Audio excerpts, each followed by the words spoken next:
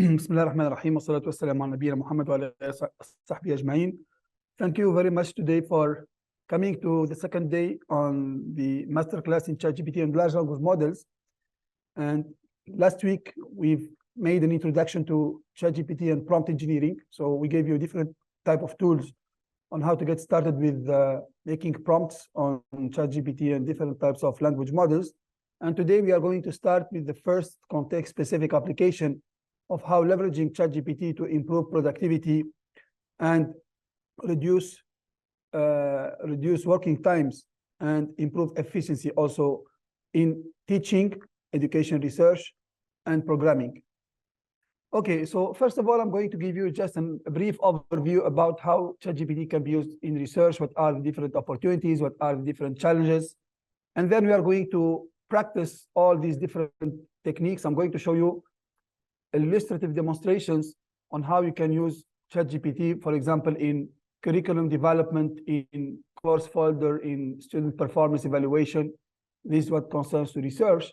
And then we're going to talk about how to apply this in writing papers, reviewing papers, and getting feedback about your research. And finally, we will work on developing programs using ChatGPT.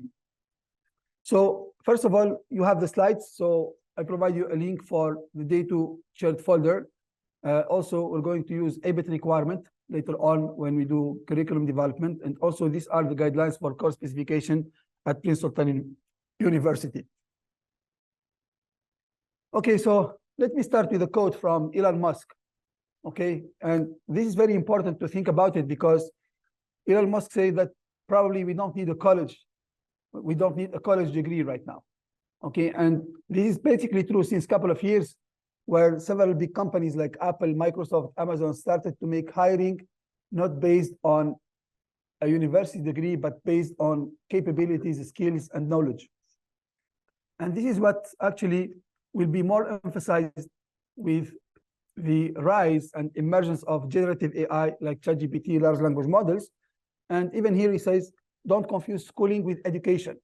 I didn't go to Harvard, but the people working for me did. So there is actually a big difference between a university degree and the capabilities that you can get to be hired or to do a particular job. And now there is more tendency, especially in big companies, to focus more on skills and capabilities rather than the traditional degrees that we can get at the university. Especially now, there are many sophisticated tools that are completely based on AI that helps providing knowledge and improve capabilities, like, for example, adaptive learning techniques or massive online courses, platforms, and these different type of tools that replaces many of the universities and colleges' tasks. So, and this actually will let us think about what will be the future of learning. Okay, so now with the emergence of machines that are learning more and more skills and capabilities, even exceeding human capabilities in several use cases, how would be the landscape, for example, 10 years later or 20 years later? Would it be possible that one day we will have robots who will be teaching humans? That's probably a possibility. Or also, we can think about the learning as kind of injecting knowledge through kind of, I don't know, neurals or BCG devices that will be plugged on the brain to plug different type of knowledge or information. So the future still is not clear, especially that AI is evolving much faster than what it was, for example, a couple of years ago. So we might think these different scenarios may happen. And I'm pretty much confident that one of the days we're gonna have a completely AI-based university where we don't have humans, only students. That's possible because now if we are able to automate all these processes, administrative processes, learning processes, we can think about a complete transformation of universities, okay, where human intervention is completely not needed, only maybe to monitor the system, but the AI can run the whole university from administrative perspective or from academic perspective or from research perspective and so on. And I'm going to give you a few examples where generative AI can actually replace instructors, researchers, or improve their productivity in several manners. So let's say that the medieval of education is what we know as e-learning platforms, like, for example, the MOOCs, Coursera. That's things that have been here like since maybe a couple of years. 10 years ago, there was the rise of MOOCs, Coursera, Udemy, or edX platforms that provided seamless learning experience to learners all around the world. And this actually helped into making the education more accessible to everyone. Okay, you don't need to go to Harvard or to Stanford to get, for example, high quality courses in different disciplines. Now it's available for almost very low cost. At $50, you can get a course from edX or from Udemy or from Coursera and from top instructors in the world. Okay, so that was actually a big transformation, but now it can be seen as just, this is the medieval of education. This is not the latest trend. The latest trend is something completely different. And we have seen different type of digital and immersive tools like Google Classroom and AR, VR, augmented reality, virtual reality for interactive learning. So you can see here, for example, this is an example of virtual reality used in medicine education or healthcare education, where they can provide high quality visualization in 3D, okay, which helps the learner to grasp better the concept than using traditional textbooks. Okay, adaptive learning also. We all know that students have different type of learning capabilities. Not all the students have the same level. Okay, so we need to adapt our teaching strategies based on the student ability or to grasp information. Of course, it's difficult for us as a human to have a personalized type of teaching for every student. We try to make a balance between good students and bad students. But now with AI, every student is able to get a custom education experience based on his or her individual performance. And now there are some kind of tools that have already emerged that are able to provide this type of services. Online assessments. So online assessment, this is something that we can do, for example, on learning management systems like Moodle. We can do online quizzes, multiple choice questions that will be automatically graded. So the student will be able to get instant feedback about his performance and how to improve in future assessments. Okay, but of course, like any other technology, there are still digital challenges like data privacy, cybersecurity threats, okay, and also educators need to be trained on these kind of platforms. Now, that was the medieval for me. Now, the new trend is actually based on generative AI. So AI tools have been there since some time. You know, we all know, for example, Quillbot for paraphrasing, Grammarly for proofreading and grammatical checks. PowerPoint, there is PowerPoint Coach. There are different type of tools that have been there to assist different type of tasks. But every tool is basically very specific to a particular type of tasks. But now ChatGPT, when it comes, it's actually a global tool that can replace all these different type of tools that have been used previously in education or in research. So during this lecture, we are going to explore the capabilities of ChatGPT, how we can make use of it in order to take most of the benefits out of this large language model. Okay, just to give you some numbers, 99.4% of the 500 US higher education institutions believe AI will be vital for the competitiveness in the next 3 years. So it's almost 100%. Almost 100% believe that AI will be the key to be competitive. So if university now don't think about seriously about integrating AI into their processes will be deprecated quite soon. We're talking about only three years period. So it's going to happen very fast. So it's really time to everybody need to think about how to use generative AI. I know when I say university, it starts from us as instructors. We don't need to wait for higher management to take decisions that probably could take time, but we need to do initial steps. We need to make assessments. Now, for example, I'm going to show you some of the tools that I have been using. And I am surprised that some of the colleagues are still reluctant in using this kind of tools, for example, in automatic grading or there is still some fear, even from people who are expert in AI or these technologies, from using to rely on the AI as a tool to help them into performing some tests. But I'm going to take you through my experience. It's pretty much amazing. Of course, I had some challenges in the beginning, and I would like just to show you some of the things that might reduce our workload and improve our efficiency. Okay, so let's talk about the opportunities first. And would like to give you a summary of a study that was done in February 8, 2023. And you can find the link here, how effective is AI in education, and 10 case studies and examples. So first of all, there is a consensus of the rapid adoption of AI. Okay, as already mentioned, almost 100% of the university sees AI as a key to be competitive. And the market has a very high potential. It's said to have $20 billion by 2027. So you can see even now investors are going to put a lot of money in order to invest in this technology. And this is going to represent a global shift in education by rapidly integrating AI into their processes. And AI also helps in personalized recommendations.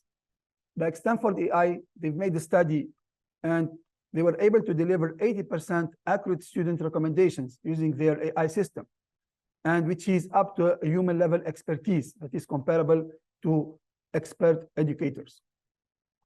Okay, and here, for example, AI can be used in academic advising. Academic advising is one of the main topics or issues in universities, how to provide the best advising to each student. And now if we see that each faculty member would have 30 to 40 students, and maybe some university 100 students, it's really difficult, if I don't say impossible, to really provide custom recommendation to each one of them. You need to know all his records and these kind of things. Now with AI, at least we can simplify the process, if not to 100%, to 80%, 75%. That would provide good trade-off for both the student and also the educators. Okay, so also AI have been used as efficient chatbots. Okay, some of the chatbots provided 91% accuracy over more than 38,000 student queries. Adaptive learning and improved results.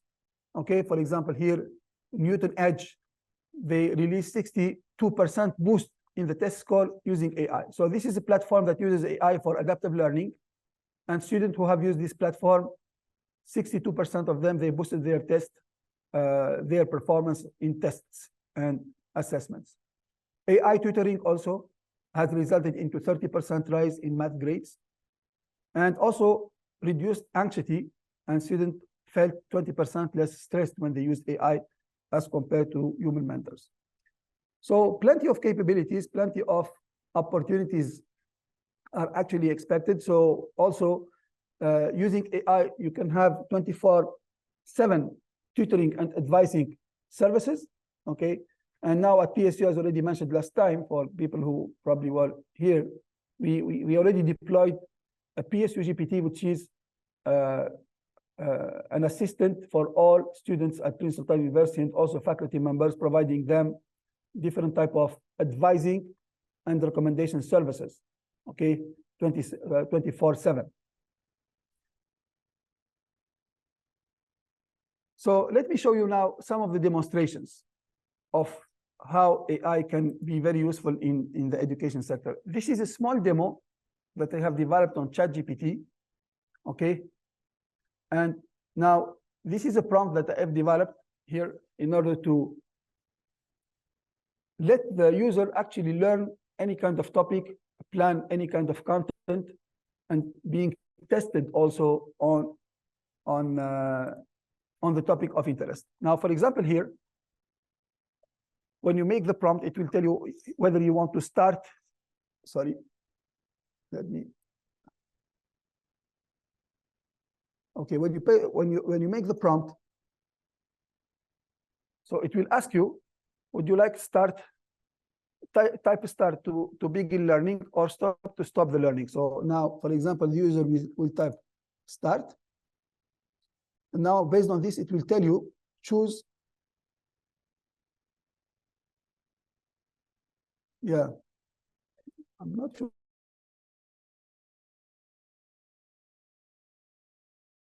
sure why. I'm not sure what happened in this one. Okay. No, yeah, this is like a JSON script. I can share you this prompt later. Okay, it's a JSON script here. Yeah, yeah, instructions. And now when I put this, it will start by asking you from where you want to start. Okay, now when you press start, it will tell you, okay, would you like to plan, learn, or test? So it will just apply what is here in the prompt. This is like the system prompt that I provide to ChatGPT. And now let's follow this step by step. Okay, now it will ask you about what are the what you like to do. Okay, I'm going to stop when it finish. And now here, okay, you've started learning because I tell you I want to start. Choose a difficulty option. Would you like to have something advanced, basic, or moderate? And this is kind of adaptive learning. Okay, maybe I am a weak student. I want to learn a new topic, but in a very basic manner. Or I'm expert. I want to learn the latest, okay, the latest concepts or the most advanced concept on a particular topic. So you can choose your learning style. And now you have different options. You can start learning anyway with the topic, or you can start saying, okay, make me a plan. I would like to have a plan. And this can help us also as an instructor. If you want to plan a session, a training, or anything, you can use this prompt to plan, for example, a particular topic. You can learn, or you can type test if you finish learning and you want to get tested on the information you learned. Okay. So here I'm choosing basic and plan. Okay, so it understood this. And now it asked me about what topic you'd like to learn. So I will provide the topic. Here I choose the topic, okay, just an example, intellectual property 101. And look, as soon as provided the information, it started now to draft me a content. And if you look at this content, it's really perfectly crafted. Okay, it provides all the different steps that you need to go through to learn about these topics. Look, now if someone is completely new to intellectual property, these are the main topic of interest that someone would need to go through to understand these concepts. Okay, now imagine that you do this manually. How long it's going to take? Okay, if you are an expert, it will take you maybe 6 hours, 8 hours just to think about a draft. So even if you are not 100% convinced about the draft, you can tune it. You can say, for example, add this topic, remove this topic. It still helps you to manage your time and increase your productivity. Okay, and now start with the first topic. Okay, now it's going to start, provide you the first topic. Okay, definition of intellectual property, the importance, innovation and economic growth, cultural expression, creativity, consumer protection. And if you have, for example, if you want more elaboration on any topic, you can ask customized questions, okay, to learn more. And now this is the first chapter. Now this is the first topic. Now it starts with the second topic. What are the different categories of intellectual property? Of course, we have trademarks, we have copyrights, we have patents, we have industrial designs, and it's going to give you the definition, the importance, and examples also. So it's pretty much amazing. So you can see now in a few seconds, I'm able to generate a plan, I'm able to generate a content just in no time. Okay, and this is if we do it in the traditional way, like Googling or searching information, it will take a lot more time than what is being done right now. And now when I finished, I say, okay, I want to test my information right now. So it knows the information is provided to me, and then it's going to start with providing test questions. Okay, so it provides 5 multiple choice questions, and then I'm going to provide responses here. So I provided some correct and wrong responses. And then it provides you a customized feedback. Look at the feedback now. It will tell you whether your answer is correct or not, and if it's not correct, how to correct it, and also provide you more information about why it was wrong. Yes.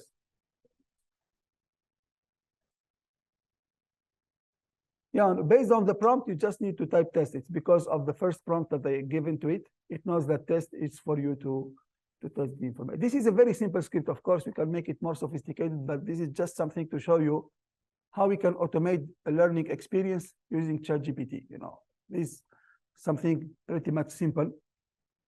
And you know, this push us to think about the question: will we need universities or instructors in the future? Okay. Yes. My question is always how you know that this information that's given is actually accurate. Okay. Of course, one of the issues we're going to talk about when using ChatGPT, of course, there is a lot. There is always an issue about reliability of the information, and this is where the human touch is really needed. Okay, as already mentioned, now the current advances of large language models, they are almost 99% of the time correct, but still there is always a risk of 1% that probably there is some issues. And this happens, of course, we need to check the content. We just need to take it copy pasted as it is. But as large language models are trained more and more, the risk is going to be really minimal. Now, if we compare ChatGPT performance 9 months ago and now, there is a complete difference. Okay, there is less bias, there is less hallucination, there is more accuracy, but still the human touch is still needed.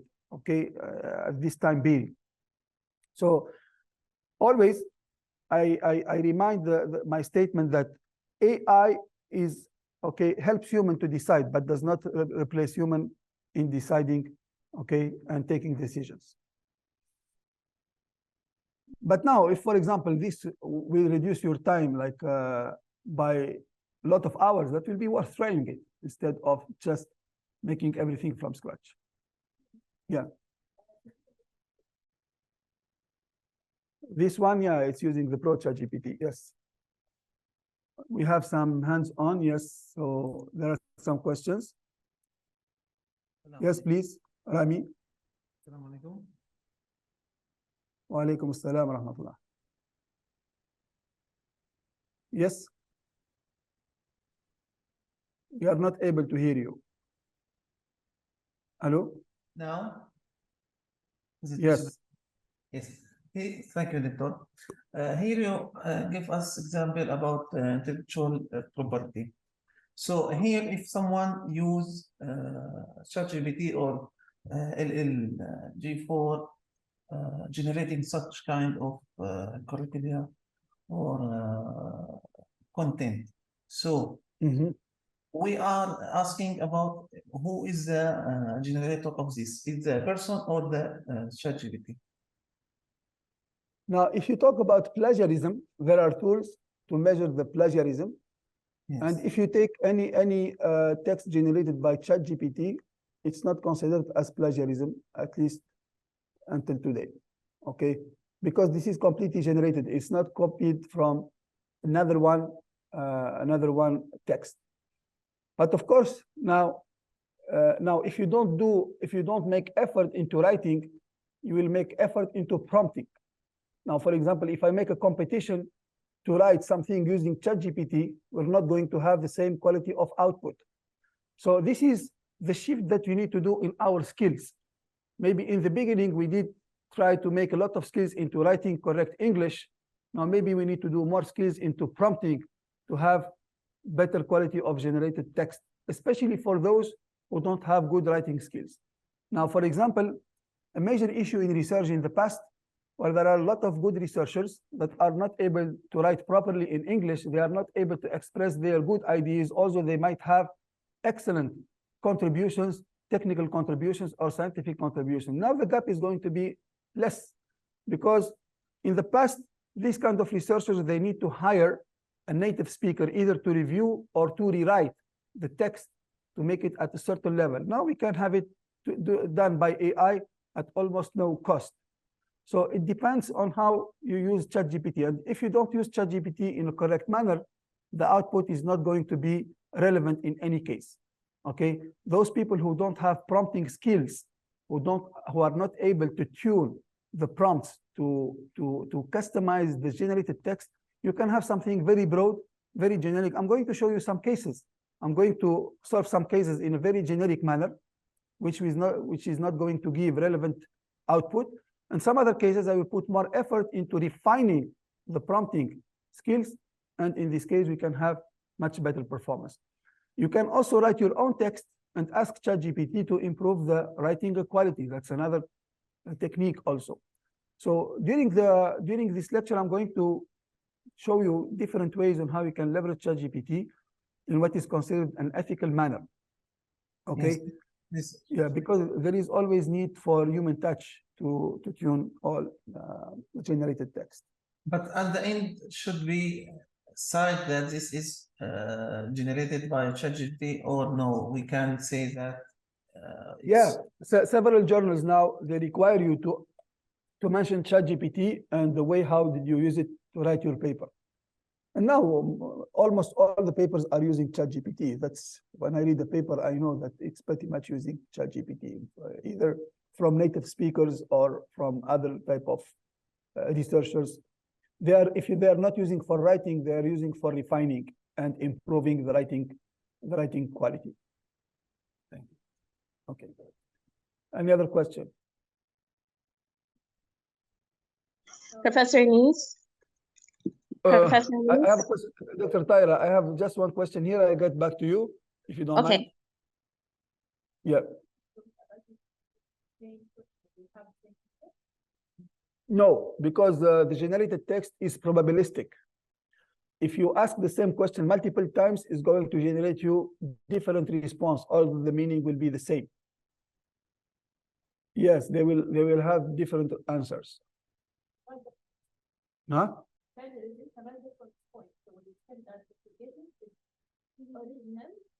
But at the end of the day, someone else is asking the same information. I have a fully answer. Yeah. For the student project, and when they ask to generate ideas to form their outline, they all have the same 6 or 7 points. So I asked them modify your question, customize your question, so you'll get different answers. Yes, sir. Yes, usually the prompts will be different, and even if they are the same, you know, the word completion process is probabilistic. Sometimes it will choose this word, sometimes it choose a similar word. For example, I can choose very or another type of word that will be meaning the same thing. So this is general, but at the end it will generate similar responses, but text-wise it will be different. It's not 100% the same. Dr. Tahira, yes. Yes, Professor Nice, thank you so much for this second day of this workshop. My general question has to do with the ethical dilemmas, and I think many people are asking questions related to this.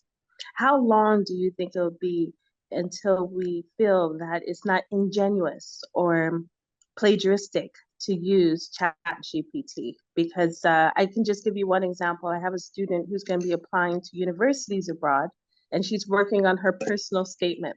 And just the other day, I said, okay, well, did you edit with ChatGPT? She said, no, I'm afraid that they'll see that I use ChatGPT and maybe not accept me just because I used it for editing. So how long do you think, I know it's more of a philosophical question, but how long do you think it'll be before we feel comfortable to say, you know what, yes, I use ChatGPT and it's not just the end of a joke? Yeah, that's a good question. I mean, when do you think that ChatGPT will be of an ethical use? Yeah, I need to think about this deeply, because now I need to think about this. So probably if some people just, you know, write complete papers without doing any kind of efforts, that would probably be an issue. Because as I already mentioned, at the end, there must be a human touch to customize the way of the generated text. You know, just using ChatGPT, you know, in a broad manner is going to be mostly nonsense. Only if you do the effort about prompting, because now ChatGPT is only for writing text, right? And we know, we as humans, we don't have the same capabilities of writing text.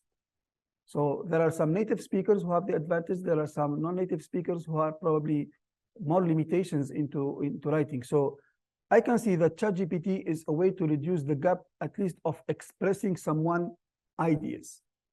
As long as these ideas are original, okay, and as long as we don't care about the writing, okay, in this case, it's fine. Now, if there is someone who his main job is writing English text, and he will use ChatGPT, I will consider this as ethical, as an ethical usage, because his skills is about writing text. It's not about any other thing. Imagine that someone will write novels. Okay, he's just a writer. And now he wants just to make more money in less amount of time. I think because every writer would have a writing style, would have a writing spirit, that would be more problematic. But if someone, you know, I'm just making equations or developing programs, and I don't care about writing. If I don't write myself, maybe I will have a student or I have an assistant to write this for me. So I can write the things roughly, and especially, you know, scientific people, usually they don't explain very well. That's common. For example, mathematicians or computer scientists, they try to explain things that probably not everyone else would be able to understand. Now, if I use the large language model capabilities to express technical things in a simpler manner, I put the knowledge more available to audience. I don't see any ethical issues into that. So it's basically case by case. It depends on what is expected from the human expertise and what is expected of how ChatGPT should be used in that particular context. Yes, I hope that I answered the question in balanced manner, but I don't have a clear cut into that right now. Thank you so much, Professor Anis. I asked a question. I think it's something we should just all think about as we proceed and continue to cite if we use ChatGPT. Yeah. I'm going to give you examples and we discuss whether this example would be considered as ethical or non-ethical, okay, as we go through on the hands-on part. Okay, now, for example, one of the things I'm going to show you is to create quizzes on Moodle, you know. So this is a type of quiz that I created for my students in CS 102 course. Okay, I just ask questions here in ChatGPT, for example, create a quiz of 5 questions about class and object. So it will create a question for me like this. And then I ask, convert this into the Moodle and so that I can import them into the LMS. And finally, it provides me an XML file. I can just import it and they have the questions being done right away. I remember before the ChatGPT area, I need to spend maybe a complete day just thinking about the questions, searching the questions about from Google or trying to invent the questions myself, going back to my lecture notes and so on. Now, instead of spending 24 hours, I spent only 50 minutes. And in the rest of the 24 hours, they can do something else. This is what I mean by improving productivity. Instead of doing 1 task a day, I can do 10 tasks a day. Okay. So for me, what makes more sense is that I need to provide an assessment to my student. Of course, when I get these assessments, I need to read all of them. I'm not going just to take it, drop it in the LMS. Maybe there is something wrong. Maybe there is, sometimes it gives me questions that a topic that I didn't teach or that I don't want to make assessment on. So I need to change. I need to ask the questions differently. And look here, I asked a broad question. It gave me also a broad type of MCQs. Now, okay, this is how to import them into the LMS. Okay, and now I can be even more specific. I want to assess my students on topics related to encapsulation, composition, this keyword, get and set method, and so on. So in this case, it will provide me different type of questions that I can later on reuse for the assessment of my student. Okay, now if you have this option and you have the traditional option, which option are you going to use? Are you going to spend 24 hours to just prepare 10 questions? Or you say, okay, let me do this in 15 minutes and let me do something else. Okay. Now, yes.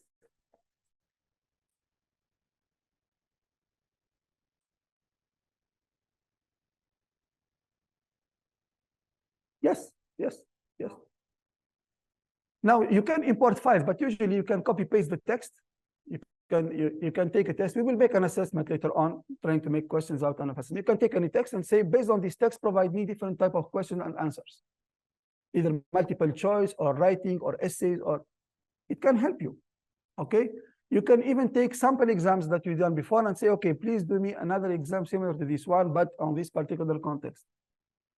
You know, this is the prompt engineering. This is now how people are going to be different in taking advantage, okay, of ChatGPT. I can show you different type of usages, but of course, when you are more specific, when you give more context, you're going to provide you better responses and better completions to your prompts.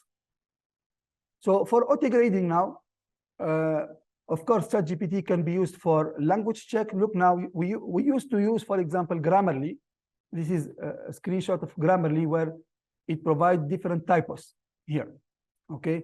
And then you need to go through all these ones and check them manually. This is what we have been doing before. Now, if you use ChatGPT and you say just proofread this email, you provide the email with errors, and you say proofread this email, okay?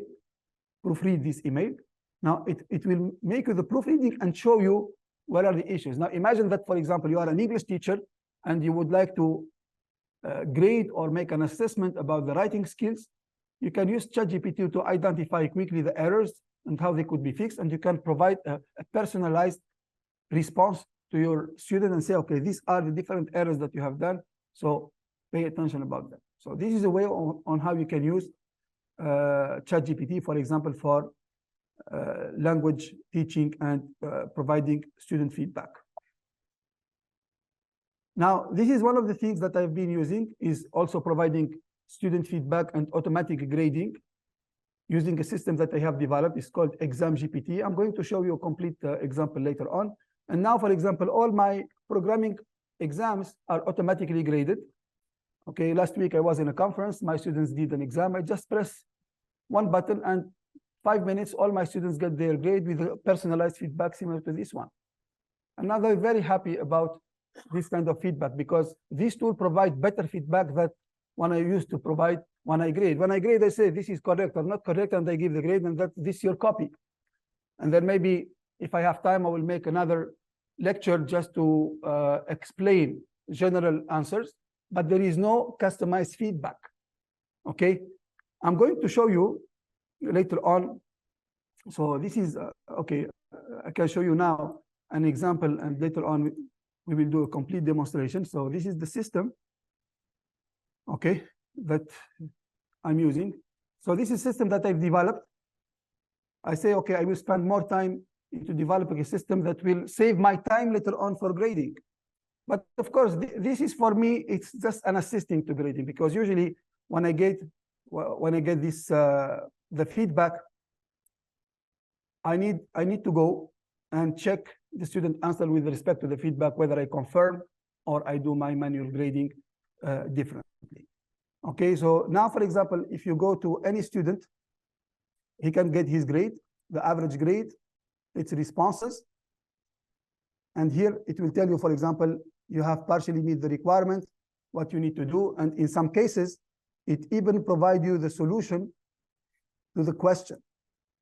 Okay, if the question is wrong, it will provide you the solution to the question in a very detailed manner. Look, this kind of feedback, we cannot provide it manually. It's impossible. Okay, so in the best case, we're going just to look now. It will provide you, here is the corrected version. If someone made a mistake, it provides you a corrected version on how to fix it. Now, when we do our grading, we just do the grading, whether it's correct or not correct, and put the number, and that's pretty much it. Now, the student can have a more custom feedback about every question that he responded. Okay, and even now, from an instructor perspective, I can have the average grade for each assessment. So I can even assess the evolution, the average evolution of my students from one exam to another. Okay, and look now, I can press grade here. It will grade all the attempts that have been made on the exam, or I can grade every student by itself.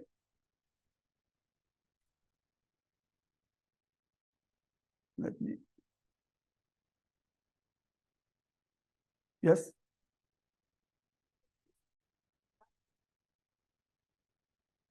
Yeah, it's a platform that I've developed. It's my platform. Yeah, it's now only available within PSU. Okay, only PSU members can actually register to it right now. Yeah. So I can see all the grades, all the attempts. Yes. So if I have a course, I have PSU, I have a course, then I would just give, so I provide the correct answer, then it will give the feedback, or do you have to give samples of the feedback? No. Yeah, it's possible. Now I can, when I add an exam, I provide the sample solution, but I don't use this now in the grading. So that the GPT is not biased because there could be different type of solutions. So he check whether the answer is correct or incorrect. But it's possible to also, I don't, for now in the grading, I don't consider the solution model. It's ChatGPT. I consider the capability of ChatGPT to be able to respond. Of course, in some of the situations where ChatGPT doesn't have complete awareness about the topic, we need to provide the sample solution. Okay, but for the course that I'm teaching, ChatGPT is excellent to find the proper solution by itself. Okay, so now I can add any question. We will do an exercise later on how we can add, for example, questions on any topic and then having an instant feedback. Okay, so look now, these kind of tools, it really simplifies a lot the duties of the faculty member. Yes.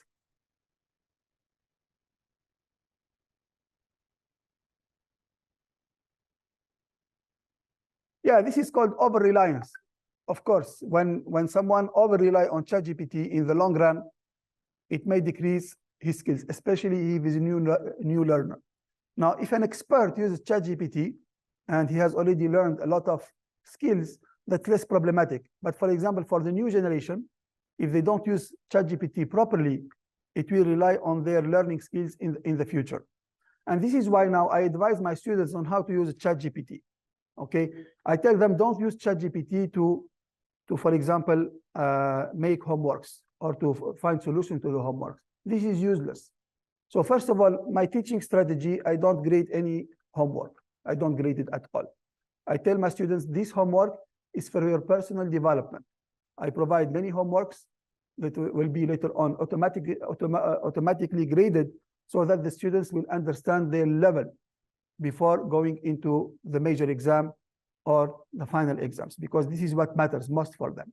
And I told them, if you use ChatGPT to respond to the questions, you know, I'm not going to care about this, because at the end, you will have the automatic grading and you will have the feedback for your personal development. It's not for me. For me, I consider only major exams where they don't have any access to any resource, no ChatGPT or no additional tools. And this is where the students need to have to show his skills. Okay, but I tell my students now, for example, if you made an exam and you didn't understand, for example, and you made something wrong, you can ask ChatGPT to explain you what was wrong and how to fix it.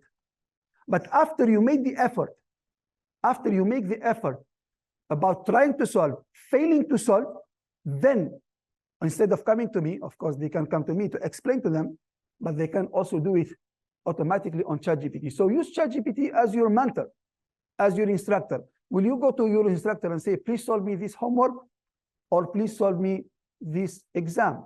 So the instructor will say, no, I'm not going to do it. But if you go to your instructor and say, please explain me why I did this wrong, he will do. Now try to use ChatGPT as your instructor. Whatever thing your instructor can do it, it's likely that ChatGPT also can do it. So if the students clearly have this in mind, there is no harm. But if the students, anything that will be given as a homework, he's going to do it with ChatGPT, he will end up by failing in all the other exams where he will not have ChatGPT in hand. Is this clear? So it's always a matter of awareness. I'm very clear with my students. I make them aware about what legitimate usages of ChatGPT, because this is for their benefits. It's not for mine. I'm here to teach, I'm here to guide, I'm here to provide them knowledge and skills, but it's up to them to improve their skills. An instructor is not a magician. We cannot make everyone understand. We cannot make everyone genius. An instructor is only a facilitator of knowledge and skills acquisition. Now, if we understand the relationship between an instructor and the student, there will be no issue. Okay, because the students thinks, okay, if I'm fair, it's because of no. You are now, every student is completely independent on the instructors. You can have any worst instructor in the world and you can still succeed, because the knowledge is not only from your instructor. Maybe 20 years ago, when I was at the university, I was dependent on the instructor. I didn't have any other resource. I have only the resources that were provided me by my instructor. Only, for example, a textbook, one textbook, and the slides. There is no internet, there is no adaptive learning, there is no platforms. Now you can have the learning everywhere. And remember what Elon Musk have said, you don't need a college degree right now to get knowledge. There are YouTube's videos for free, there are a lot of blogs, there are a lot of tutorials. We don't depend on instructors right now. So every student needs to leverage these capabilities in order to improve its understanding skills. And AI can pretty much help in bridging the gap, okay, between traditional classroom knowledge acquisition and sophisticated techniques for improving the adaptive learning experience of students. So ChatGPT can also be used in data analytics. This is something I'm going to do as demonstration. For example, if you want to do, these are grades of previous courses. Okay, I just put them into advanced data analysis, and finally, it will give me a complete analysis of the student grades all over the semester. And this is something that we need to do usually in course reports. So I'm going to show you how we traditionally do the course report and how we can do much better course report by using ChatGPT. Because the course report, usually they want to get insights on what was wrong with the students, how we can improve, what kind of recommendation. If you want to do this right, you need to spend 1 week. If you do it right, you need to spend 1 week on a course if you want to do correct analysis, not just anything for the sake of the main requirement of the department. And this is something that you can get in 1 click. Okay, a complete report on the grading, the correlation between the exams, recommendations, every type of things that we as instructors, we don't do it right now. Okay, we do much less than this to analyze any kind of report. Okay, so look at this. We will do that. I don't want to spend a lot of time into theories. Okay. But of course, now there are always challenges in acquiring technology. Now, this reminds me actually the math teachers in the 1986, where they protested against the calculator use. So there was manifestations, oh, calculator, no, this is going to replace humans and students are going to use calculators, you know, these kind of things. Like the same debate that we have now on ChatGPT, it was maybe 40 years ago.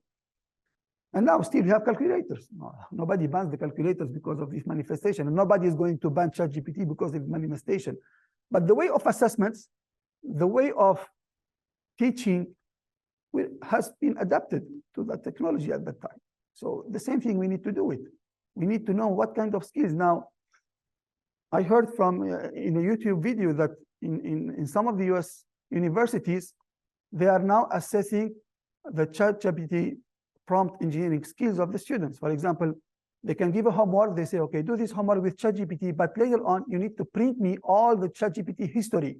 How did you get to the solution? Because the students will be different on how to get the solution using ChatGPT. So look, some of the universities, they are trying to adapt their assessment approaches of the students. Okay, use ChatGPT, but let me know how did you get to the answer. Okay, and there's already mentioned, if I make a ChatGPT challenge to accomplish some tasks, we're going to have different type of outputs, and not all of them will be the same. Okay, so instead of fighting the technology, we need to think about how we can integrate this technology. And this is why I gave a talk 2 weeks ago, 3 weeks ago about ChatGPT from invasion to integration in education. Okay, now it's invading us, but we need to think how to integrate this technology into our processes, into our approaches. Of course, there are challenges that some of you already mentioned when you use technology in AI. So there is always risk of accuracy and biases. ChatGPT may provide skewed or incorrect information, which is called hallucination. This is actually reducing over the versions, but still you need to check every single output from a large language model. critical thinking, so over-reliance, as already mentioned here, it can have negative impact on the critical thinking abilities and the originality of analytical skills. But at the same time, it can help you be better critical thinker. So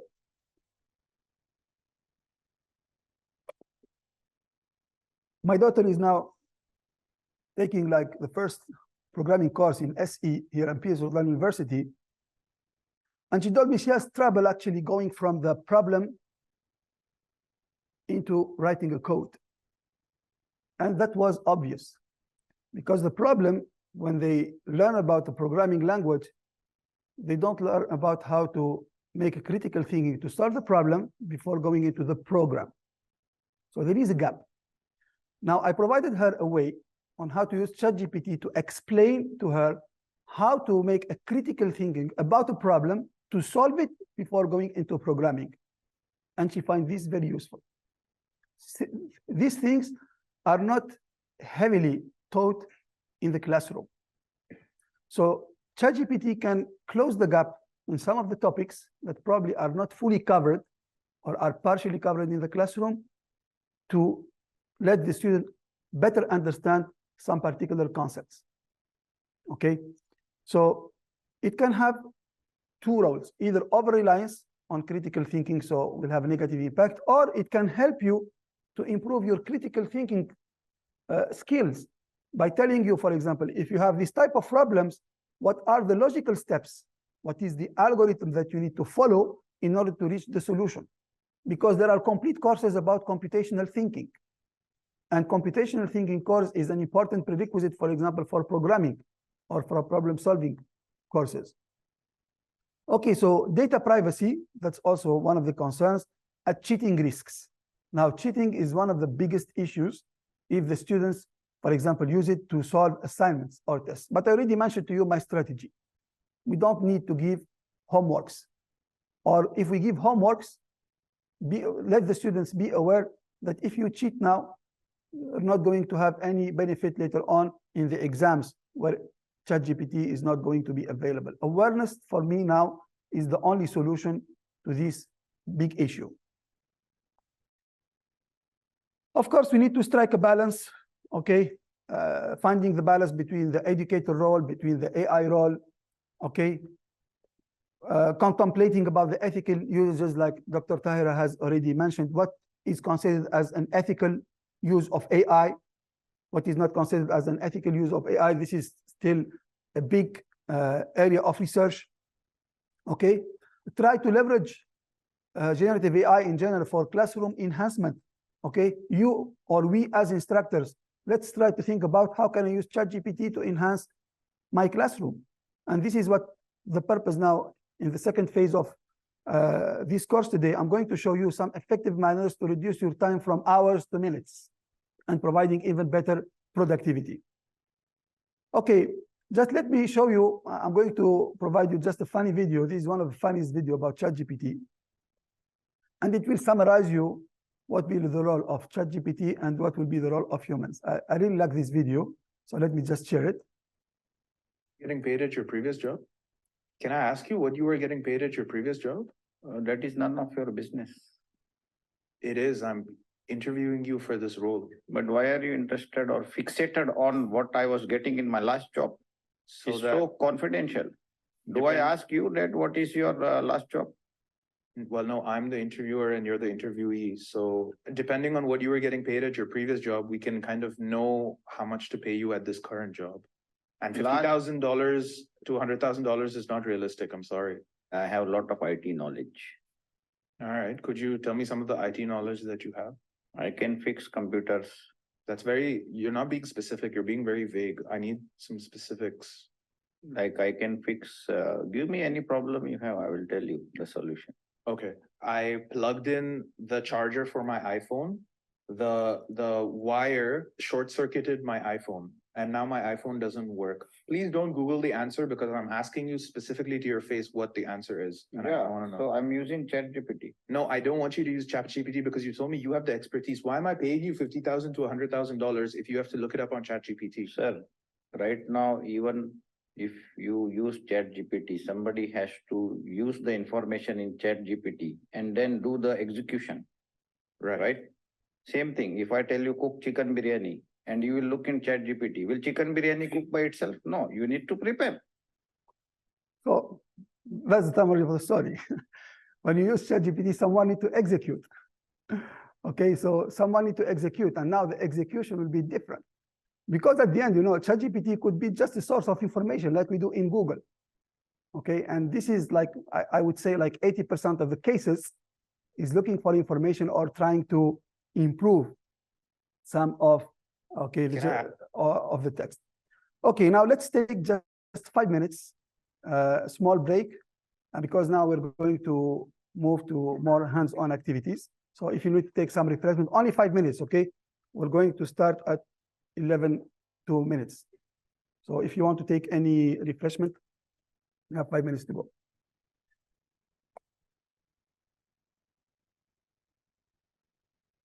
Okay, now, so the second part now, we're going to start focusing more on education, then on research, and then on programming. So of course, there are several use cases where we can use ChatGPT in education, but I've considered the following 5 topics, which I call from planning to reporting. So usually as a faculty member, the worst thing in academic teaching is this type of administrative work that we do have related to course planning, course folders, course specification, course syllabus. It takes a lot of time, redundant work, time wastage, and so on. So now I'm going to provide a few hints on how we can improve, first of all, the quality of these reports and also reduce our time for the management. So let me summarize now the main benefits of ChatGPT in course planning and management. So first of all, it can help drafting or reviewing a course syllabus. And I'm going to show you concrete examples later on. If you have a course syllabus, course specification, usually it has several types of requirements. Okay, it needs to be coherent. It needs to be clear to the students. It needs also to align with educational standards. For example, your course specification or syllabus need to be aligned with ABET requirement or with some accreditation institution requirement. And also, it can highlight some overlooked areas. For example, things related to inclusivity or policies or different type of things. So ChatGPT can help in identifying these type of areas. Course report review. Also, for example, here at Prince Sultan University, we have guidelines. Okay, and ChatGPT can help generate reports with respect to the guidelines for a particular institution, analyze student performance, and spot trends. Also, the study plans optimization. So several students, I don't know, we have students here today with us. Okay, several students have struggling with, okay, which course I need to take in my study plan. Of course, the rule of thumb is that you need to follow the study plan as is, but some of the students may have constraints, may not be able to follow the same, for example, failing one course and then they don't know how to manage things. Actually, ChatGPT can provide tailored study advices for the students regarding to the study plan. Also, even the study plan by itself, for example, from a faculty perspective, on how to make sure that the study plan actually follows a correct logical flow. For example, I don't have a course that comes after another course that is prerequisite, or before a course that is prerequisite of another course.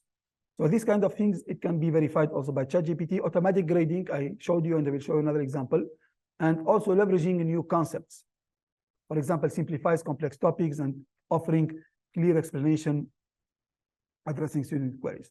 So same thing also, so in the course specification, also it can help in the language requirement, alignment with the standards already mentioned, reviewing the content, and also course objective feedback. It can help in devising assessment methods, okay, or reviewing the assessment method that you have put for a particular course, especially if you have some kind of standards to follow. It can provide suggestions for different type of resources like online resources or additional reading materials. It can help in course calendar creation. For example, you can give the list of topics and say, okay, please provide me, like the plan that you've done, provide me a calendar for 15 weeks, especially if you divide a new course. That can help. If it is not exact at 100%, it can at least provide you an initial draft, which you can fine tune later on. Okay, so interactive element, feedback on the course policies. For example, checking the mapping between the course learning outcome, the student outcome, the program outcome. This is something that we usually struggle as instructors.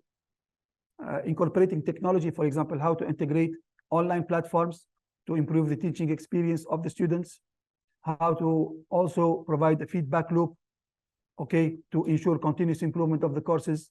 We're going to show you several of these benefits that we can take from ChatGPT.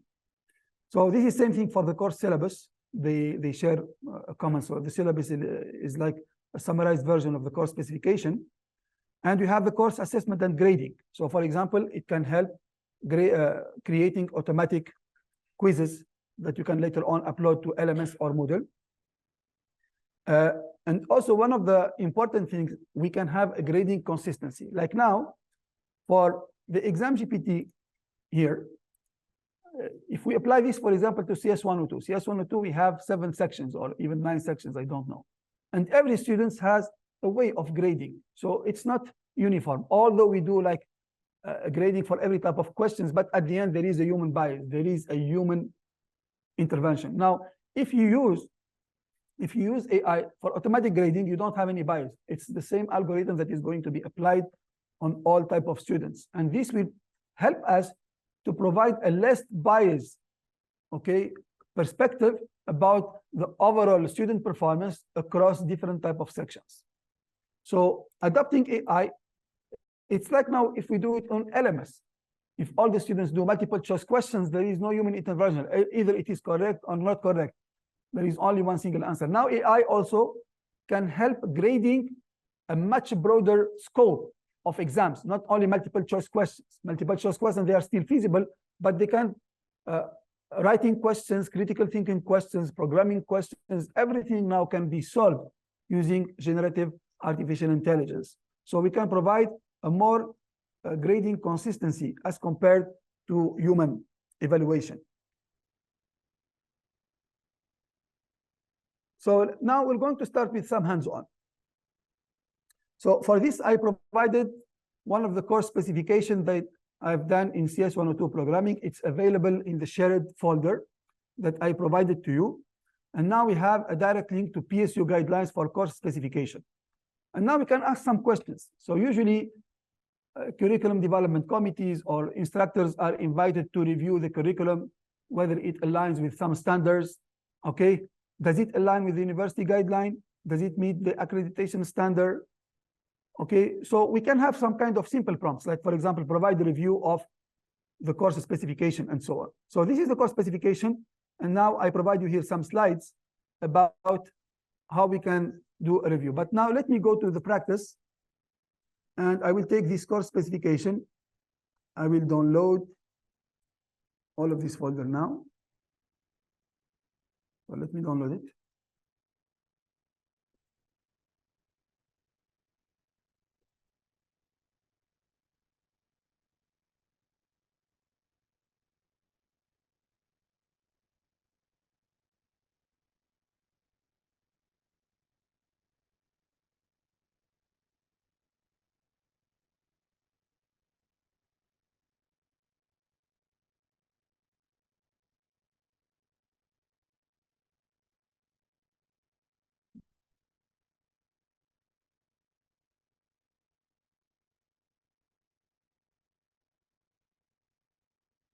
So this is the course specification. So if the course specification is not very long, one possible way, if you want to be very, very general, which is not the best approach, I can just copy this one and go now to, for example, ChatGPT here. And look, now I'm going to use the first prompt, analyze this course with respect to 8-bit requirement above.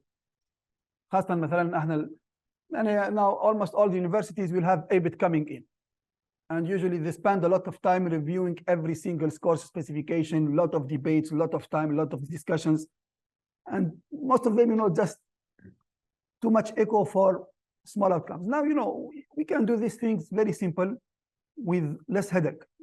We can look, very simple prompt now. Okay, review. Okay, let me use similar prompt. Analyze this course spec with respect to ABIT requirement. Okay, review the course spec. Now, let me make something very general. Okay, I don't specify anything.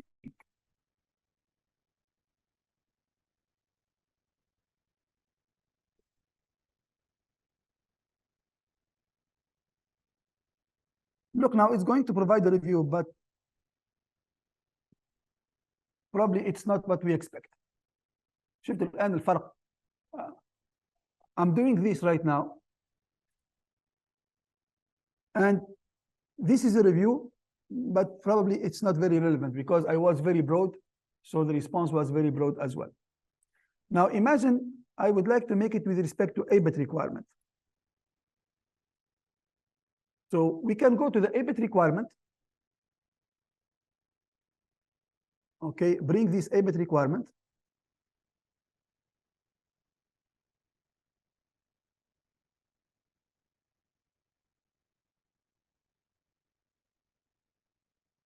Or even without putting this one. Okay, let's try, because it knows if I ask the ChatGPT, what are the ABIT requirement for a course specification?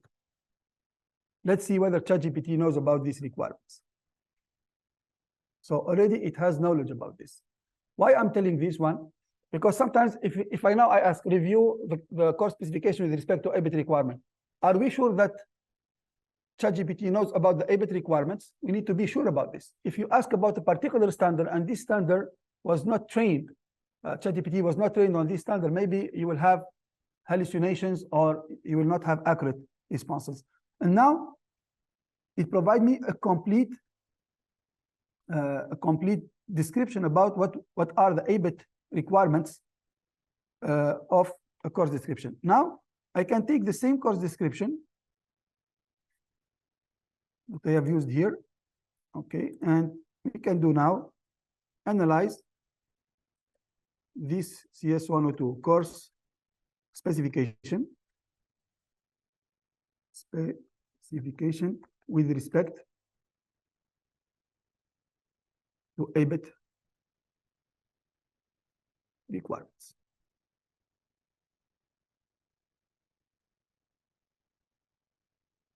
Okay, let me increase the size.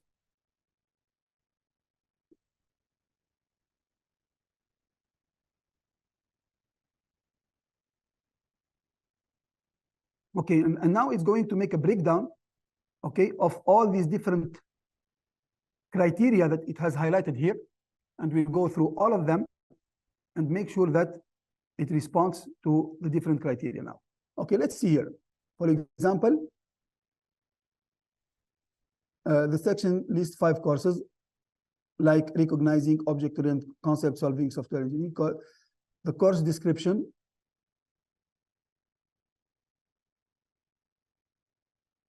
Okay, here it says the section aligns the course outcomes with the teaching. Okay, does the course spec meet the requirement of ABIT?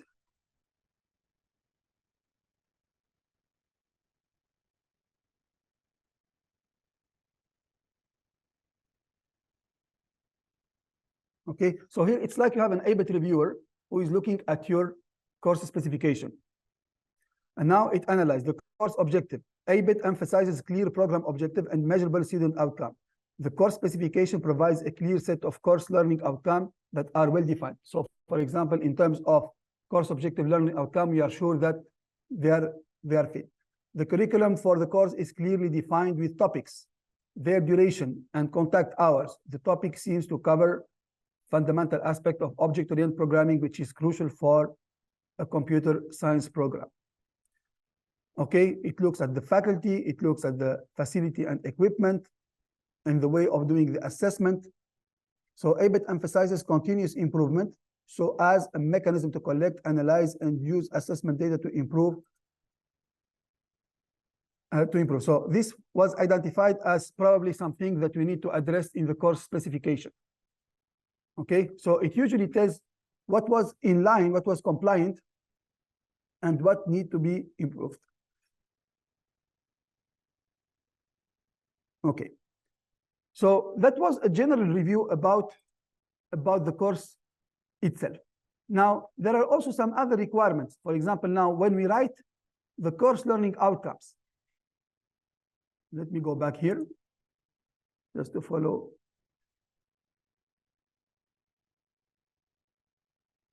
Okay, so at the end, we can have a general recommendation, okay, that these course specification actually meet the components of ABET accreditation. Of course, because we have already got ABET accreditation, so all our course specification aligns. Now let's look at the CLOs. So look now, what I've done now, it's a general overview of the whole syllabus, but maybe I would have some other issues. So I need to make sure that my CLOs are also compliant with the ABET requirement. And this is what I'm going to do here. Okay, provide me an evaluation of the CLOs, how they can be better. Are they well written according to the standard? Are they comprehensive, and so on? And okay, so these are the different CLOs. Okay, let me take the first prompt. Provide me an evaluation of, okay, provide an evaluation of the course learning outcomes. And course learning outcomes, this is something like that is always reviewed by the curriculum. They want to make sure that everything is perfect, aligned with the standards. A lot of discussions, how to change, even the wording, it makes a difference. Okay, what kind of word we need to use. And okay, does it align with ABET requirements of course specification? In case of any issue, provide a recommendation for improvement.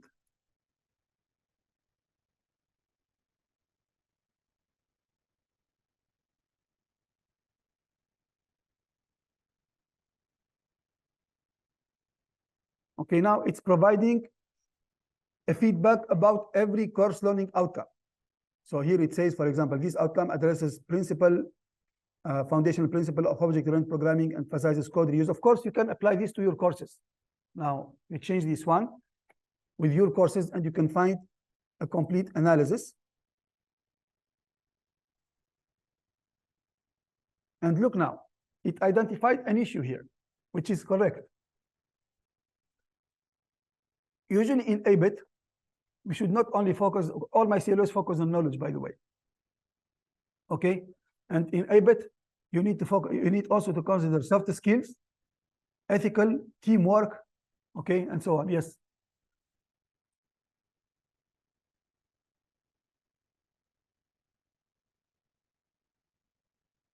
Yeah, it depends. Now, I specified ABET criteria here. If you have another criteria, for example, if you want to satisfy with respect to NCAA criteria, you need to provide the criteria first. Say, okay, I have this criteria, because now I mentioned the context that ChatGPT knows about it. But if you mention another context, for example, PSU regulation criteria. So I need to, first of all, to teach it about PSU regulation criteria, and then asking about that criteria. Okay, so look now, here, and this is correct, incorporate soft skills. Consider adding CLOs related to teamwork, communication, and other soft skills. Also stress the importance for preparing students for professional practice. This is one of the requirements of ABET, which is probably not fully satisfied in the course learning outcome that you have set for this course. Okay, so include ethical aspects.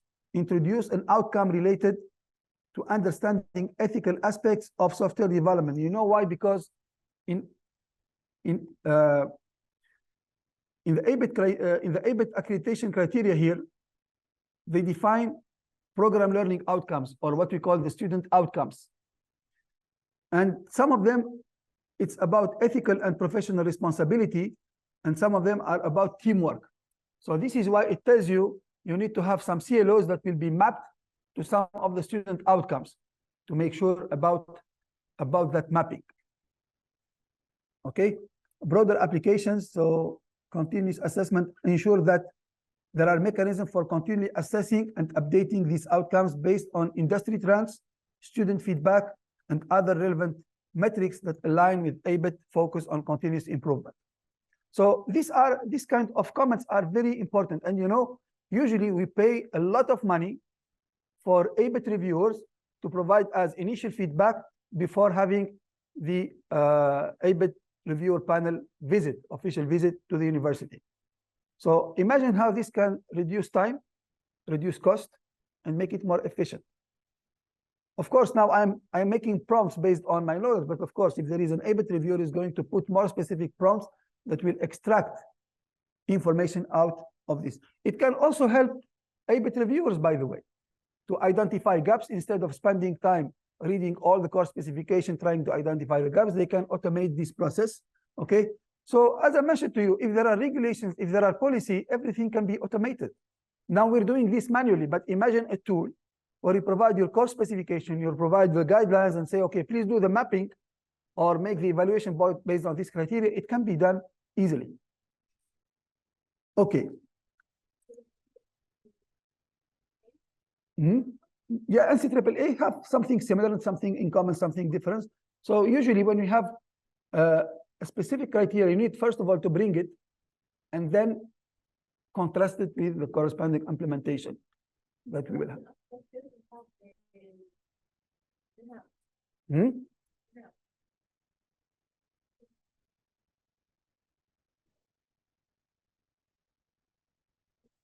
No problem. You can have any kind of standard. If it is known in advance, for example, now I also have PSU regulation. Okay, now if I go to PSU regulation, of course, PSU regulation is also aligned with ABET. Okay, so here we have the course specification at PSU. We have guideline for course specification. Okay, and we can actually put this specification here and make sure that the course specification meets the requirements of these guidelines. Okay, for example, now, if I take these course learning outcomes from the specification, look now how I'm going to make the difference. Okay, course, okay, I will make requirement. Course learning outcomes guidelines at PSU. And then I will come and bring these CLOs from CS102, course learning outcomes. So look, I put the criteria, I put the CLOs, and now evaluate the compliance of the CS102 CLOs with respect to, is it clear? Okay, now you can do it in your context, whether you have course or regulations or anything else. You bring policies, you bring implementation, and you ask a question about the compliance, policies and implementation. Okay, now we can do that. And it will provide a compliance between the two. Okay, so evaluating the CS102 course learning outcome with respect to the course learning outcome guidelines. These are the guidelines. Must be student-centric, measurable, concise, meaningful, should align with NQF, so it provides a summary of the guidelines, knowledge, understanding, skills, and values. Each CLO should map the program learning outcome and not more than 1 or 2 PLOs. Now, it will make the evaluation. So the provide CLO are written in a manner that focuses on what the students will be able to do upon completion. So this is compliant. They are concise, provide clarity. The outcome are meaningful. Given the scope of a standard computer science curriculum, these outcomes are achievable within course duration. Now the alignment with NQF learning areas. Okay, so all of these, they address understanding and recognition of OOP. So that's catering to knowledge, understanding area. It's able even to categorize the learning outcome with respect to the NQF learning areas. Skills, cognitive skills. Okay, touch through open higher order thinking, problem solving, and understanding.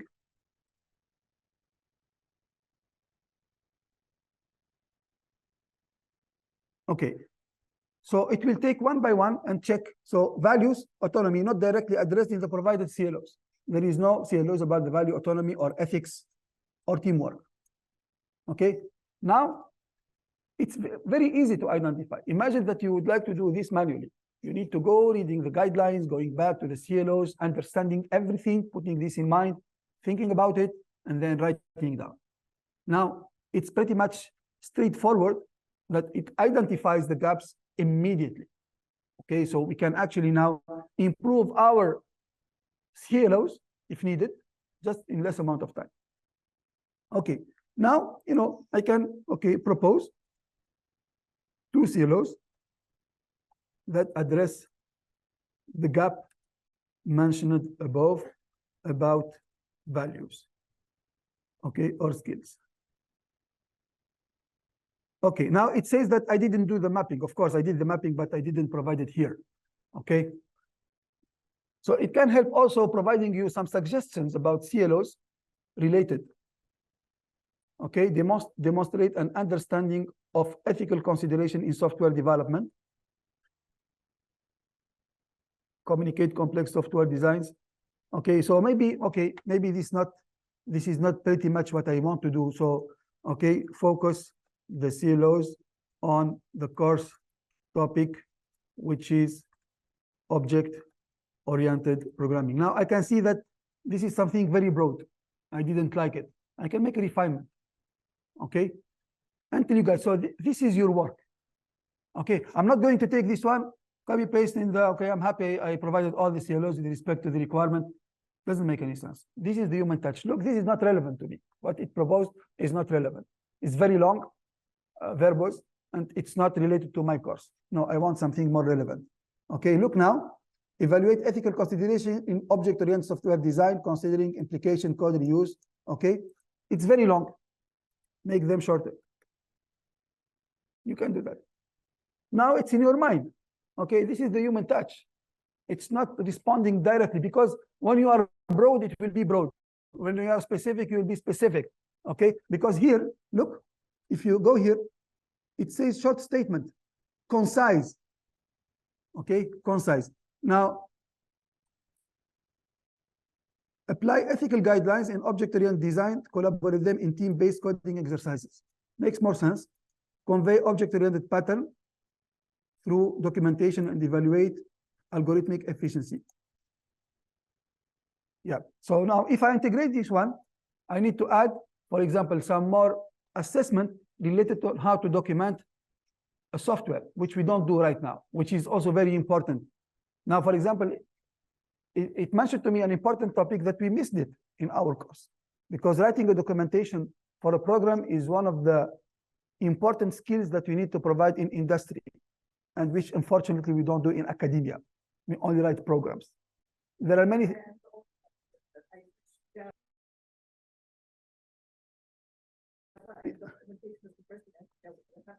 Yeah, the thing that we focus on academia, they are not much related to what industry needs. For example, in programming, we need to deal with every kind of exceptions in teaching programming courses. We don't do that very often, because in production, you will have a lot of exception coming in, and your program shouldn't crash when you have something unexpected. We teach only the logical flow of the program, but we don't teach the unexpected flow of the program. So these kind of things, because they were not fixed as course learning objectives in the beginning. So if the instructor says, okay, I have clear CLOs, I'm going to focus on this now. But in principle, our CLOs should be mapped to the industry. And this is why when it tells you about ABET, there has to be reviewed with respect to the trend industry trend, student feedback, and other relevant metrics. Okay. Yes. So look now, ChatGPT is able now. If we are going, usually when we want to improve the curriculum, what we do? We do a committee. We will spend hours discussing, brainstorming, spending time, wasting time, and finally little improvement to now improvement. We say, oh, that's fine. It's been working, and that's fine. Now we can use AI to identify gaps in an easy manner, integrate them, and save our time. Okay, this is just an illustration on how we can minimize the effort and improve the efficiency. The problem now in academia, unfortunately, okay, now hardworking person, it depends on how long they are going to spend time in working. No, we should not work hard. We should work smart. I can work for 1 hour doing the job of 1 month, and I can work 1 month, I don't do anything. This is the problem now, and this is what we need to address in universities. Yes.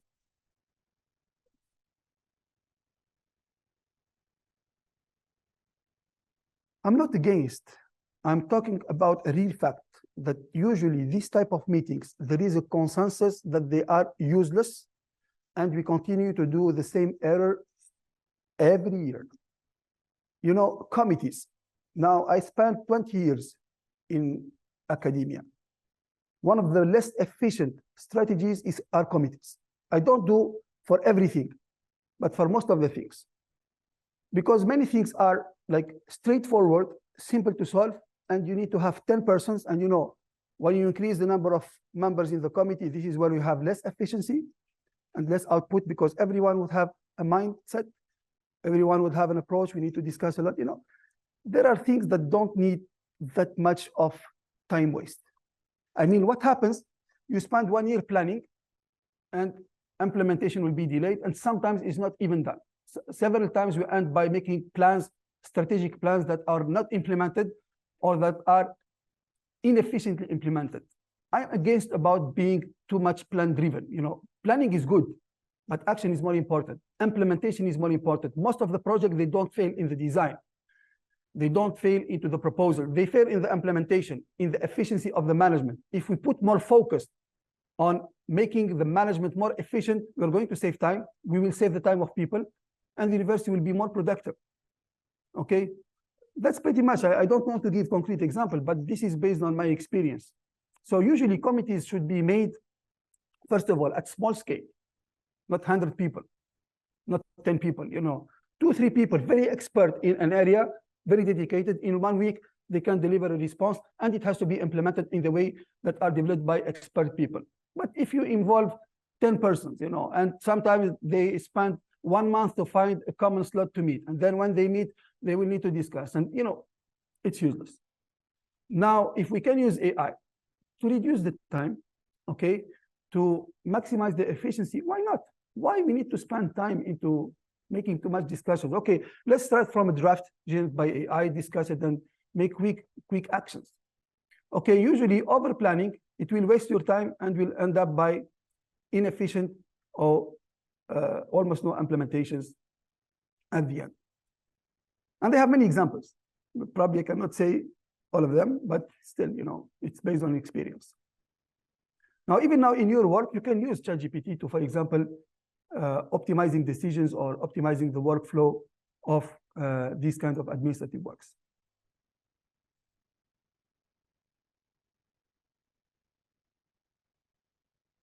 Okay, so we did now the improvement and the review of the CLOs, which is one of the critical parts in curriculum design. Okay, now creating quizzes and making assessments on the LMS. Okay, let me make an example, a real example. I will make an assessment for my students. I will give them tomorrow. Okay, so I taught a course on polymorphism, on object-oriented programming, and I'm going to do now an assessment of 10 questions about polymorphism, and I will put it on LMS, and tomorrow I will post it to my students. Okay, so that's pretty much simple. So there are different ways. There are different ways on how we can do that. So now I have my lecture notes.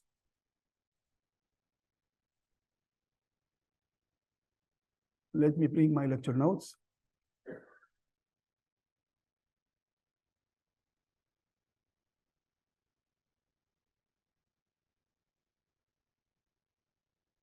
Okay, so you know, the easiest way is just create me 5 questions, which I don't like, by the way, okay? We will go to prayer at 12, inshallah. 5 questions about polymorphism and inheritance in Java.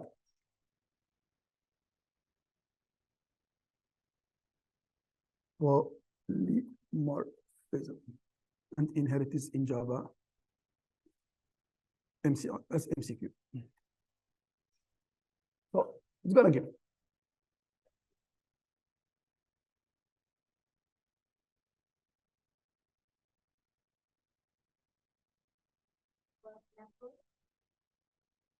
Yes, we will try now. First of all, I just take questions about general, okay? Now, and you know, usually we need to review this type of questions. So by default, it's going to give you 1 question and 4 different answers, 4 possible answers. And here, it will give you the correct answers at the end.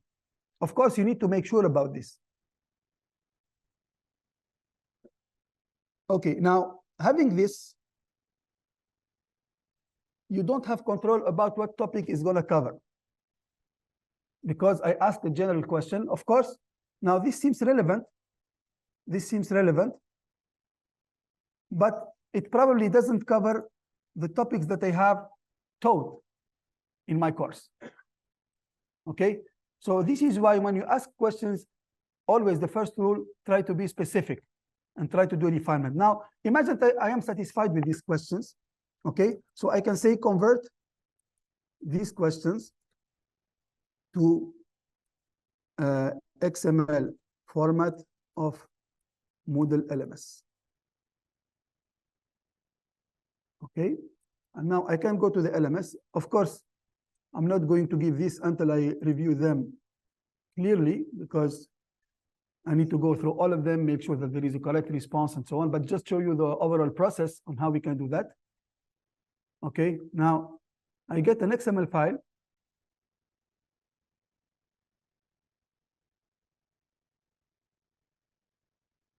It's writing everything in XML. You know, all this work, we've been doing this manually, even for the conversion to XML. Okay, and otherwise, if you want to do that on LMS question by question, it's a nightmare. Okay, it's a nightmare because you need to open the question wizards and choose which type of questions, and then putting the question, every type of answer, how to grade these answers. You know, 1 question would take minimum 15 to 20 minutes, if not 30 minutes, only 1 question. Okay, to do that on LMS. If you want to do that XML file manually, that's even worse. So instead of doing that, we can go to question bank. Okay, and now I'm going to copy this XML and let me call it poly.xml. And I will put it on the desktop here. And look, now these are different type of questions I've done before. First of all, you need to create a category for the question. Okay, is there any question category here? Content, course completion.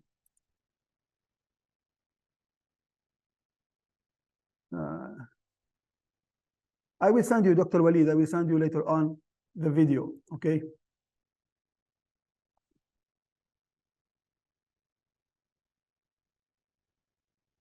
Muhammad Bakri, can you provide me a battery for the mouse? It's not working. I want to create first a course category, but I don't know whether what I need to do that. Who remember where we create categories here? Okay, thank you. Where do we create categories here in LMS? Can remind me?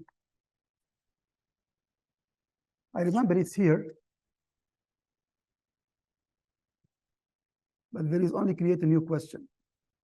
Okay, I will make import question. عليكم دكتور. I think you need to have it through the exam. You need to create the exam, and from there you start accessing the categories. This is one way. If you have an already exam. No, usually I do, yeah, I do the category outside the exam because the exam is the last thing, last topic I do is the exam itself. But anyway, no problem. I need to import these questions. Create a new questions. Question bank report settings. I forget how to do it. How to import question? I remember I go here.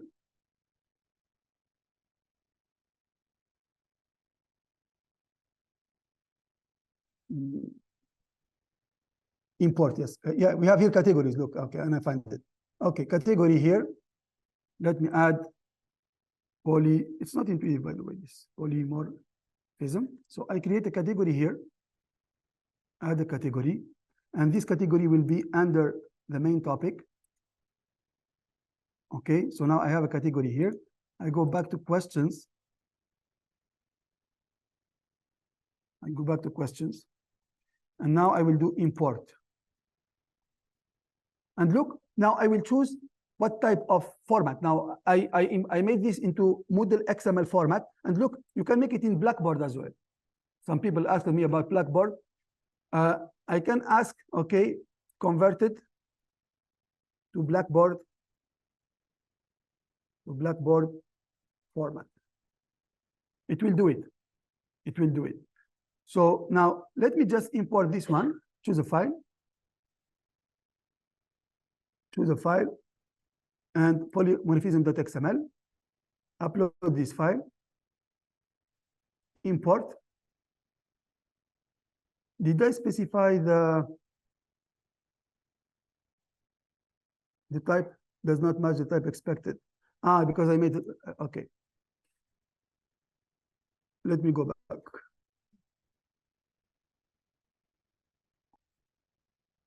General, which category? Polymorphism. Choose a file, .xml, upload this file, override. So now I need to choose XML format, import. Look, it imported to me all the 5 questions. Now continue. I have all the 5 questions now on my LMS.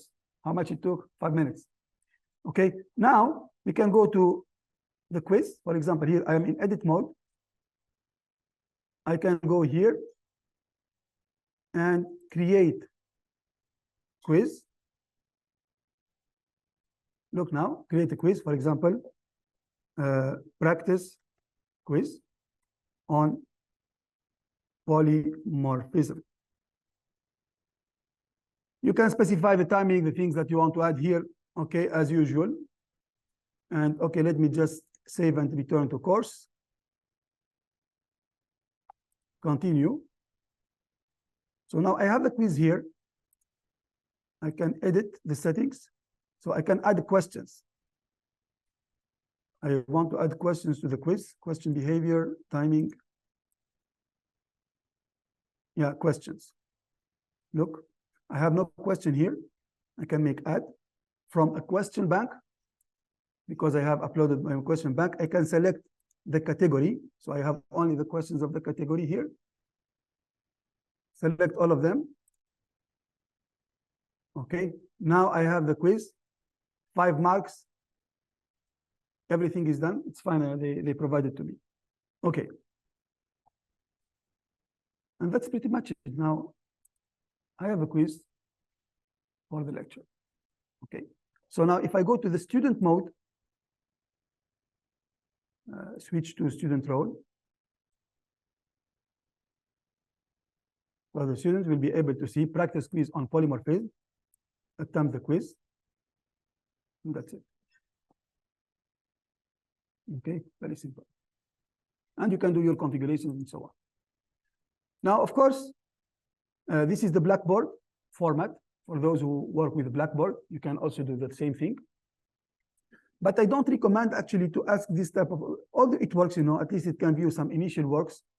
But for example, now, if I want to have something more specific, you can provide interfaces, for example, on interfaces, abstract classes. So now I am more specific with the content of the quiz. Okay, abstract classes, polymorphic processing. So you can specify the topics.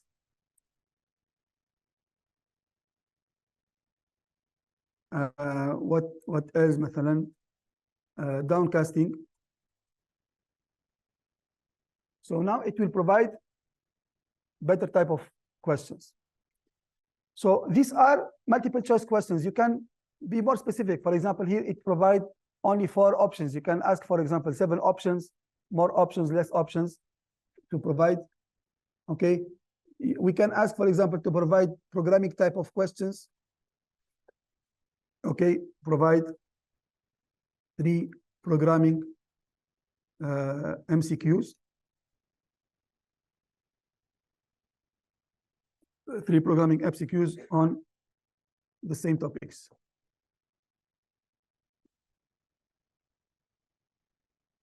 Okay, so you can be more specific. It's about your imagination. You can also bring questions from previous, for example, you can bring questions from previous quizzes, from previous exams, and make something also similar, okay, in the same way. So this is one of the ways on how you can speed up your productivity. Of course, you need to spend time reading all the questions, reading the different answers, and make sure that there is no error.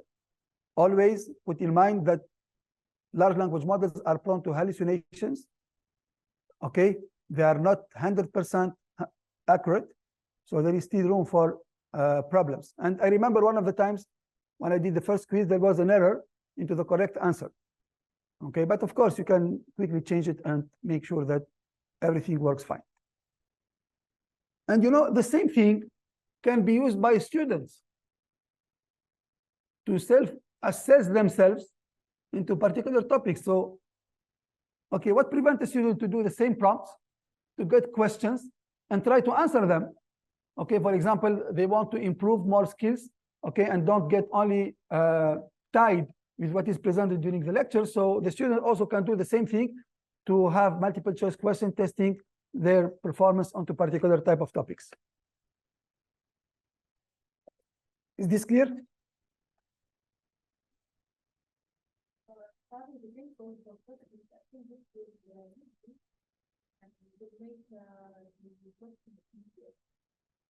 Make the question what? Why easier? Easier for whom? No. If you generate 100 questions, all of them will be different. If they generate other questions, they will be also different. You can be very specific. You can, for example, give the question. For example, I can give a question and say, okay, improve the writing of this question, okay, or make it more difficult, or make it, okay, مثلا, I can take this question. Imagine that I've done this question myself, okay, make this question harder or easier. So there are different ways. There is no stop to imaginations about on how you can use the capabilities. Look, I start from this question. Okay, this is a more challenging version of this question. Now, this question is about which of the following statement is true about an interface abstract classes. Now, given the code snippet, which of the following statement is true? It's about the same concept, but look, the question is different. You may have a question bank before, and you want to have more challenging questions or similar type of questions. You can use ChatGPT. It's not necessary that we improvise questions, but I can reuse my questions. For example, now, let me get an example. I have a quiz like this.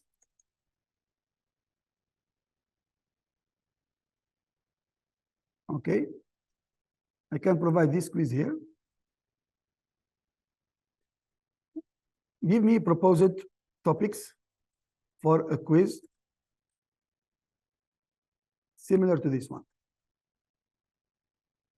So for example, you have a way to write a quiz or an exam, but you run out of topics. You want a completely new topic, for example. Now, this one is about a university management system. Here it tells you, for example, we can make something about library management system, hospital management system, e-commerce system. So this will give different type of insights, different type of problems. The questions are going to be within the same range. Okay, now you can take a context and, for example, just let's select this context, for example, here. Okay, develop. Okay, and usually it's not good to give it the whole exam at once. Try to be more specific. Now, I will take the first part, the first question. Okay, similar to this quiz. Okay, now I gave the first question only, and it will take the new context, the old question, and try to make you something like following the same style. This is what we called last time in context learning. So it will learn the context from the previous quiz. It will check your requirement and generate you something different. Okay, and your role will be, okay, at the end, you will do the same thing. Okay, but now in less time. Look now, it's e-commerce system, product class. Okay, this is the first question. Now I can do second question. Okay, now do the second question, similar to above.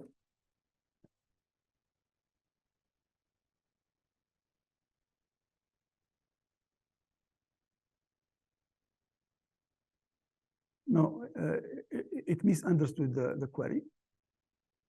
Okay, because I was not very specific.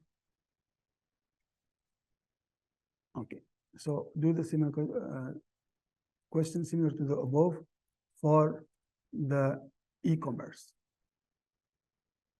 Okay.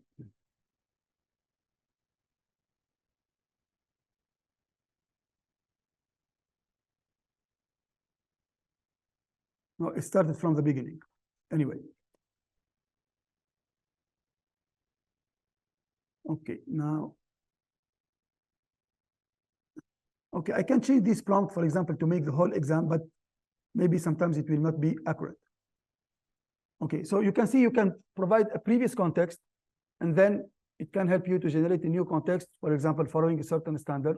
It's not necessarily yours. Maybe you find some good exams otherwise in other resources, and you want to make something similar to this exam, but it's different, so maybe students will not have access to it. There is still possible ways for your imagination how to can manage this one.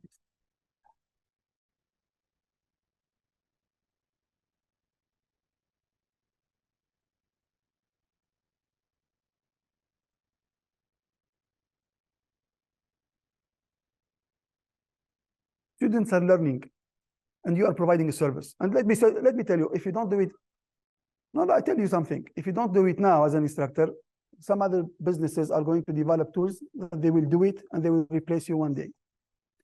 Okay. Now, people who don't know about AI, they will be deprecated like within 5 years, 10 years. AI is part of our job. Okay. Now, if you say this, if it is not ethical to use question, it's not ethical to use Grammarly for proofreading. You are supposed to make the proofreading yourself. You are supposed to know English. Why you are using these AI tools, for example, to improve your writing style? Now, which are the limit? That's a debate. But now, if you use it for learning, your brain is going to be stopped to have new skills. But you know, I am an instructor. I have many tasks.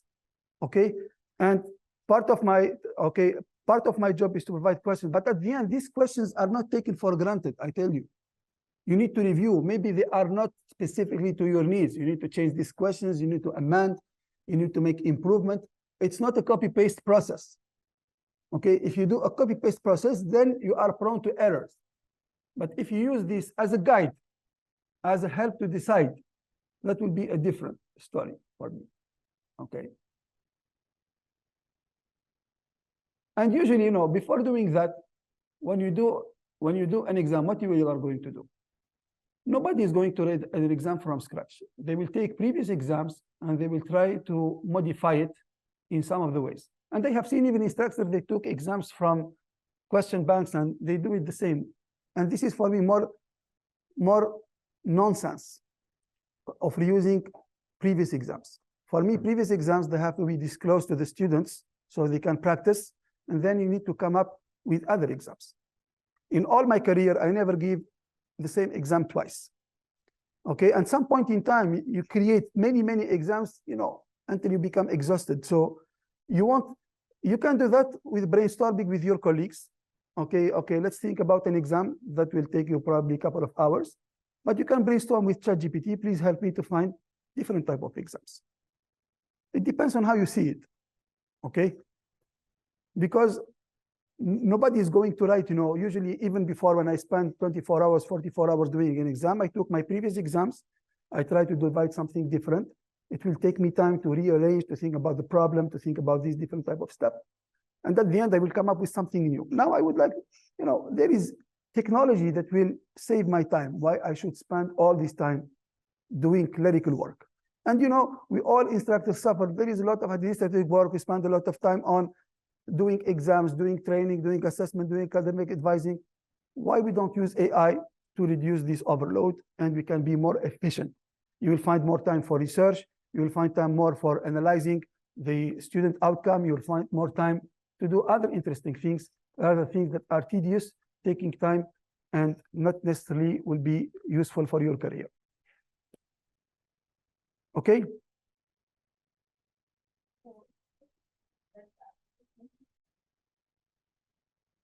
No problem. For me, I mentioned, my students know that their automatic grading is made by ChatGPT. I don't have any issue. Why? Why we should hide this? I don't see any issue on using AI to boost productivity. Sorry? It's up to you. For me, I can say it. I'm saying it, I'm teaching it because I think this is something useful. Okay? For me, what matters is the quality of the output, is the productivity. Okay? This is what matters. It's not, okay, for me, in the past of my career, I did everything myself. That's fine. I spent a lot of time learning, but now maybe we can leverage this time to do clerical work. I consider this as a clerical work. Okay, it's not a creative work. It's a work that is repetitive, and the machine is here to help reducing the overload of repetitive tasks. This is a repetitive task. It's not a creative task. I want to spend more time into innovative tasks, into creative tasks. For example, I spend a lot of time developing this tool. Okay, and it's not now, this tool is an intellectual property by itself. The time I spend here, it will reduce me the time I spend in grading.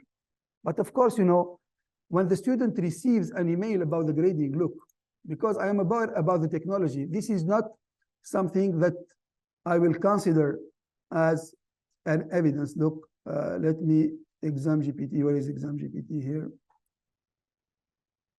This grade does not replace the instructor grade. It is an estimation. Because I know my students are eager about to know their grades immediately. And sometimes I don't have time to provide their grades immediately. So take your initial grade, and later on, my manual grade will be the final grade. And after they do exam, please, doctor, send us the automatic grading. Send us the automatic grading. Takes me just 5 minutes, and that's fine. They are happy. They know at least in which range they will be. Plus, -1, it's not a big deal, but they know. Now I satisfy my students. I'm providing an additional service to my students. And they are happy about it. And now they are even more happy to do, look, they have many pending optional homeworks. I know they will do it because they want to know their skills. And I am happy because students feel responsible. Now, if I use AI to provide better services to my students, make them more happy regardless of their grade, providing them tools to know in advance what is their skills without putting too much effort myself, only in developing this software, this is an achievement for me. That's another scale of teaching students. Okay? This is how I can see leveraging AI in making satisfaction both to the faculty but I know many of my colleagues are still reluctant of using this tool. But it's not an issue. I know one day, if they don't use it, it will be imposed. Okay, some of the businesses, they will bring it and they will sell it to the universities. It will come, 100% sure. This year, next year, is going to come. And when universities are convinced about these tools, it will be a policy. We need to have a unified grading. Because, you know, why people are reluctant? Because they are not aware about the accuracy of the technology. Of course, technology, you know, even we as a human, we made a lot of mistakes in grading. We make too much mistakes, especially when you have 100 copies to evaluate in 2 days, especially in the final exam. Nobody is going to be perfect, okay? But I assume that the grading error or the bias provided by the AI is much less than human. And, you know, I am open to give a try to even our PSU colleagues to try it and compare the grades, because I did that for myself. You know, in the beginning, I had some kind of,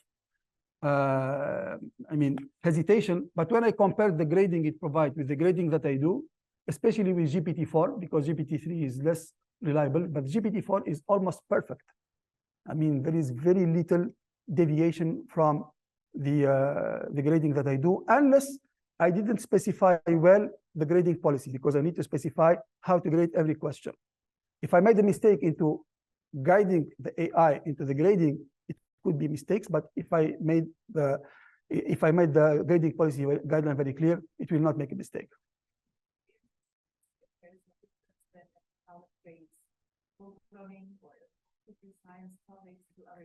Of course.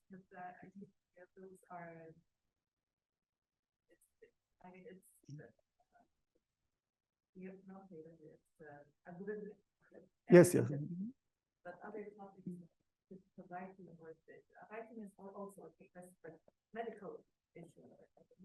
Look, this is a pilot, and the state of the pilot now is not the state 1 month ago.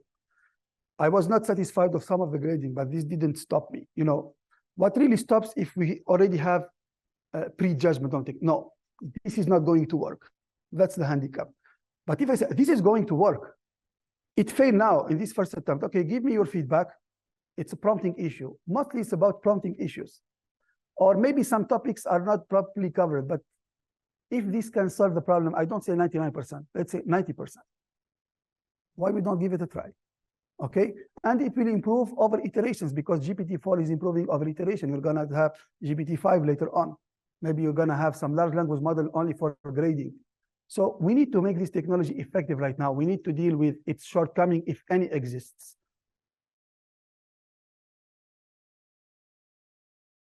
Okay, but so far, nothing quality provided, it's much better than the grading quality of humans. At least for us as humans, we're going just to give a number. This one is going to give a number and explanation and recommendation. Do you do that when you grade? But it takes me a long. Yeah, that's, you know, but that's not very common. That's not very common. If you do that, that's excellent, but it's going to take you a very long time. If for every question you're going to give, look, I'm talking about very detailed recommendations. It's not only one sentence. I'm going to give you again, you know, this is, it's very detailed. I didn't know. No, this is going to give a custom command for every, you know, I never had a complaint from any student that the command were wrong. They were finding it always very useful. Okay, and this is what motivates them to do more exercises. Okay, and if you do that for real exam, do you do that for practice? Do you do that for non-graded practices?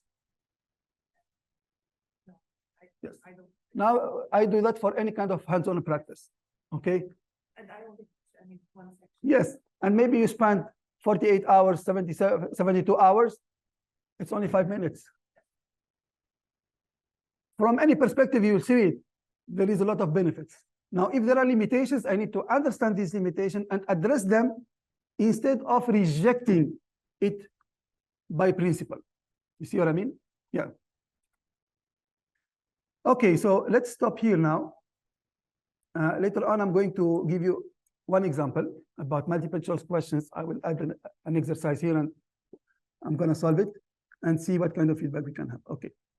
So we're going to take 20 minutes. So 12:30, we're going to get back. واضح الصوت؟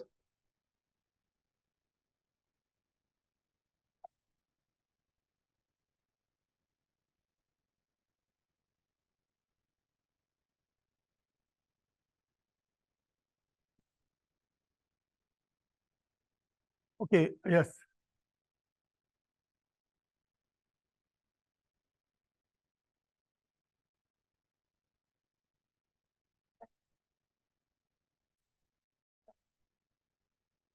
Okay. So, It's using ChatGPT in the background. Yes. Wallahi now, yes, and I want to propose to some PSU colleagues to try it because I'm developing the system. Yeah, sure. I will propose to some PSU colleagues to try it because I want to have feedback and I want to see others' experience on this, yes. Because it can grade any kind of exercise. It's not only for programming. Okay, so it can grade any kind of yes. Okay, so before starting now, I want that you use WhatsApp. I want to see right now who is in favor of using AI in these use cases. Just write yes if you are in favor, no if you are not in favor about the different use cases that we've been doing. Okay, just I want to see now from now until the end of the lecture because I think probably would change mind. Can you close the door? On the PSU website, PSU WhatsApp, on the WhatsApp messages, just write whether you are in favor or not in favor.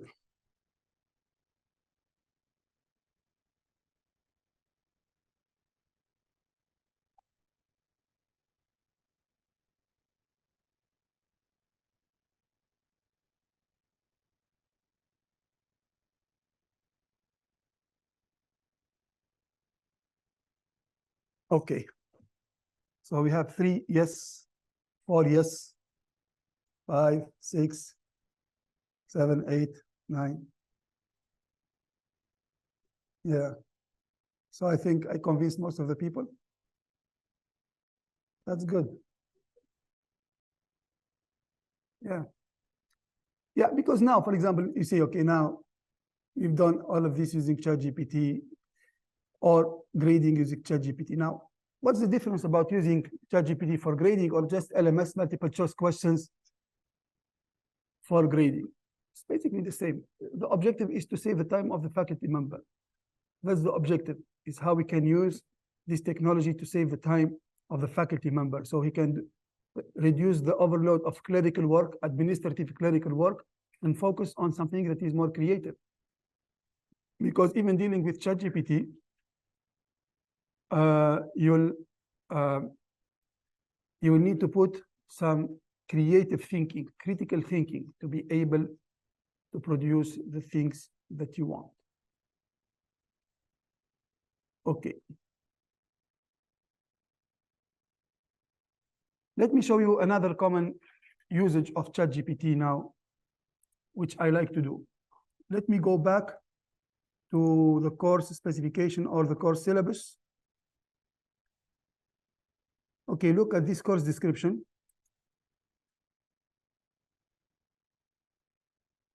Hide floating points. Okay.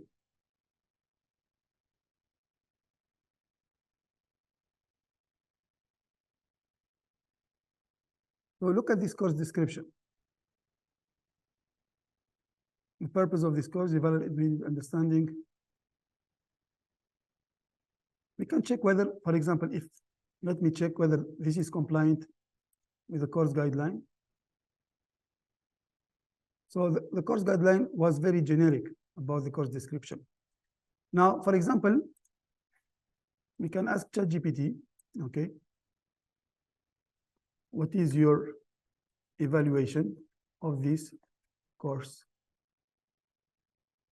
description? with respect to ABIT standard.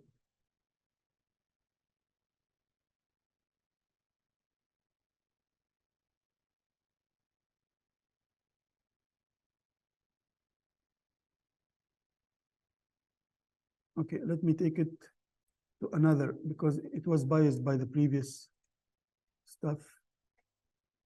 Okay.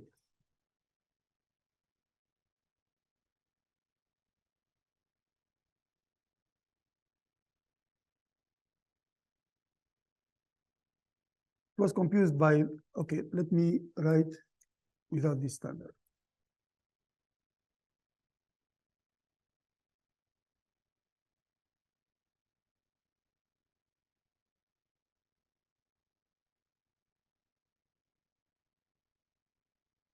So it gives what is commandable in the course description. Okay, and here possible improvement. Elaborate on course structure, duration, intensity, prerequisites, evaluation method, and clarity. Okay, so for example, now we can improve maybe based on this, what we think it's relevant. Maybe the course structure will be done later. Duration, maybe we can add the duration in the course description, or maybe not, because we know that all duration will be 15 weeks or number of credit hours. Okay, so add that this course is 3 credit hours and for 15 weeks. And for example, prerequisites, it has CS 101 as prerequisite, for example. Okay, so improve, for example, the course description.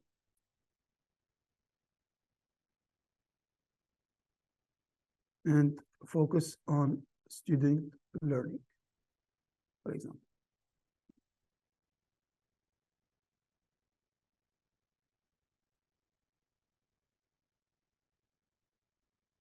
So look now, it provided some kind of description that is not probably what we usually do. So we can be more specific. Okay, write it as a paragraph with no more than 200 words. So because usually very long descriptions are not particularly sought. So it can take an existing description and try to make some amendment based on some recommendations. We said 25, oh, okay, it was an error, it was 15 weeks.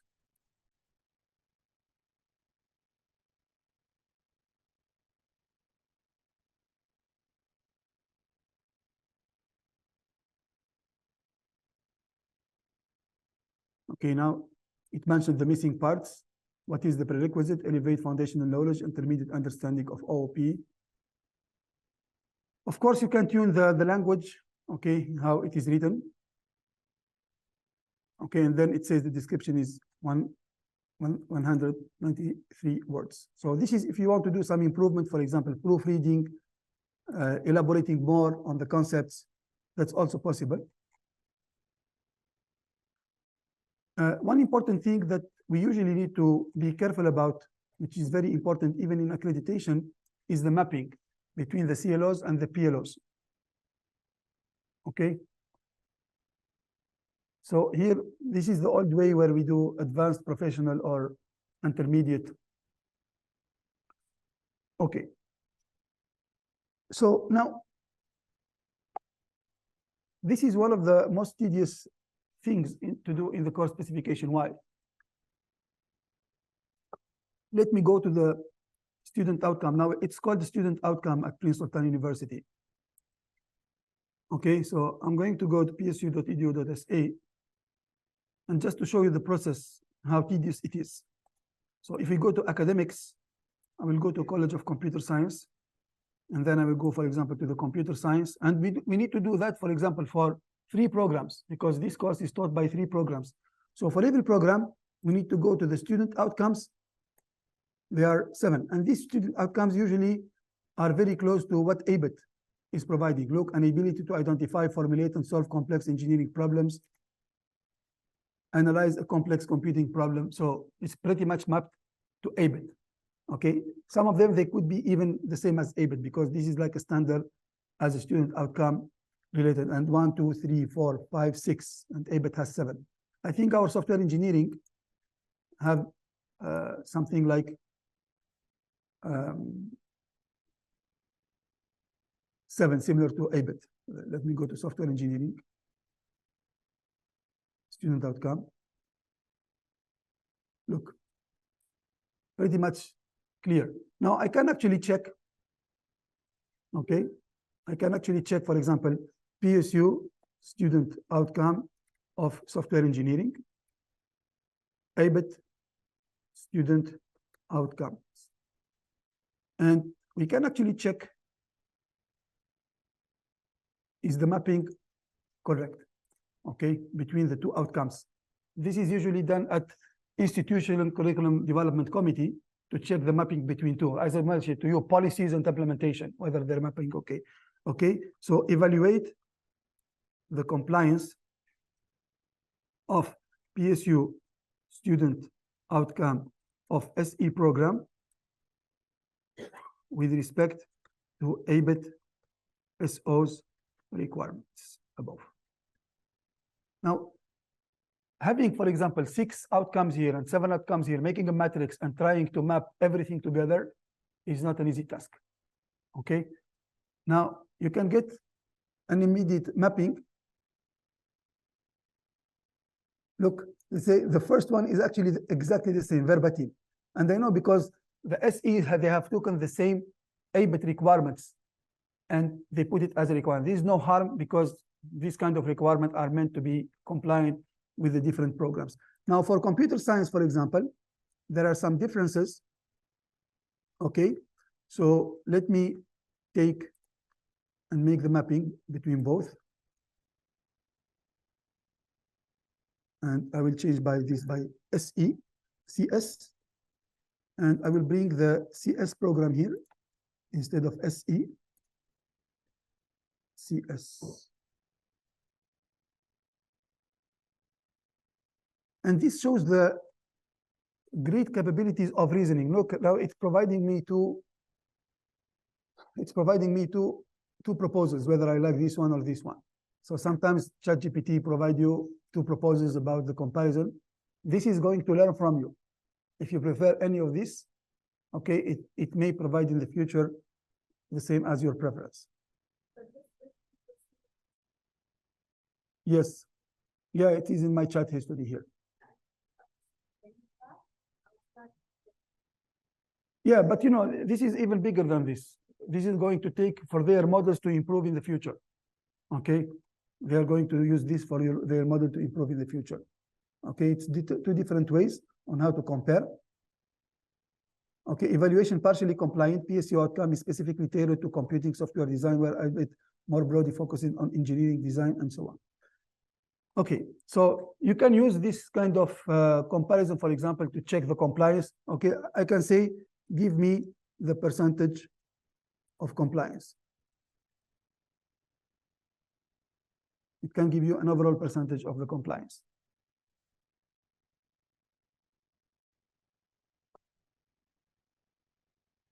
Yeah, that's an evaluation, partially compliant and so on, not directly compliant. So it used like a grading strategy here. And finally, it found an average of 41%. Okay, now better than this is usually, okay, let me start a new one. So look at this one. Usually we need to map the course learning outcome with the student outcomes. This is something typical that we do usually. Okay. So there are 2 different ways. Maybe you can take this outcome and say, does this outcome make sense? Because this is at the end اجتهاد من faculty member. يمكن يخطئ يمكن يصيب. It's not easy to have 5 course learning outcome and remember all the program learning outcome. If you do the exercise, you will find that it's really very hard to memorize. Look, if you need to memorize all this programming learning outcome, understand them essentially and map them to every course learning outcome. That can take easily 1 day if we want to do it very accurately, or half a day. Okay, now it's possible to take, for example, course learning outcome here So I'm going to call this SO1 and then student learning outcome 2. Okay. And student learning outcome SO3. And then SO4. And then SO5. I missed one. Communicate. This is SO3. This is SO4. And this will be 5. And this will be 6 and 7. So look now, if I give this student learning outcome and they will come here, I will take my course learning outcomes.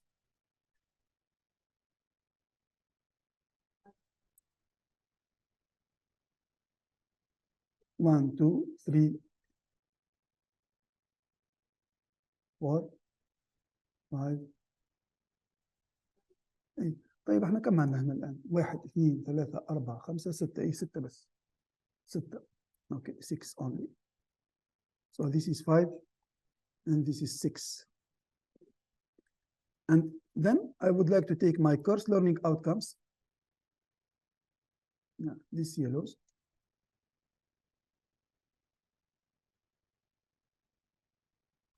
CLOs of CS 102, Java. And it's better to provide the course title because this will help in taking decisions. Okay. And then, okay, make a mapping between SO and CLOs.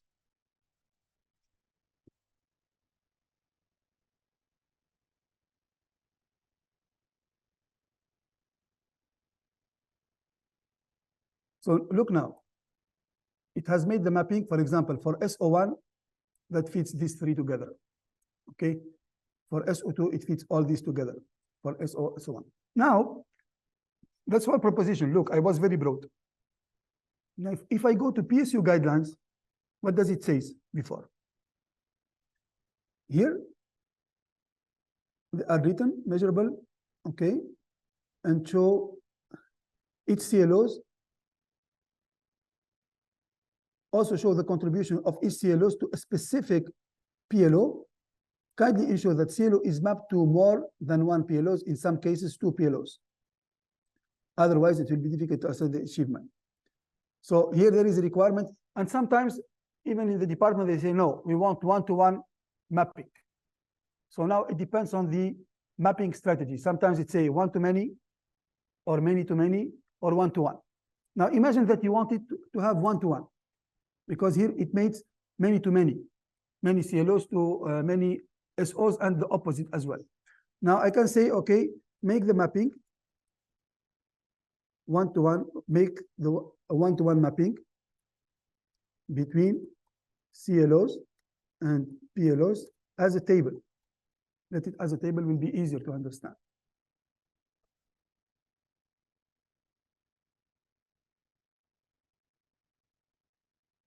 Okay. So here it will make the mapping between each CLOs. For example, this one, recognize object-oriented, analyze a complex computing problem and identify solutions. Okay, you can say explain the reason of each mapping. You want to make sure. So usually we need to think a lot about how to make the mapping, whether this actually fits or doesn't fit.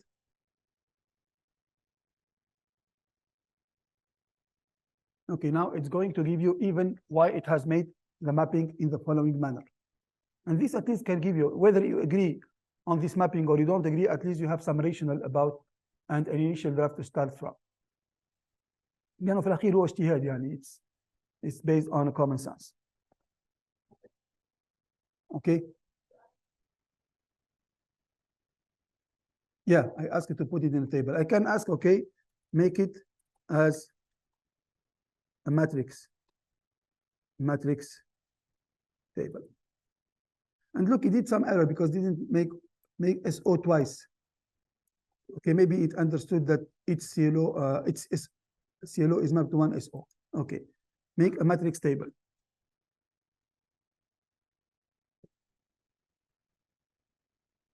Okay, so here we can have more visual representation of this. And of course, it's later you need to interpret these results, whether they make sense, doesn't make sense, but at least you have an assistant. Okay, you have an assistant, and you can ask about any question, like, for example, give me the reasons why you have done this mapping and not the other, and so on. Okay, so that actually could help to provide more relevance to these kind of mappings. Now, for example, if I did this mapping, okay, let me call this is for student. Is it for CS or SE? This is for CS, okay. SO. I can also check this, whether this is correct or not. SO, SO, SO. Okay. Now I can take this one.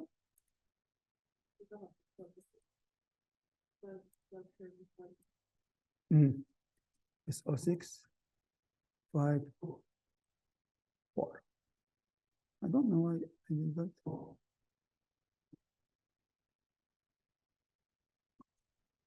Take this one.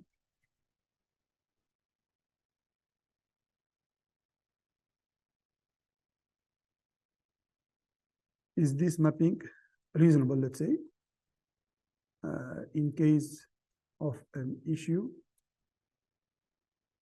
Provide arguments and recommendations. This is, for example, if you are invited to review whether a mapping is correct or not. Okay, you can also use. Okay. Now it even understood the P, the A. Okay, it's because it's a standard.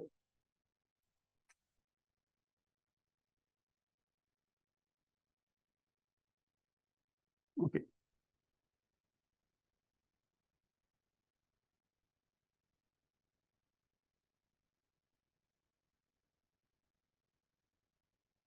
Now it gives recommendations.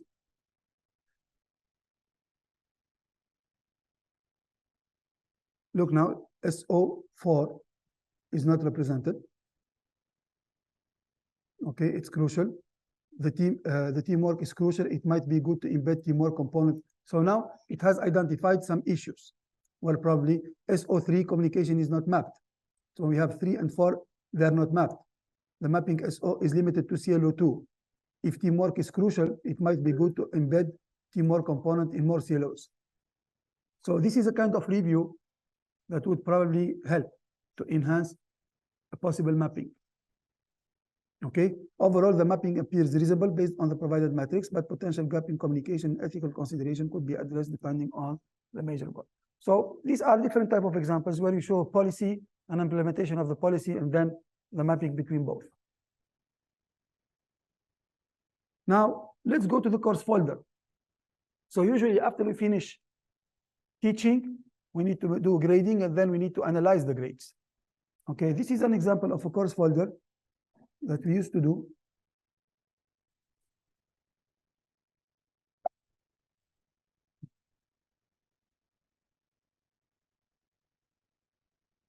Right.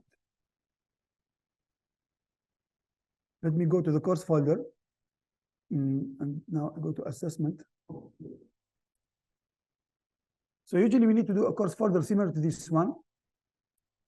And I remember, you know, I used to do my course folder over maybe 2 days, 3 days, just to make sure about doing all direct assessment, indirect assessments, and also aggregating this type of direct and indirect and aggregated assessment, making analysis, making recommendations, and so on. So pretty much work about this. Now we can actually use ChatGPT to improve even the analysis part. So I used to do analysis, but now, for example, if I take this picture,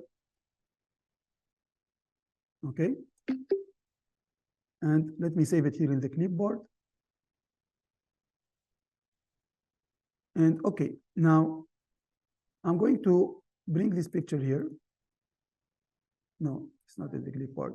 I need to save it on the desktop. Okay. No, I didn't save it. I didn't save it. Look, save to the desktop. Look now, if you just take this picture and analyze the CLOs. And I want to show you, when you don't pay attention to details, you might not get accurate responses. Now it's going to do the job, by the way, okay, analyze here and provide insights. So ChatGPT-4 is able to read pictures. It will know that it's course learning outcome achievement. There is direct and indirect achievement. First of all, it will analyze the current. Okay. And then specific recommendation. These CLOs shows the highest achievement, and this is correct. Okay, we have less achievement for other CLOs. Okay. Now, it doesn't know that these CLOs are related to a course that is called Java programming. Okay, because I didn't even put what are these CLOs. So it makes a complete abstraction. This is not relevant outcome, by the way. It makes like a very general chart discussion. Now, for example, if I go to the previous here, and I'm going to paste again. Okay, paste again this one, and bringing the CLOs. I will bring the CLOs from the course description. The course spec. Let me bring the CLOs. Okay. And I will be more specific right now. Okay. The figure represents the evaluation of CLOs in CS 102 course about Java programming. Provide analysis and insights from the CLO evaluation figure. Now I will get more tangible information about the outcomes. Okay, look now, achievements in the direct evaluation are above 80%. This suggests the most students are able to directly recognize object-oriented programming concept for large software development and class hierarchies. So CLO2 was also having 90%, around 90%. It was able to read this from the figure, okay, which is impressive, by the way. Okay, and while CLO3, while it shows above 70%, there is slight dip compared to CLO1 and CLO2, indicating that while most students are adept to applying Java collection, there is room for improvement. So these are customized insights provided to you as an instructor to have them. Of course, you might have this in your mind, but writing this down is also essential to remind about this. CLO4, for example, it's around 60%. This could suggest potential challenges students are facing in developing generic classes. And that's true, by the way. And CLO5, same thing, find it challenging to develop recursive programs. So the last two topics, usually students have issues in dealing with them because probably it's at the end of the, so it also evaluates the indirect evaluation, the aggregate evaluation, provide you insights. So for example, based on the achievements, there is a strong foundation object-oriented concept. So from basic concepts, it's mastered by the students. There are challenges of advanced concepts like CLO4 and CLO5, and perceived and actual performance. The consistent difference between direct and indirect evaluation could be also a result of a disparity between student perceived understanding and the actual performance. And a direct assessment, it's based on grading. An indirect assessment is how the student thinks about their understanding level. But sometimes there is a gap. أنت يمكن تعطي درجة say الطالب هو يعتقد أنه فاهم. Okay, so here it provides also some ways on how to overcome this in the future. And areas for improvement, given the low scores, there is a need for more strategies for understanding these CLOs. So we can see all these insights are really needed in a course report. for me, although I do a lot of effort in writing down all these observations, okay, it's not common to do all these kind of insightful recommendation in my course report. Let me go back to the course report. So in this perspective, the machine can provide much better analysis. It can provide much better analysis about this one. And look now, for example, I'll give you another example on how this is very efficient. So my observation for that term, that I had two extreme student performance. I had very good student and very bad students. Of course, from the figure, this is not clear. But now I'm going to give the grades distribution. So let me give the grade distribution to the ChatGPT. Okay, and this is basically, you have all these examples here, okay? Analyze the grade distribution.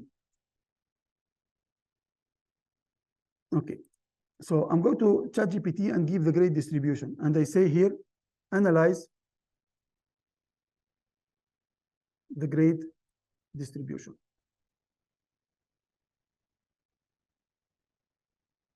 It's going almost to draw the same conclusion as I've done, with more elaborated feedback. Okay.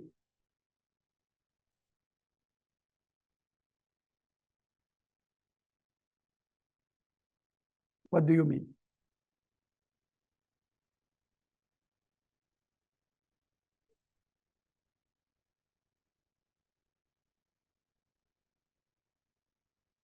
Yeah, you can do prompts that will evaluate this accordingly, of course. That's possible.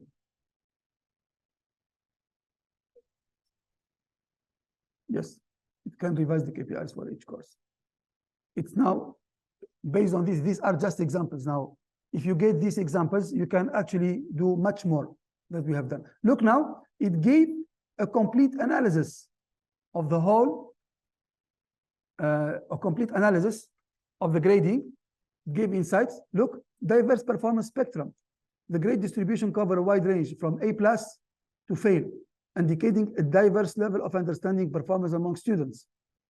Okay, and even here, in yesterday when I've done this, look, the grade distribution highlights a polarized performance. What does it mean, polarized? Students on the top and students with low grades. Okay, so it was able to understand that there is a gap between the students in the same course. Yes.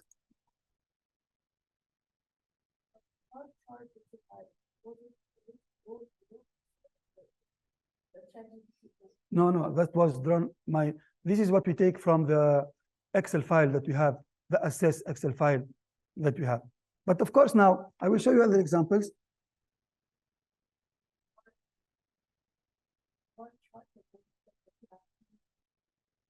Yeah. We can actually use the data analytics capabilities to make like we did last time. Look, when I presented here, let me show you these examples. I showed them in the beginning. Like, for example, if I take all my grades and I say, provide me a detailed analysis about these grades. I just drop all the grades and look, it will do a Python program, make the grade distribution, providing insights. Look, this is, for example, the distribution of the grades in the final exam, in the total grade, in the final exam, in others. It will provide you a correlation between the assignments, students who did well in the assignments and in the exam. It says, for example, look, the final total has a strong correlation with the total. So it means the final exam grade has a strong correlation with the total grade of the students. And this is expected because of the significant contributors to the overall score. It says, programming assignment total and the total have a strong positive correlation, 81%. What does it mean this? Students who were regular in doing the assignments, they have scored very well grade in the final grade. So students who are hard working, they will likely to get higher grade with 80% of probability. This is how we interpret these results. Okay, and then it will make even a mapping. For example, this quiz and this quiz have a moderate positive correlation, suggesting that students who performed well in one quiz are tended to perform well in the other, but with less correlation, في more gap. So it can provide you different insights about even the relation between the different type of exams, which we don't do now actually in our course report, but this is very relevant to the instructor to understand the grade distribution and the correlation between the different activities. Okay.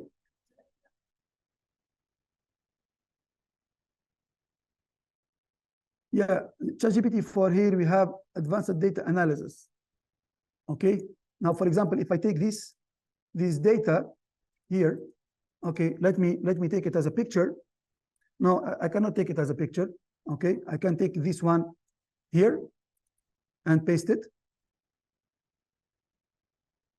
I hope it will understand it. Yeah, okay. Give me a detailed analysis. Yeah. So now it's going to do data organization, descriptive statistics, visualization, general observation. Now it's doing the things in the background, okay? And it will generate all kinds of reports related to this grading.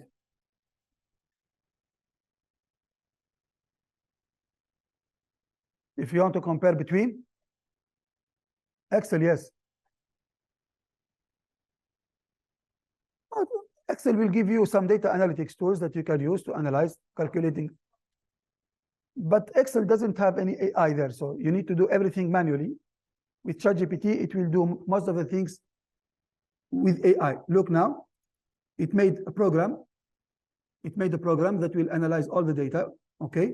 It will run this in the background. It will return you, for example, the percentiles, the descriptive analysis, okay? Now, for example, make a correlation between the exams.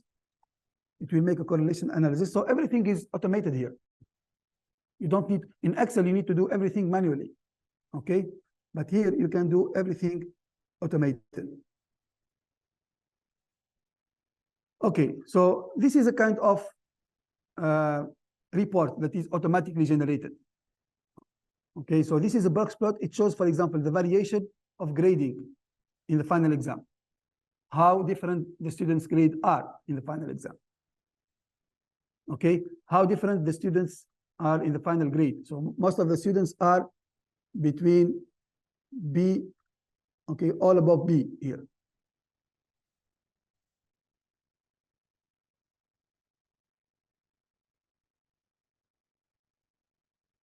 Okay, let me get back here.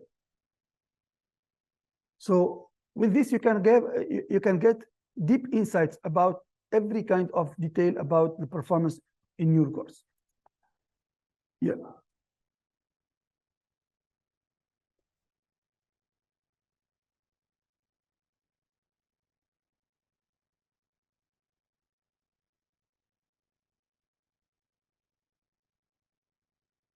Yeah, now, if you want to do data analysis on an Excel file, okay, you need to go, for example, here to statistics, and here you can import a file. Okay, you go here, you can import, I don't know, but usually we import an Excel file. So let me take the course exit survey. Okay, so the course exit survey is here. This is the course exit survey. Okay, I'm going to upload this one, the course exit survey.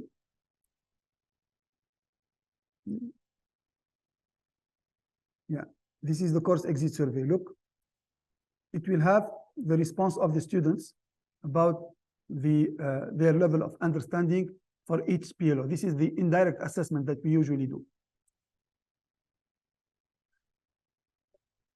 Okay, let me remove this one because to make, I will make, okay. Now, if you import this one, it's going to understand, okay, provide an analysis of the course exit survey. So now I have uploaded the Excel file, okay, and now it will analyze the data that is provided in the Excel file and providing the results, yes.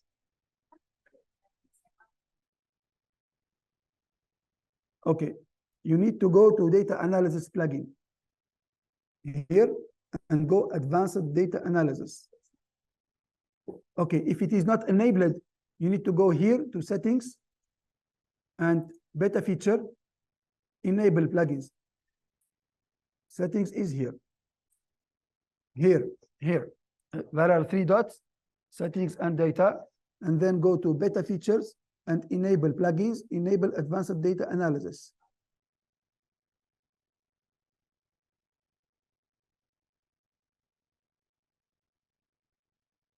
Okay, so you can enable advanced data analysis from the plugins here. And then you can, okay, coming back, okay, it provided an analysis of the course learning outcomes. Okay, to proceed, I suggest cleaning the data set, removing irrelevant, okay, analyzing distributions. Okay, stop. Just a moment.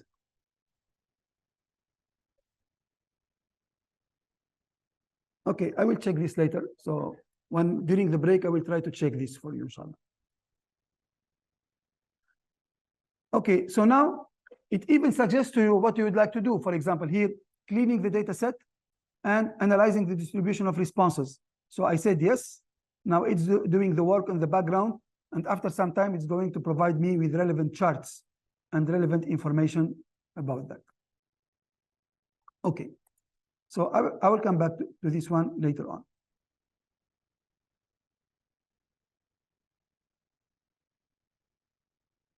Look now, this is a statistical report. Provide visualization, yes. Let's say provide visual graphs. Now, as an instructor, you can take all this information and plug it into your course report. It will provide more relevant information, okay? As if you do that completely. Look, it provides even the grade distribution, a histogram of the different grades for the 5 CLOs that were assessed. So from this graph, we can see, for example, most of the CLOs was ranked as 5. It means all the students, they likely understood the different topics, but probably their grades was not up to the level of understanding. And this is the gap that we have identified from the charts between the direct assessment and the indirect assessment. Okay, so as an instructor, you can get better insights very quickly with less headache. Even some of the students, they say we don't have statistical skills to do this kind of advanced statistics. Now with ChatGPT, it provides you all of these things in quite an easy manner.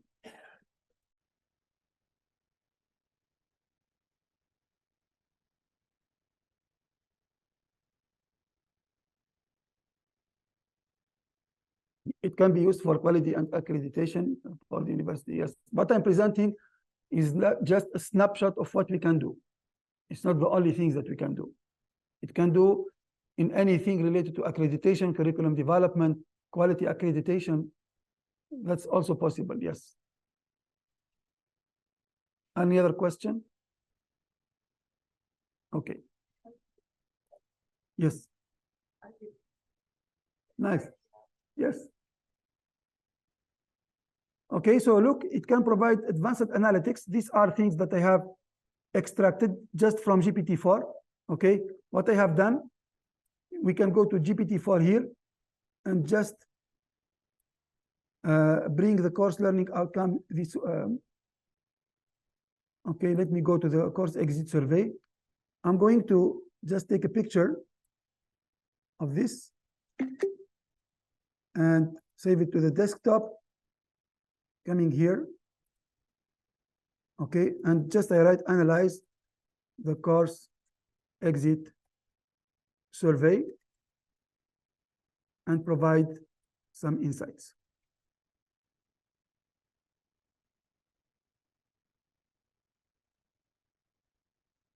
Okay, so now it's going to apply this and provide some insights related to the course exit survey. I provide you several. In the slides, you will find several examples.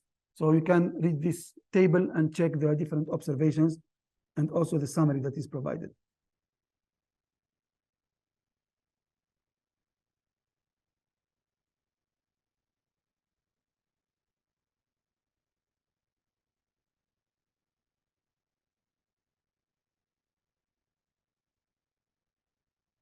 واضح الآن؟ Okay. يعني هذا فقط just a sample of possible utilities that you can use to speed up your productivity when dealing with administrative tasks related to education, curriculum development, course reports, and so on. It's not the only things that you can do, but this is just a very few sample of the things that you can do. Of course, with the time, you get used to these type of activities, you will find it more useful, much easier to make advanced tasks related to your personal problems.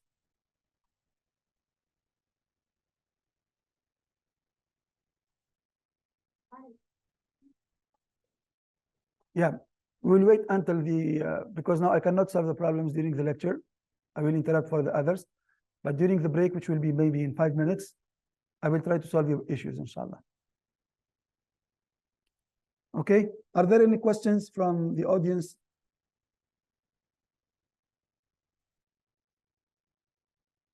Okay.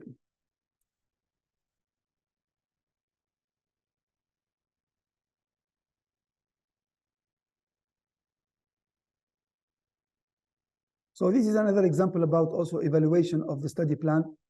It can give some insights with respect to the ABET accreditation. And this could be useful for people working on curriculum development and so on. So now, yeah, this is now the end of the education chapter. Now we're going to start with research. We'll take 5 minutes break and then we continue, inshallah. It's to improve your productivity. It's not going to change you, but it's going to help you. Okay? It's to help you save time.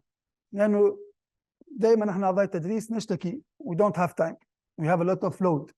Okay, now we can have time. We can have time, we can be more productive. We can reduce our load. Okay? And I think it's important for even universities to adopt this type of strategies. They need to promote developing these kind of tools. Okay, and adopt them into their ecosystem. Okay, now research.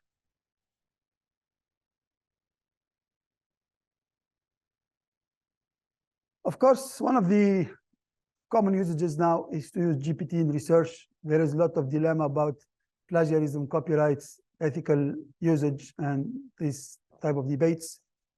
But still, okay, like we can use it effectively in teaching, we can also effectively for either paper writing or paper review. Okay. So, and by the way, there will be very soon, we are going to release a tool, which we are currently developing in collaboration with some companies, on to automatic review of research papers. Now, everyone, when you write a research paper, you want to make a thorough review, so there is no issue, for example, in the research paper in terms of abstract, in terms of methodology, and so on. Now we are about to release a tool that will automate all these processes for you. And I will let you aware when this tool will be available. But for now, I'm going to show you some kind of manual prompting that you can do to either review a paper or write a paper in an efficient manner. مثل ما قلت يعني الحمد لله these kind of tools they will reduce a lot the gap ما بين English native speakers وما بين أيضا non-native English speakers to write research papers. وأنا أقول لكم الآن sometimes I write papers حتى from big researchers or top researchers مثلا papers from NVDA ولا Google, they are really badly written. They are excellent paper, they are badly written. They provide concept in a difficult manner. It's only very few people that are able to understand these concepts. And later on, you need to look for blogs that will write easier papers to explain or easier blogs to explain these papers. Now, if we use effectively ChatGPT, we can provide the concepts in a more systematic manner. If I can take one of these good papers and try to make an evaluation according to writing standards, we will find a lot of flaws. Okay, sometimes it's the excessive use of technical language, sometimes lack of methodology, explaining the methodology, sometimes results are not clear, and so on. Now, we can use ChatGPT actually to avoid these kind of pitfalls. And let me first give you an understanding about what are the general benefits of ChatGPT for research. First of all, it can help in doing literature review, research design. For example, it can help you to generate ideas. It can help you to summarize research. Okay, identifying gaps, for example, highlighting what are the research gaps in the existing literature. So when you do a related work section, what you will do? You need to collect a lot of paper, and maybe you need to read all these papers. And by the way, reading a research paper, there are also some approaches in how to research paper. Are you going to read the whole research paper, or only the summary, or only the conclusion, or part of the research paper? What's your strategy? Abstract and methodology. Always? It's not always. Actually, the standard way to read research paper, it depends on your objective. Now, if you are a PhD student and you'd like to go into deep technical details, sometimes you need to select papers and read them in all kinds of details, from the abstract to the conclusion, because you need to understand the methodologies, the approaches, what people have been doing, and understand all the different peculiarities of the research approach, the results. That will give you sufficient background later on to start doing your research. That's one of the ways on how we read papers. Especially, for example, when you go into a new topic and you want to understand all the different details of that topic. You need to research a full research paper from A to Z. Sometimes when you do a review for research paper, also you need to read all the different type of details. But now, when you do literature review, it's not possible. You know, one research paper can take 1 or 2 days just to read it completely. So sometimes we read only the abstract, the conclusion. Sometimes we focus on the methodology so that we do something similar, or we try to improve over the others. So reading research paper is by itself a complete science, And now, when we do summarizing the research, usually we tend to read only the abstract and try to take the most important information and then put it into, summarize it in some of the ways. Okay, now, if you summarize the related work, how are you going to do it? Is there a consensus? Huh?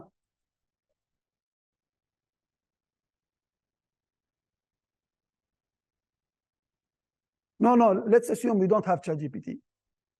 How to write a related work? For example, you have a work and you want to summarize it. How are you going to summarize it? Huh? What are the important points? Now, this is the difference. So many of the students usually, or even researchers, they don't know how to summarize. Okay, what things to focus on. So the typical way, they just tend to describe what was done in this paper. That's it. And this is a big pitfall, and the reviewers usually mention when you don't do critical analysis of research works, when you don't contrast your research, the related works with your current work, and how your current work is different and provide an added value, that's where most of the people fail. And this is where we can detect these kind of things using ChatGPT much easier, either for your work or other works you are supposed to review. Okay, so literature review. Assalamu alaikum. How are you doing? Yeah. So doing data analysis, and I'm going to make a small research paper today, very small, where I try to go through all these different type of things. Okay, writing and documentation, assisting in drafting research papers, proposals, and reports, editing and proofreading, or also helping in referencing.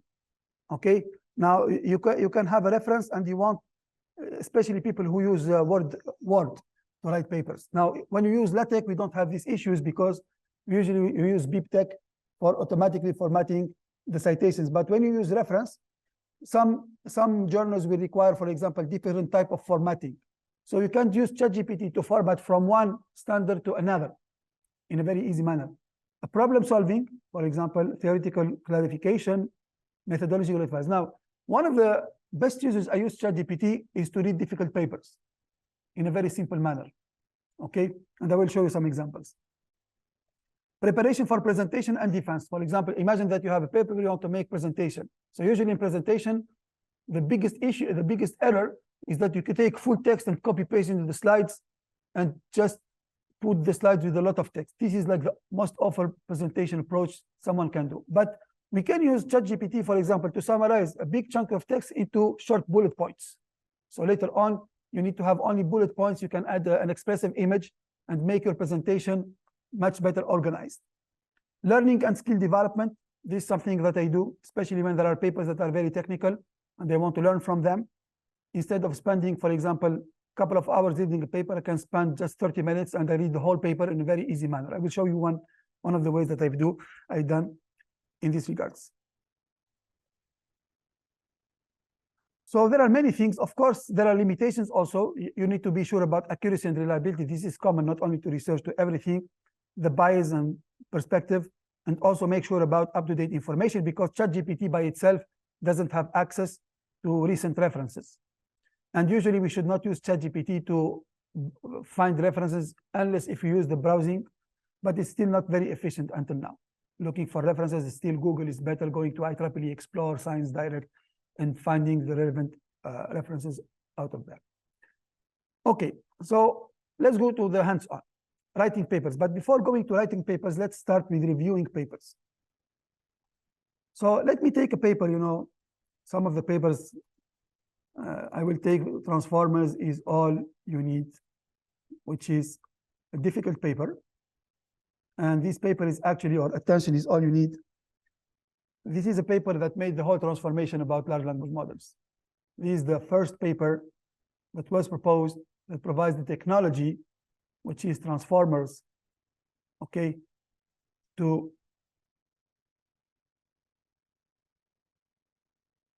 grants permission to reproduce the table figures in this paper solely for use journalistic or scholarly works. That was updated recently, okay.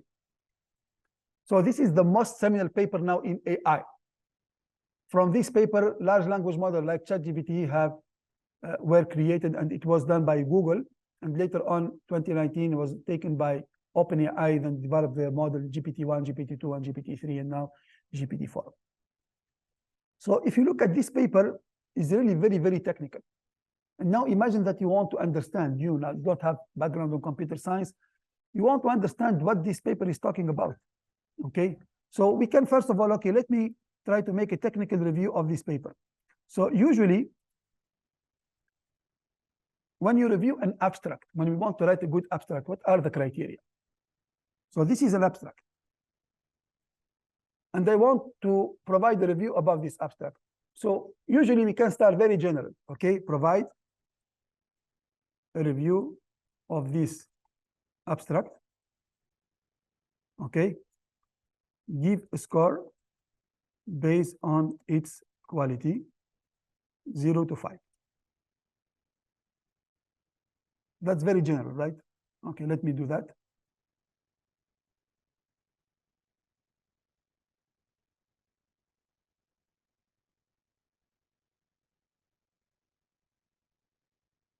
Okay, so here it provides 4.5 out of 5, and the abstract is clear, concise, provide compelling results. The only minor drawback is limited to explanation of model generalizability. Otherwise, it's effectively communicate the significance of transformer architecture in the field of machine learning and translation.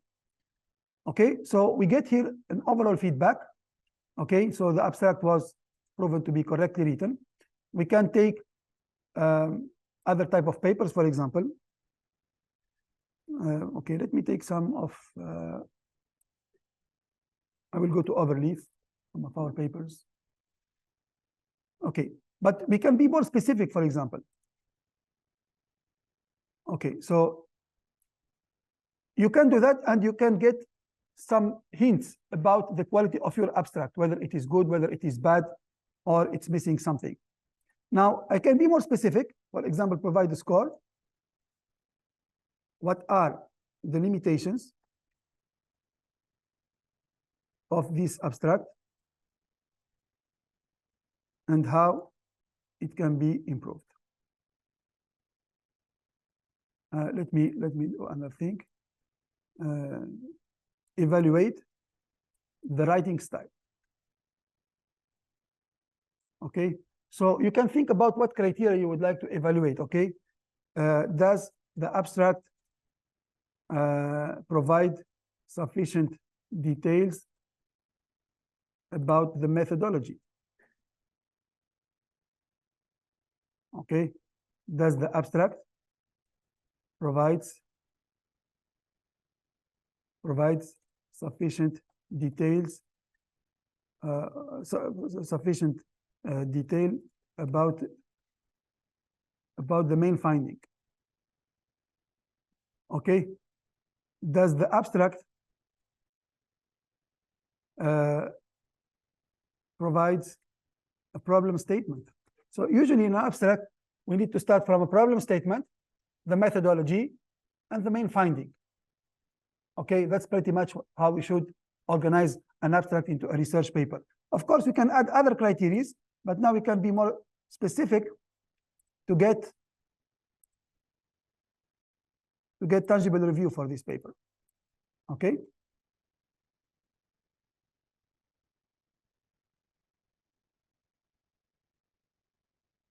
I'm going to make it shorter, okay? Make the review as bullet points. The review as bullet points and be concise. So it doesn't write too much. Okay. Look now, it will give a score, and for every criteria, it will provide us some insights. Limitation, the abstract slightly lack detail on generalizability of the transformer architecture. Improvement, a brief sentence detailing why and how the transformer is adaptable to various tasks. And another limitation, okay, the blue score, for those unfamiliar with, might be unclear. A brief context reference point the blue score that provide better clarity of audience. Regarding the evaluation of the writing style, okay, the strength, the abstract is concise, and area for improvement. Some sentences could benefit from being broken into better readability. So here, in general, whatever abstract is going to provide, it will provide you insights about this abstract. It can be even for your own papers. You write an abstract and you want to know whether it satisfies all the standards. Okay, now you can improve this abstract based on limitations highlighted above. Okay, and usually we want that the abstract, there is a rule of thumb, they should not exceed 200 words. Okay, make sure that abstract does not exceed 200 words.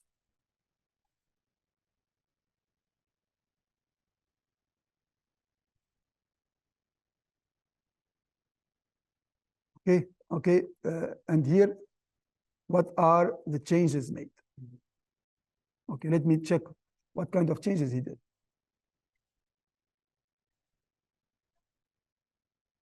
Yes.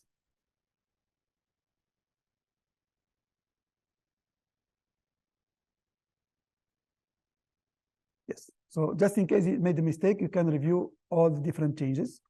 Okay, and you can apply this to your papers or to papers that you are reviewing. Okay, now we can do the same also for, okay, let me go to, no, it's this one. Some of our papers.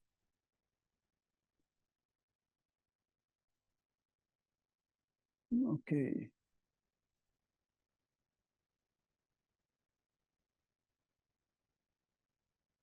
So this is usually I do when I write an abstract. Okay, I can review it using ChatGPT, trying to identify whether it has any flaws or not. For example, I can take this abstract, and here, okay, I can reuse this criteria and try to review my own abstract. So you can try to devise a prompt for your case, okay? Checking, for example, for each type of section, what will be what do you like to know about? So for example, here, the strength, the limitation, ambiguity in some terms. For example, we use chain of thoughts, instruction tuning are mentioned, they are not clearly defined or explained, methodology detail. So it will highlight from you some limitations that you can think about them if you find them relevant, so you can improve. It doesn't make that whatever things is proposed is relevant, but based on the feedback, you can get an initial feedback and then try to make relevant improvement to your abstract.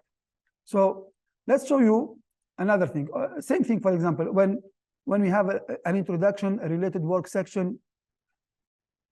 So here I don't have a related work section, but let me go to this one, background model architecture. There is no related work.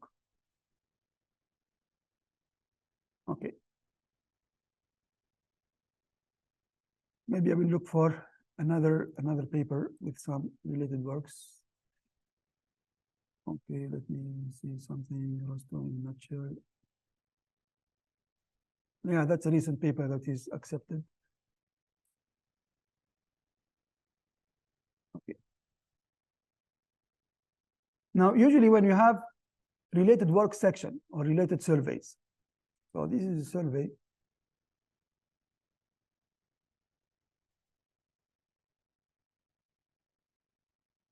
So I want to see, usually when I describe previous works or previous surveys, I need to make sure that there is sufficient critical analysis of and discussion of the differences with respect to the previous survey.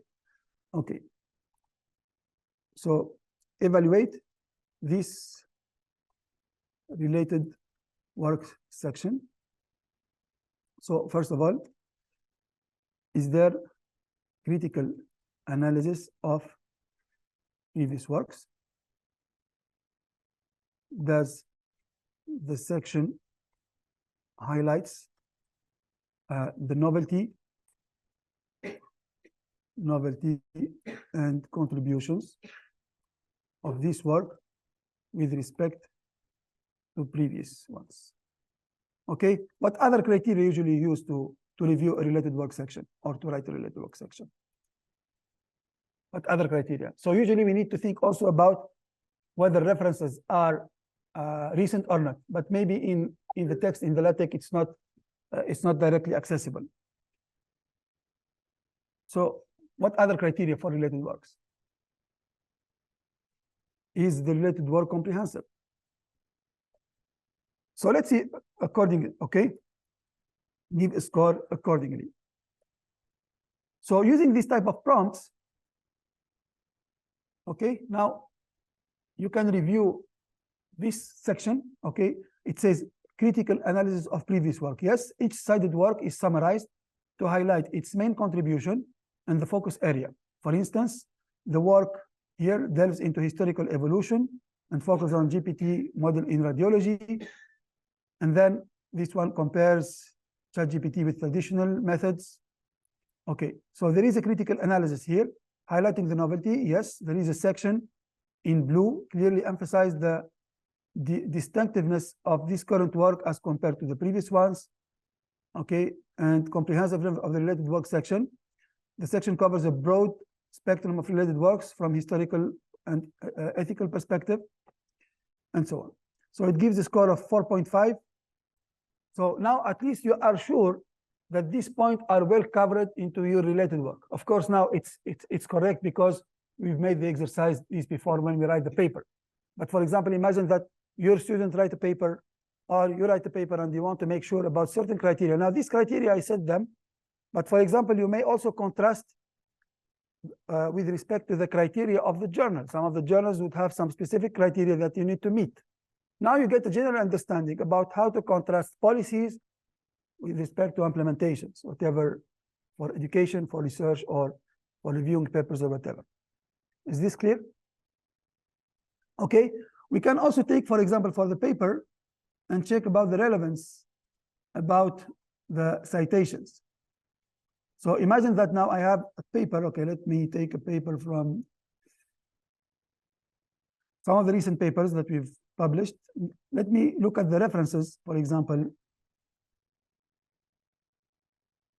Let me take some open access one. Yeah.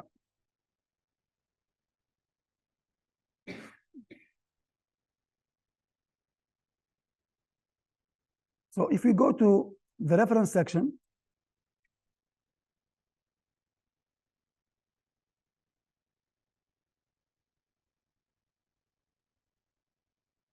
take all these references.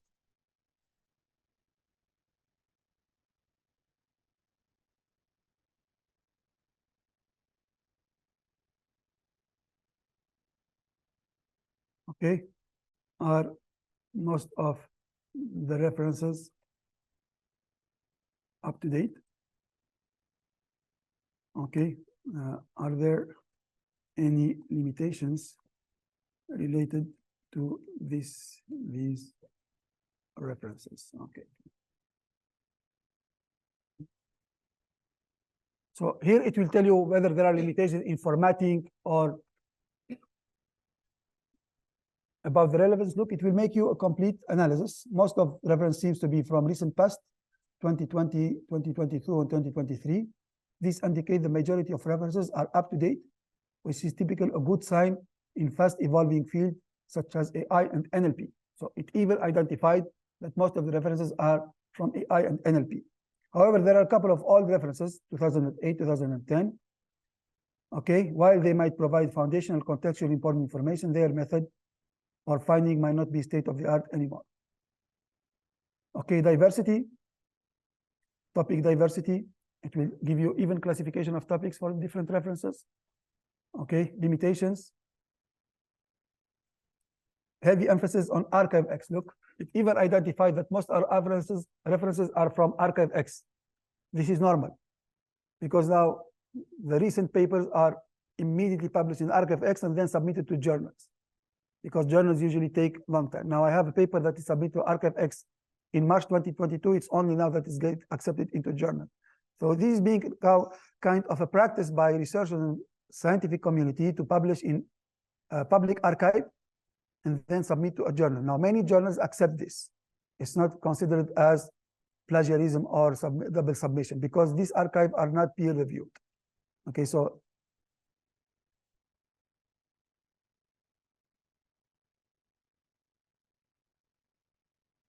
yes, you can make. Okay, are these papers published with top publishers like IEEE, for example, Springer, and so on? Okay, give a statistical analysis. Okay, yes, it will be able to do that. Okay, so you can have a nice look. Published, mentioned. Now we give you all the different publishers. Okay, and how many? So look, most of them are from archive-X. And look, this even helps you to evaluate papers, to evaluate PhD, master reports, graduation reports. You can use it in different contexts for yourself or for reviewing to others, for students that you supervise, in any context. Okay.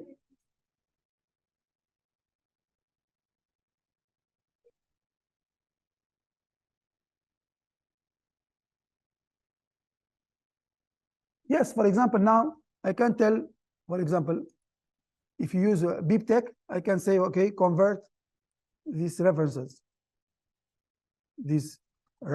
to beep tech. And then I can use them into LaTeX and use them in my paper. That's possible. Okay, but as already mentioned, it's not recommended to use ChatGPT for searching references. Look, now I converted them to LaTeX format. So I can just take these ones, if relevant to me, and I go to which one? Yeah, overleaf, and you have here usually reference. I don't know where is beep tech. Yeah, copy paste here. Okay, so look, it saves a lot of time. So converting from one format to another, it's possible. Even now, if you have LaTeX like this and convert to, for example, Chicago format or any other format, it will be possible to do it as well.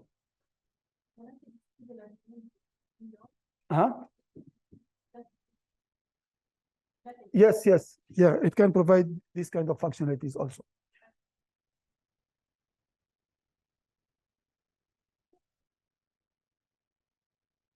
I will write a research paper from scratch, but you can ask a question, no problem.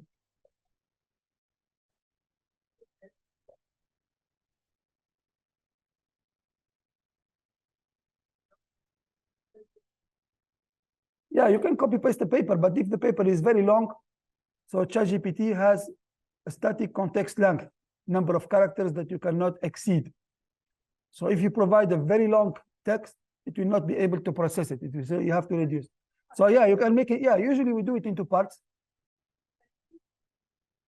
You need to change the criteria because we evaluate the abstract in a different manner, how we evaluate the related works, how we evaluate the methodology. Every section would have a particular prompt. And this is why we made a tool. We made a tool. So in this tool, you can select a section and you select the type of review you want to get, and it will send it to ChatGPT, provide you the relevant reviews. Huh? No, it's not general because it will be. No, yeah, it's up to you. No, it depends on your prompt. It depends on how you want to get the review. You can get it specific, you can get it general. So basically, once you provide the context that is a paper, you can ask any question about the paper. Okay. Now, I told you about, for example, reading papers. Imagine that you want to understand this paper, which is a little bit difficult.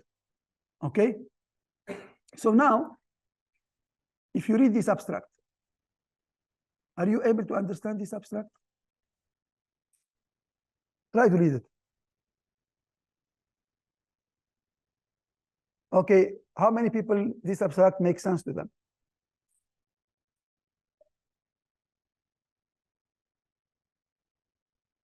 Yeah, it's even very technical for us as people involved in AI. Okay, I know many experts that find this paper very difficult to understand. Now, okay, do you think it's impossible to understand these words? Okay, let's make a try now. I'm going to take this difficult text. I am a non-technical person, and I want to understand this abstract in an intuitive and easy manner.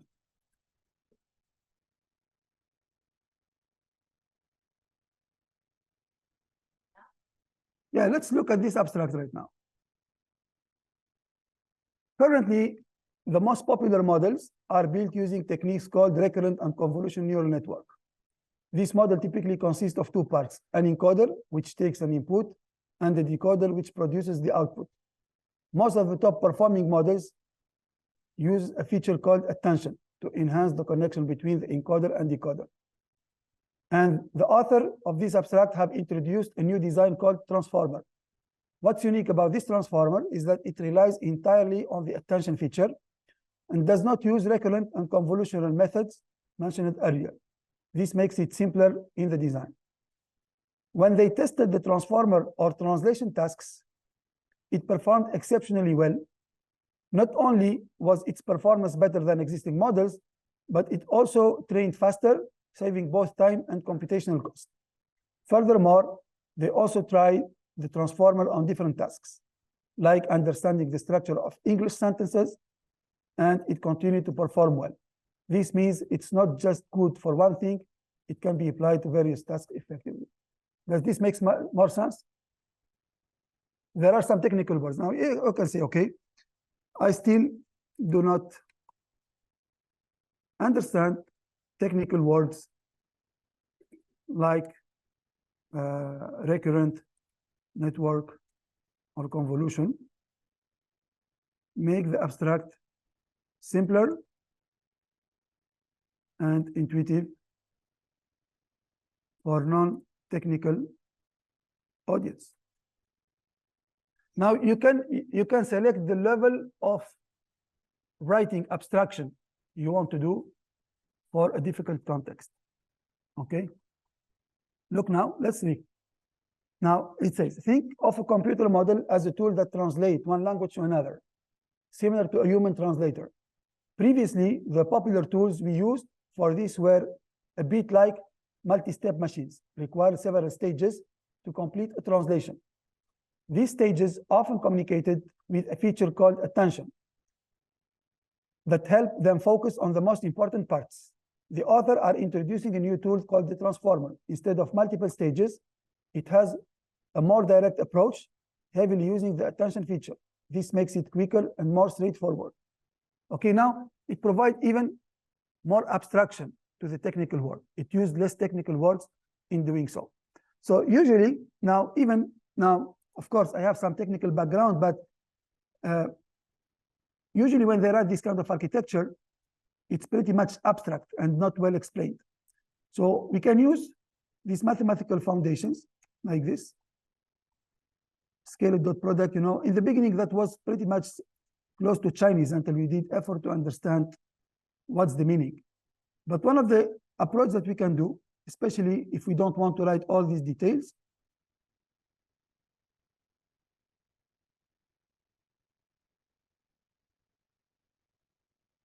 okay, provide a simple summary of this model architecture. And you can later on interact with the text as you want. It will provide you some summary. You can start from a summary. Okay, so for me, I understand many of these parts, but later on, for example, there are a few things that I want to understand better. So first of all, I read a clear summary about the whole ideas. And then, for example, I want to ask more question about this one. Okay, so this was not clear in the paper. Okay, explain me intuitively. So I usually use the word intuitively because I want to start from something that I understand to something that I don't understand, or at least making a relation with some common sense examples. Okay, so you can do iterative prompting about the text in order to extract the information that you want. Okay, of course, regardless of what it's written right now, it's going to provide you more abstractions about this different type of context. Now, imagine that you would like also to understand some equations. Okay, you can take this equation and say, okay, explain this equation to me in a simple manner. Okay, explain this equation. So this is some ways on how you can transform a difficult text. Of course, maybe you don't understand now all these things because of the background, but imagine that you read a difficult text within your area of expertise, you will be able to grasp much better, much faster the information in little amount of time. Okay, even you can just have a summary. You can have a focus on a particular topic of interest. You just provide the context, and then you can ask any question about the context depending on what you want to learn. Is this clear?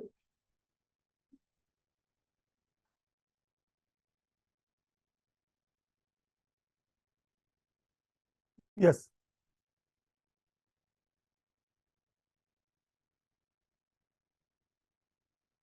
Yes, I will show you. I will show you now when we go to writing a paper. I will show you how we can, for example, from a collected related work, how you can make summaries in a very concise manner and categorizing all these different topics. But we will come to it, inshallah. I have this in my plans. But now I'm just talking about how we can review papers, how we can understand existing papers. Sometimes maybe journals send you a paper to review. It's not necessary that you understand all the concepts. So you can take part of the concepts, putting in ChatGPT, understanding them. I usually do that. For example, some of the topics that I don't grasp very well, I can get the essence of these concepts. So this helps me to read further the paper without having any gap in my understanding. Okay, so this is a way on how we can use ChatGPT to make it easier to understand some complicated concepts. I just wanted to share, I even asked to explain it as if you're explaining to a psychologist. So yeah, I know some of my colleagues here, I have architects, I have linguists in the room. So perhaps even as it relates to your educational background. Yeah, that's possible. You can even say, explain attention for a 10 years old, okay, boy. And for the students in the room, I said for a first-year college student, it also simplifies in that. Yes.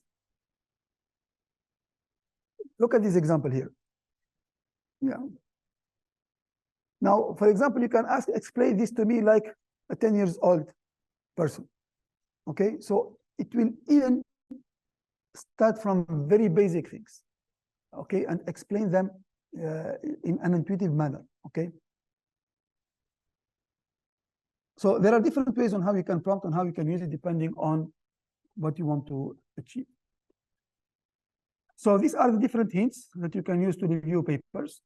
Of course, now, for example, if I use a methodology section, let me check for a methodology section. I don't have here.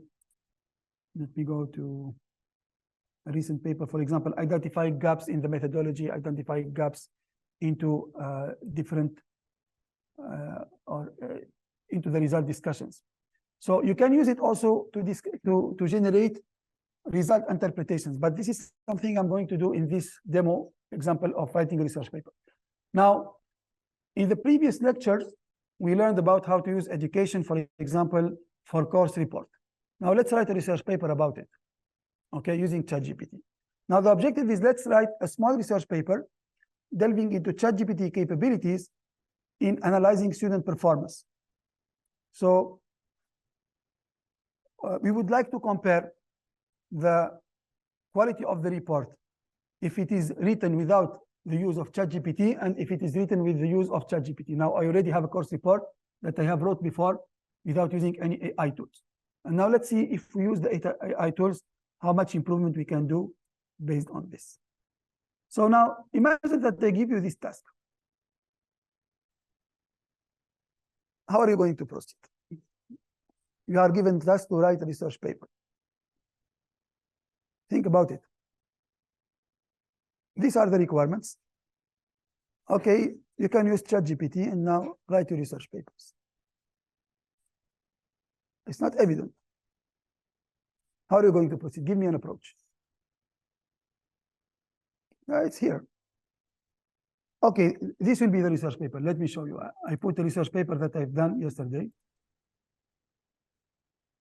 Okay, now ChatGPT transforming analysis and prediction of student performance. Okay. Doctor? Yes.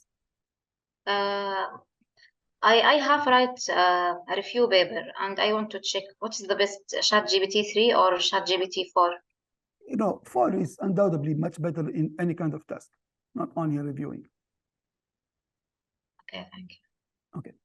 Now, we want to produce a paper similar to this one. Look, the objective here, investigate the capacity of ChatGPT in interpreting and providing actionable insight into the performance metrics of students in CS 102 Programming 2 course, based on the course report I provided. Through an examination of course reports from fall 2019 semester, distinct pattern of course learning outcome emerged. And here, the objective, okay, while prior studies have dissected ChatGPT's educational role in various domains, this work uniquely evaluates its proficiency in gauging student performance metrics. The results intimate a need of pedagogical refinement, especially in teaching advanced programming concepts. So basically here, we're going to write a literature review based on some papers that I'm going to show you, a methodology, how did we collect the data? For example, the data was collected based on the grades, okay, results and analysis, and then analysis of direct and indirect assessment, providing some insights, and finally providing a conclusion. That's basically what I want to do. I want to take the information from my course report. I only selected one information, which is this graph. Okay. I only take this graph and I want to provide some insights, but written in a kind of research paper. Did you get the idea? Okay. Imagine, in simple words, imagine that you want to convert this course report into a research paper. And where you show how ChatGPT was effective to provide insights. And what are the insights that were provided by ChatGPT? This is just a basic example. I can use any other topic, but since we discussed a lot about this one, I find it more common for everyone. Now imagine this scope. What are the different steps? You have ChatGPT on your end. What are you going to do in order to write this research paper? Now you have just a blank GPT-4 interface. How are you going to start?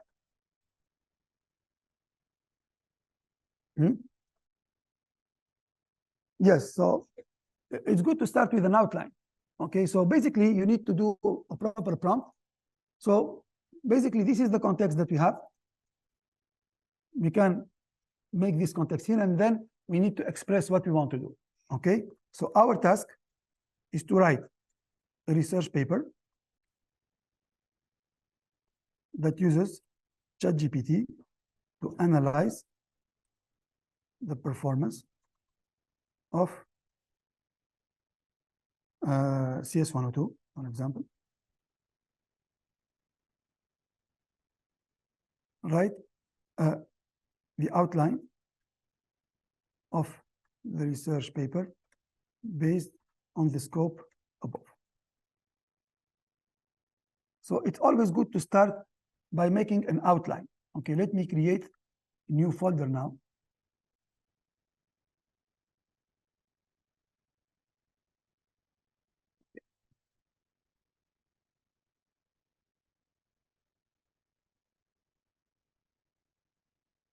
So this is an outline. Okay, let's take this outline and paste it over here. And look, the outline it gave me today, it's different from the outline that was given to me yesterday. Okay, because it's probabilistic.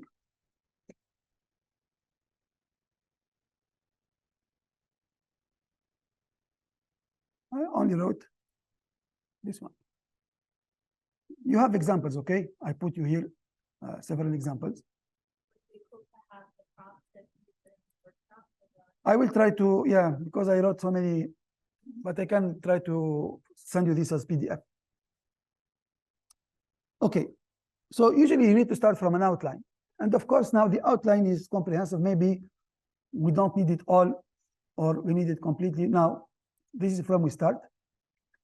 Okay, and now we look about the title. It's very long. What's the next step? Writing what? Hmm? Yeah. Yeah, we will, but which section are we going to start with? Now, imagine that you agree on these sections. Maybe we'll reduce later on. Huh? Literature review. So literature review, yes. What other suggestions? Abstracts. Title, data collection. Now imagine that you have your data, we have the data, you have everything. Now we just need to focus on writing. Contributions. Okay. What will be the contributions here? What are we going to write the contribution in the introduction usually? Okay, so usually here, you know, when we write a research paper, usually we start by writing an abstract. And this abstract will represent like what we want to do in general. But believe me, 100% of the time, the abstract needs to be completely changed when you complete your paper. Okay. Okay, huh? Yeah, it's usually the last thing that you write. Now, usually I write this in the beginning just to have an overall scope, but later on I will change it completely when I finish all the paper to reflect what was done in the paper. It's still not a bad idea to draft an initial summary, but don't have in mind that it will be static. So now I can write a summary, okay? So this paper, because, you know, especially when you are different co-authors, it's important to align your ideas. And having an abstract well written in the beginning, at least will give a common understanding about what you are trying to do, okay? This paper deals with evaluating student performance in CS 102 course, fall 2019. Okay.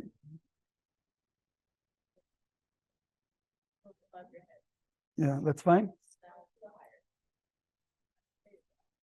Okay. Student performance in fall, okay, at Prince Sultan University. Okay, based on the course report, we will analyze the direct and direct assessment. Okay, assessment. Okay, the direct and indirect assessments of this course, and extract some insights. So this is basically the rough idea, okay? Can we add something here? Our result shows, and this is something that we don't know in advance. Okay, now I can use this abstract as it is, or I can say, okay, improve this abstract, okay? Start with a problem statement. methodology, and then okay, because I don't know the result right now.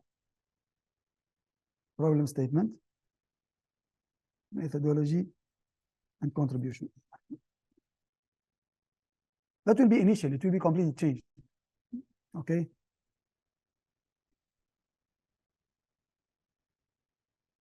Okay, let me rewrite this as a single paragraph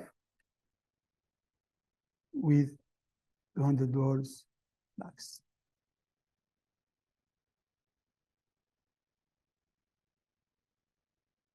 Okay, that could be an initial draft here that we can put in the abstract. And look here, it tells you the research objective, methodology, and finding. Now you don't have the finding. Okay, so putting in mind that this is going to be changed later on. Okay, it's not final. But here, look, if we read the abstract, accurate assessment of student performance is essential in refining curriculum delivery. This is the problem statement. Okay, now what I wrote is correct, but probably I didn't comply to the standard of writing an abstract. Of course, I can do that. I need to spend more time thinking about the problem statement, trying to formulate it as sentences and so on. Okay, but now from just a very simple context, GPT was able to elaborate more on the problem statement. So you can see the amount of reasoning behind to be able to draft something consistent similar to this one. Okay, and now it took my context, it drafted the things, the methodology also. By systematically analyzing these metrics, we aim to identify patterns of achievements, pinpoint strength, and recognize areas that need enhancement. So this is typically what we do when analyze a certain course. Okay.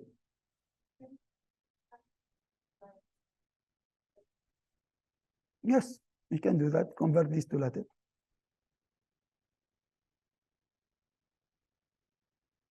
Okay. So it will just add the document class and all these different type of things. Of course, it must add abstract here. We can add the abstract tag and so on.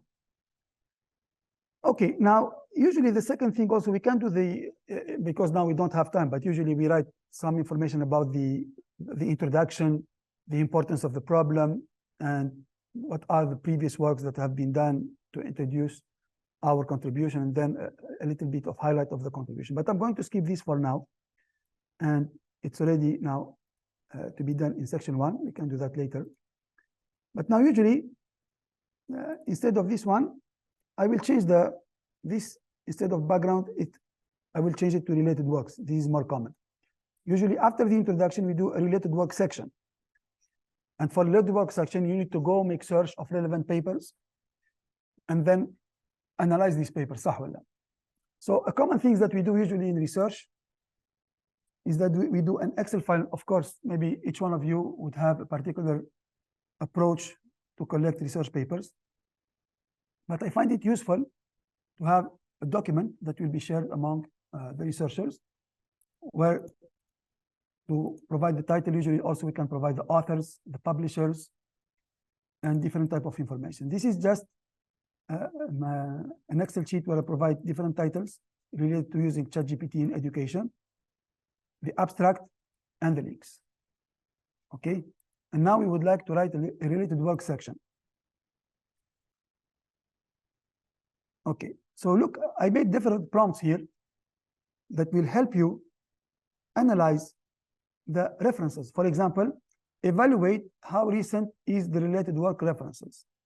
And now ChatGPT has even awareness about the current date. I did this yesterday. It says now, given that the date is 27th of October, so most of the references are recent now. So how can we do that? I will take these references here, put them in ChatGPT, and I will put the prompt. Evaluate how recent are these references. Which?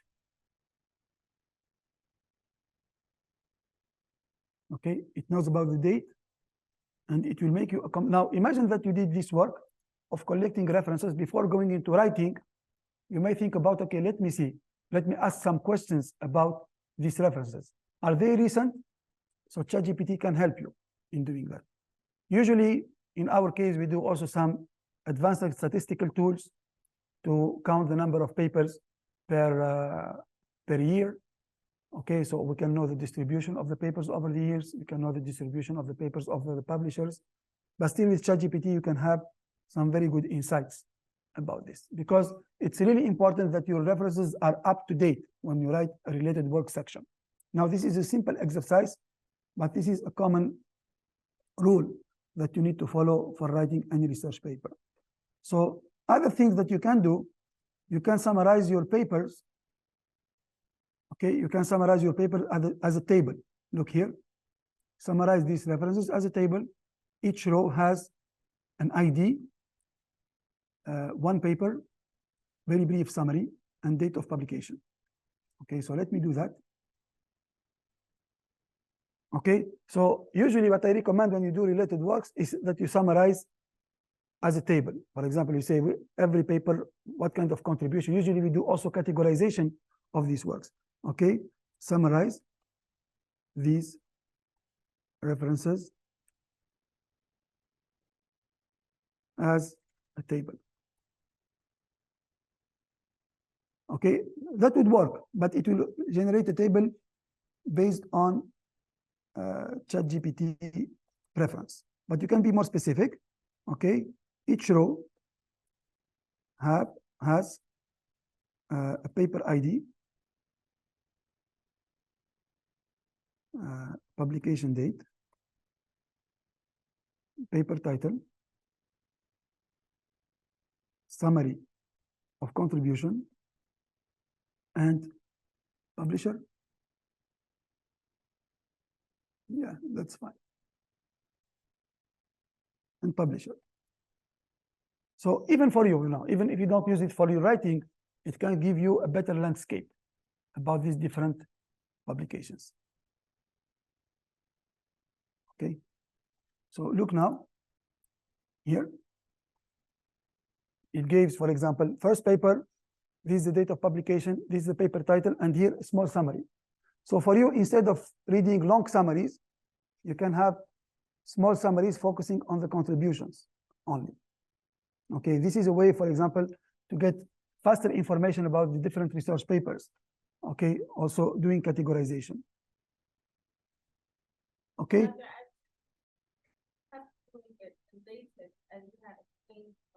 Yes. And I noticed that recently, just recently, now it's holding on to whatever I've asked. So you have to start a new chat if you want. Yeah, this is not even in LaTeX. This is just a text table. But why did that we can ask that? Yeah, it's sometimes, sometimes random. Sometimes I wanted to do like I've done here. Yeah, but we can change to another, but I don't think it's going to solve the problem. Not necessarily. Yeah, no. Okay, so you can see now it's providing summaries. You can convert this to any format if you want. LaTeX, I can change this to LaTeX if I want to integrate it into a LaTeX. Okay, for example, convert this to a LaTeX table. So you can copy paste this LaTeX table, put it into your LaTeX file overleaf, and you will have a comparative table between the different related works. Okay, so a lot of time. Yes. Now there is a tool, okay, that is called LaTeX table generator.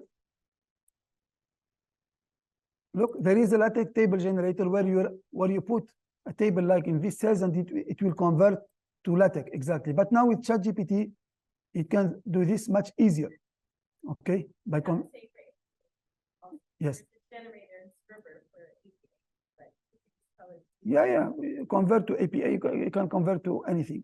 And sometimes it doesn't work out of the box. So if you get warning, you can provide the errors to ChatGPT and provide you solutions to LaTeX integration. This is also common that it can happen. Okay, so look at here also. I said categorize this work into two categories.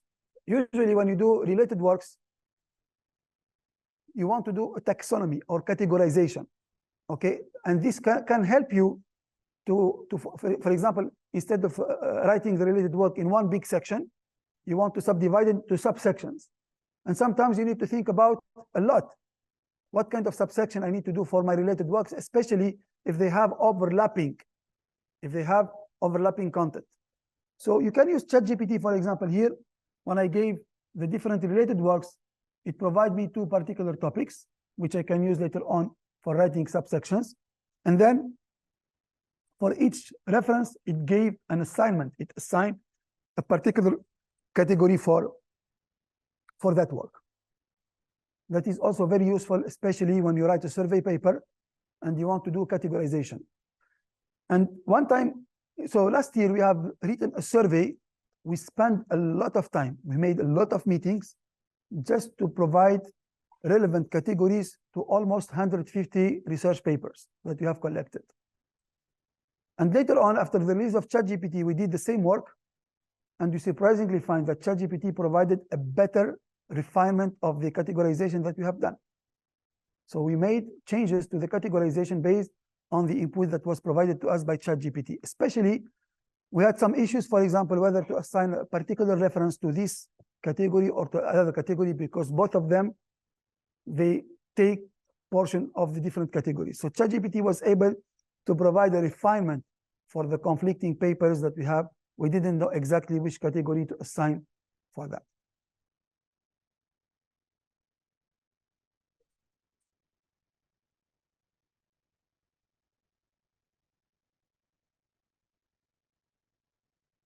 It can, but it's not recommended.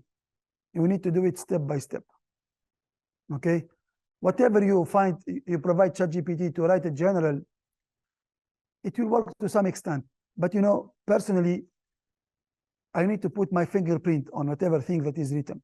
Okay? ChatGPT is just a writing assistant. It's not replacing on how I want to write things. Okay, this is different.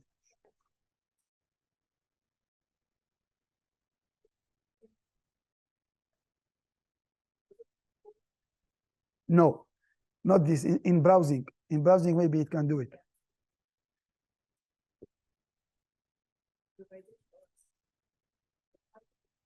Yes, yes, yes. Okay, so look now, all this work that we have done, okay, it can help writing a literature review section.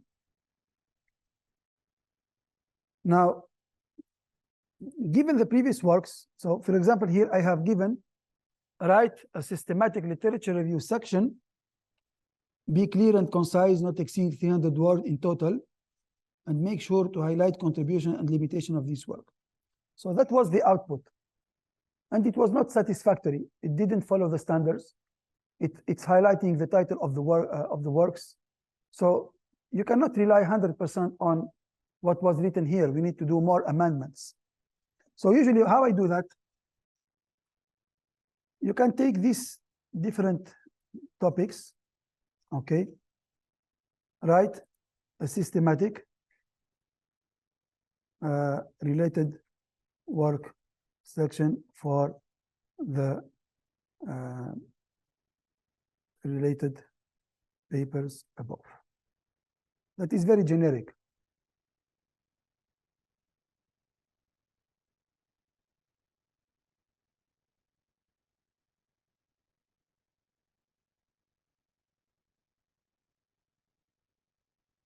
Look now, it took every paper and make a subsection for every paper. Okay, because I didn't provide sufficient prompting to optimize the writing of the related work section. So yesterday I get a lot of issues also when I try to do that, until finally I made it write it in a proper manner. This is the way that we are used to have a literature review. So look at the prompt that I have done here. And this is what it makes difference.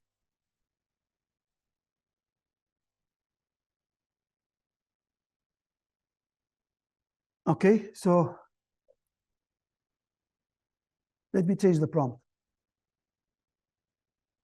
I don't know what's this about. It seems that it has written it in LaTeX. Okay, now, right? Okay, let me take that. Okay, right? A systematic related works section. Okay, be concise and do not exceed, for example, 300 words in total. Okay, make sure to discuss. Okay, I think I written here the contribution and limitation. The contribution and limitation of each work. So this is what actually most of the people are missing.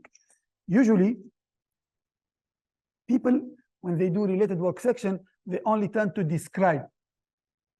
Almost 90% of the related work section that I read, especially from students, only describing related works. This is not sufficient at all. You must have in-depth analysis. And of course, now I taught you a way on how to analyze your related work. You can make a criteria. Did it make critical thinking or critical analysis about the research papers? And then you want to improve with respect to this criteria. Now I can ask here to make sure to discuss contribution limitation with technical in-depth.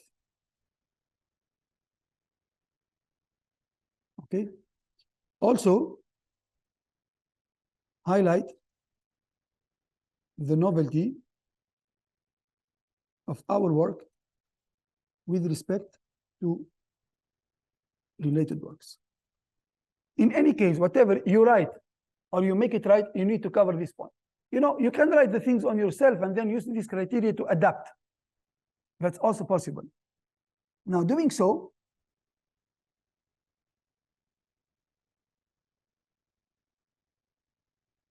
okay, now it's using the reference numbers. And look now, let's look at every work. Okay, so recent advances has exhibited the varied application of ChatGPT in educational context. This is the broader scope. An examination in data science education revealed the potential of ChatGPT as a teaching tool, emphasizing the unique facets that differentiate data science education from other fields, and hinting at the transformative potential of integrating ChatGPT into the curriculum. However, the mathematical prowess was critically examined by another study focused on the Vietnamese National High School graduation examination. While ChatGPT excelled in certain mathematical subjects, it struggled with more complex topics and graphical data interpretation, even though it's performed on standardized tests like in STEM math. So here, it provides the benefit of each related work and also its limitations. And this is pretty much what we want to do. Okay, same thing here. Okay, so it pretty much focuses the things. Finally, we need to provide the technical novelty. Most of the students, most of the researchers, they don't even specify what would be the novelty of the work with respect to the previous works. Now, here, contrary to existing literature that either praises or critiques isolate capability of ChatGPT, our work provides a comprehensive examination of its application across varied educational dimensions, critically analyzing. Now, here it didn't take the context because we have opened a new one. So I can provide again the context. Sorry for that. We need to provide the scope. Where is the scope?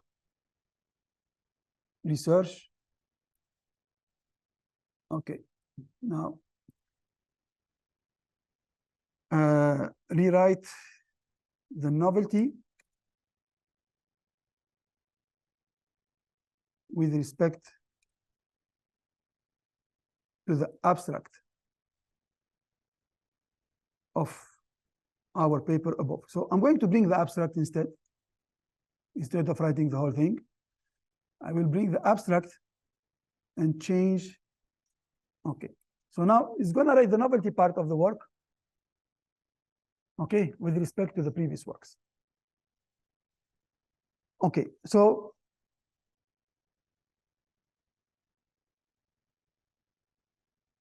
yeah.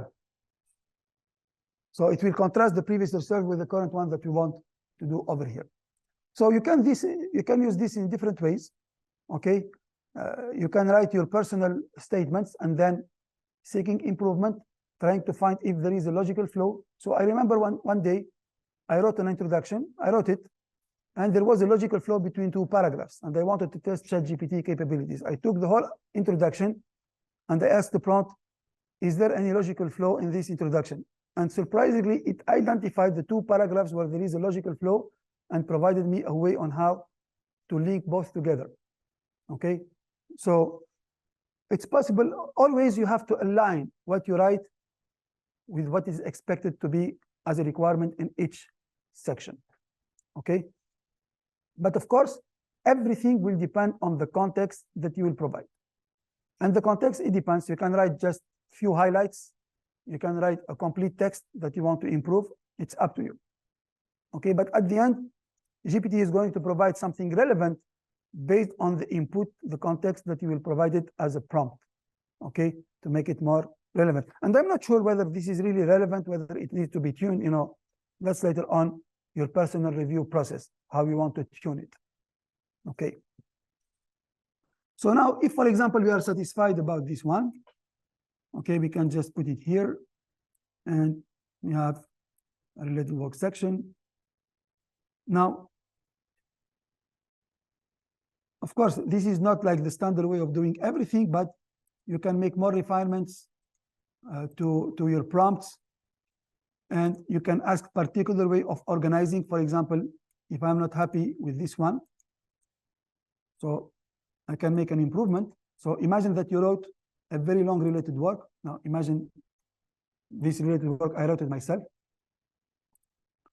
Okay, and this related work section is not well structured. I want to divide it into subsection where each subsection discusses a particular category of works. Okay, categorize the related works and update the section into and organize the section as subsections based on the categories. So it can help actually improve the readability of the related work section, but now it didn't understand well what I want. It made it as a bullet point, so I can refine my prompt just to make it as paragraphs. Okay, I didn't like this one, so I can make more refinement. Write it as paragraphs similar to scientific papers. Okay, because sometimes it even forget about the prompt that because I have changed the prompt here. Okay, so let me bring some of the guidelines.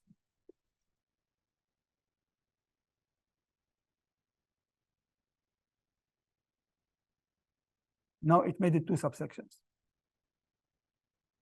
It made two categories, ChatGPT in data science, ChatGPT in mathematical competencies. No, it makes on, yeah. So you see, it's not evident now. It didn't, I can say here in two categories. Into two categories. Of course, this prompt now is just for learning purpose, but later on, it's up to you to decide, starting by doing categorization, then doing the refinement. I'm just going to give you some highlights. Okay, it made ChatGPT core academic subjects and specialized learning context. We can remove these different type of subtitles and so on. Okay. So these are some different ways on how we can work on related work sections based on data that you collected. Is this clear? Okay. So I give you a lot of examples here that you may follow. And now about the methodology also. So here it gives a methodology that contains too much subsection, but it's not necessarily that you are going to provide to write all of these things. Okay. Now let's go to the methodology here.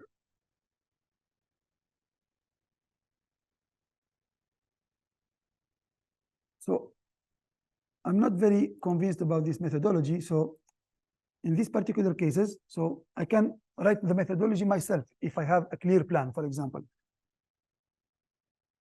Let's follow the methodology similar to this one, which is about data collection. And then, okay, let me do it like data collection, data pre-processing, and then results. Okay, so here, data collection. Okay, methodology description.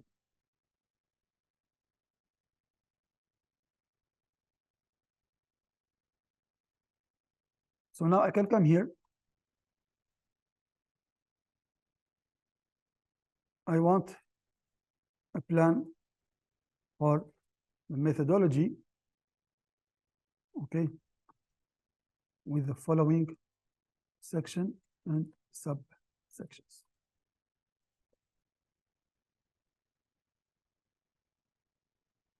So it will give me some insights, what kind of information I need to provide in the data collection section and what kind of information I need to provide in the methodology. Okay, it's not necessarily that you need to, but at least it gives me some insights. Source of the data, for example, the data was taken from CS102 course. Okay, sampling method, this is not relevant. I don't do any sample. Data collection tools, okay, time frame, and so on. Because this is like the process for any data analysis study. Now we have a particular type of data. Now I'm going to take this here and so I will provide some answers. So the data was collected from grades in CS102 course, programming 2 in Java, on object. So this is the context that I'm providing. So that later on the generation will be very specific to what I want to achieve. Okay. On object-oriented programming. Okay. We used assessment achievements collected in the course report about that and indirect assessments of CLOs. Also, grade distributions were obtained. Okay. So this is just a very brief description of the context. Sampling method, we don't have a sample, so I'm not going to use that. Data collection tools. No need because just grading. Time frame. And this was during the fall 2019 terms for CCIS students at PSU. Okay, ethical consideration, for example, information about students. Okay, information about students were not disclosed.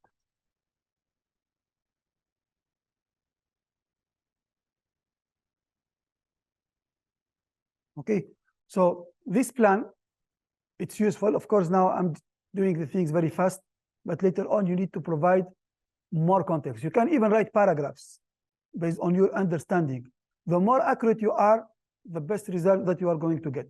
So now what I'm doing now is that I'm letting ChatGPT doing maybe 90% of the work, but this is not the correct way. In principle, you should write all the important information in your own way. It's like you write it from scratch. then let it do the proper re-engineering of the writing of the logical flow and so on. Okay, usually you need to populate all of this. But now if I'm going to do it, I'm going to spend a lot of time doing that.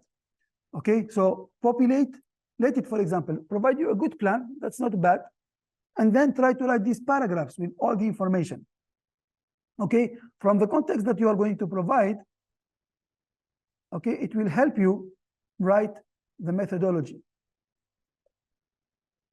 No, because look, I provided this, I didn't ask about the question, okay?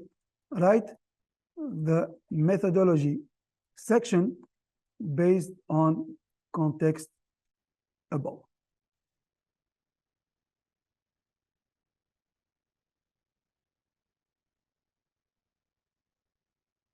Okay, and now based on the small context that I provided, it's able to write the different sections in a very professional manner. Of course, it needs tuning, it needs alignment with what you want to do. Okay, and look, now it addressed almost everything based on the context. But I already mentioned to you, you need to make effort writing things here on your own. Okay, so don't keep ChatGPT doing most of the works. Try to write and then make refinement. Okay, like you write something, you give it to supervisor, please review me whether there is room for improvement or not. I'm doing this just on a rush because of the time frame of the training, but in principle, you should provide all details. Now, if I read this one, it's not probably the perfect way because he tried to improvise many of the details on its own. But if, for example, provide more context information from the course report, more additional context, then it will be able to provide much better output on that information. Okay, let's assume that this was done in a proper manner. We can have now a methodology section. Okay.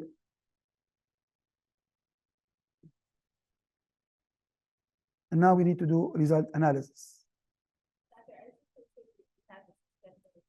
About citing ChatGPT and how some journals are requiring people to state that. So what would you say ChatGPT was used to refine the paper, or I mean, what have you done so far? Yes, yes. Now, for example, if I take you on one of my papers, okay, for example, ROS GPT paper, I think, RxIV, we used to do that. ROS GPT RxIV, it's not here, preprints. Yes, we used to do that in some of the papers. Now, if I go to the PDF,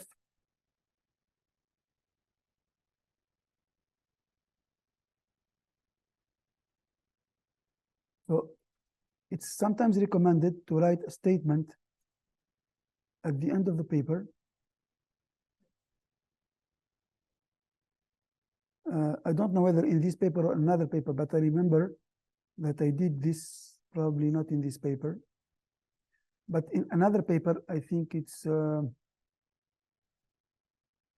don't remember in which paper, but we put, how did you use ChatGPT in accomplishing? موجود? No, it was not. It's not that statement. Right here. No, no, no. There's some more, but this is the interesting one right here. How do you mention it? No, no, I have a paper. I think it's the survey paper that you have written. Just let me.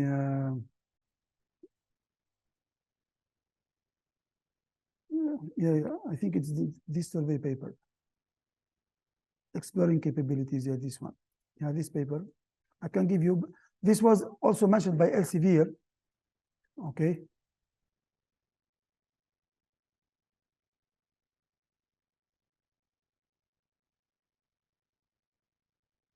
Even this?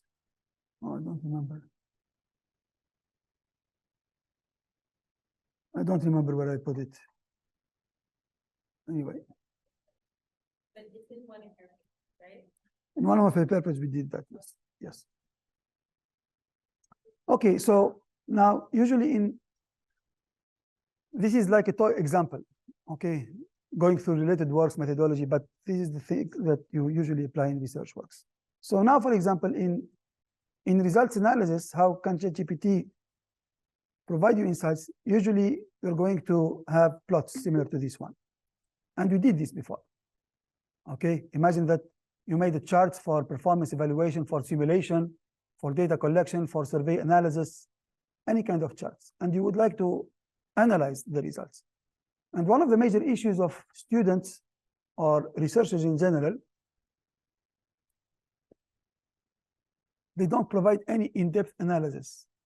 They merely provide a description of the results. For example, now, if I give this to PhD student, how he will describe these results?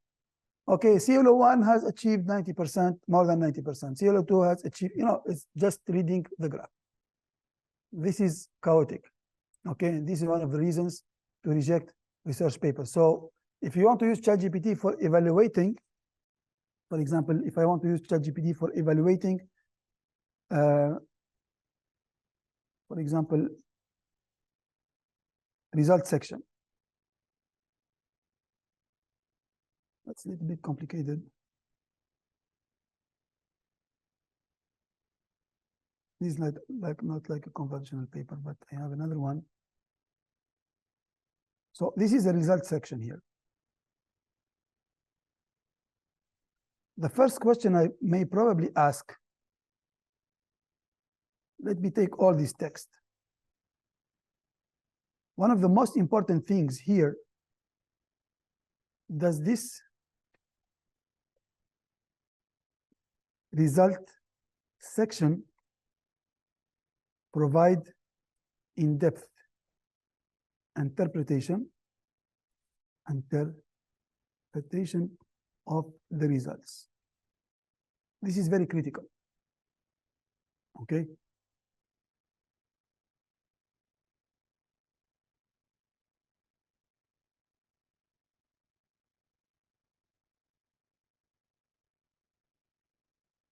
Okay, look now.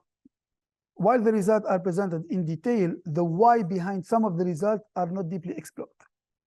This is one of the pitfalls. Okay, because usually when you describe a result, for example, now, if I'm going to describe the results here, I need to say why. Okay, it's not only describing what's happening here.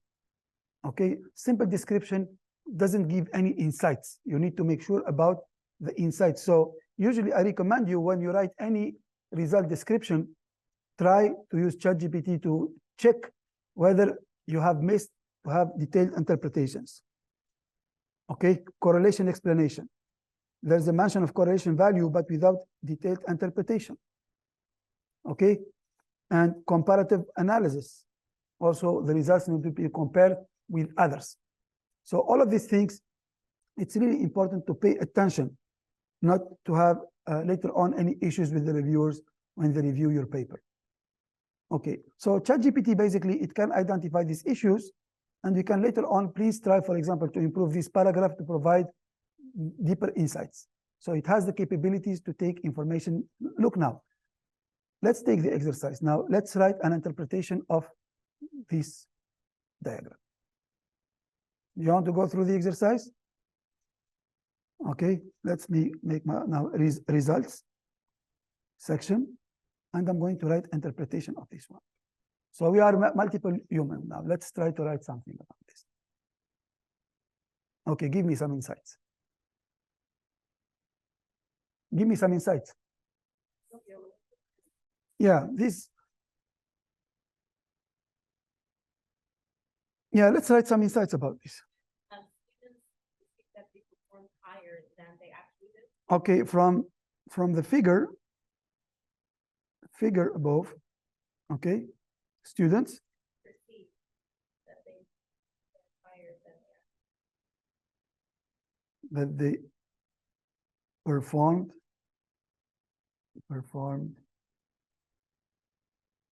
higher than they actually did. Okay, how now? Did you provide the why, or how did you get this from the figure? Okay. Okay. Why? Because what?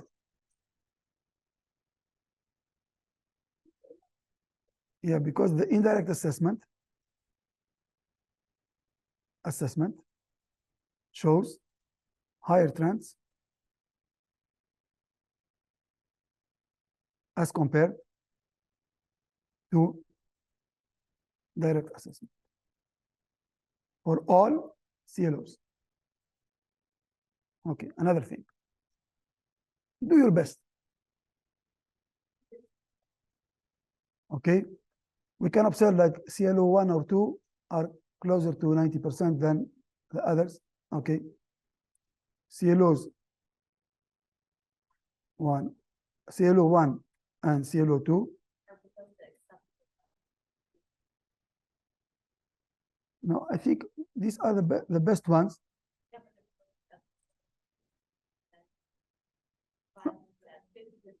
For the students in the class, and yeah, 1 and 2. Okay, are showing better. Okay, so don't forget about the CLOs, by the way. Okay, let me bring you the CLOs because you need to reason about what you have, right?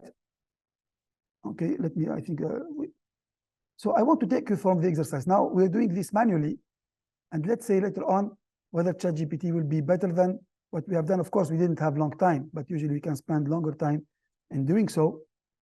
What are the CLOs? I think in the course syllabus, course spec. So this is the exercise that we used to do before.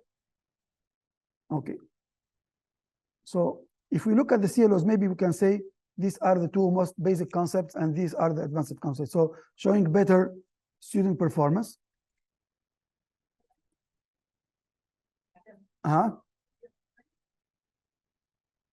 And 3, okay. Okay, yeah. And CLO 3.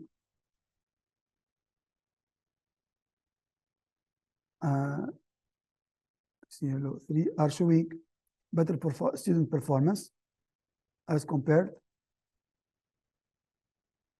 to CLO 4 and CLO 5. Sufficient? No. What's the insight? You know, most of the researchers, they do that only. And this is not sufficient. فهمتوا الآن إشكال؟ These most of the researchers will only write this short statement below.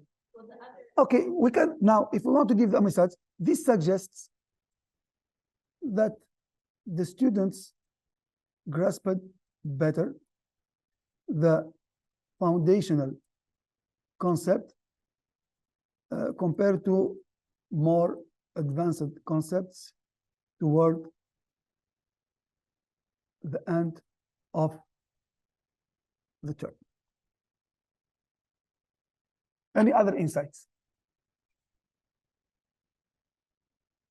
Now, recommendation for improvement usually. It's possible, but it's tedious work, right? Okay, now let's see the magic here. Now, of course, we did that before. Okay, I'm going to do it again. I'm going to paste. Okay, now, based on the CLO assessment in the figure, provide an in-depth analysis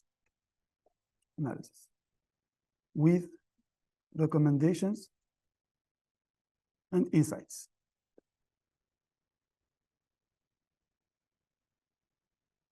Look now, this is a very general thing. Okay. It will do similar to what it has done before, taking one by one. Is this the proper way to write it in a research paper? No. But this is good for you to get an initial insight. Now, there are two options. You can take all of this and then write them on your own, maybe provide you more insights, more observations. But also we can do prompting to write this for a scientific paper. Okay, now I will let it complete everything. Okay, I want to write these insights and recommendations in result section of scientific paper. Okay, write it again while following the writing standards of scientific papers with rigorous analysis of the results. Okay.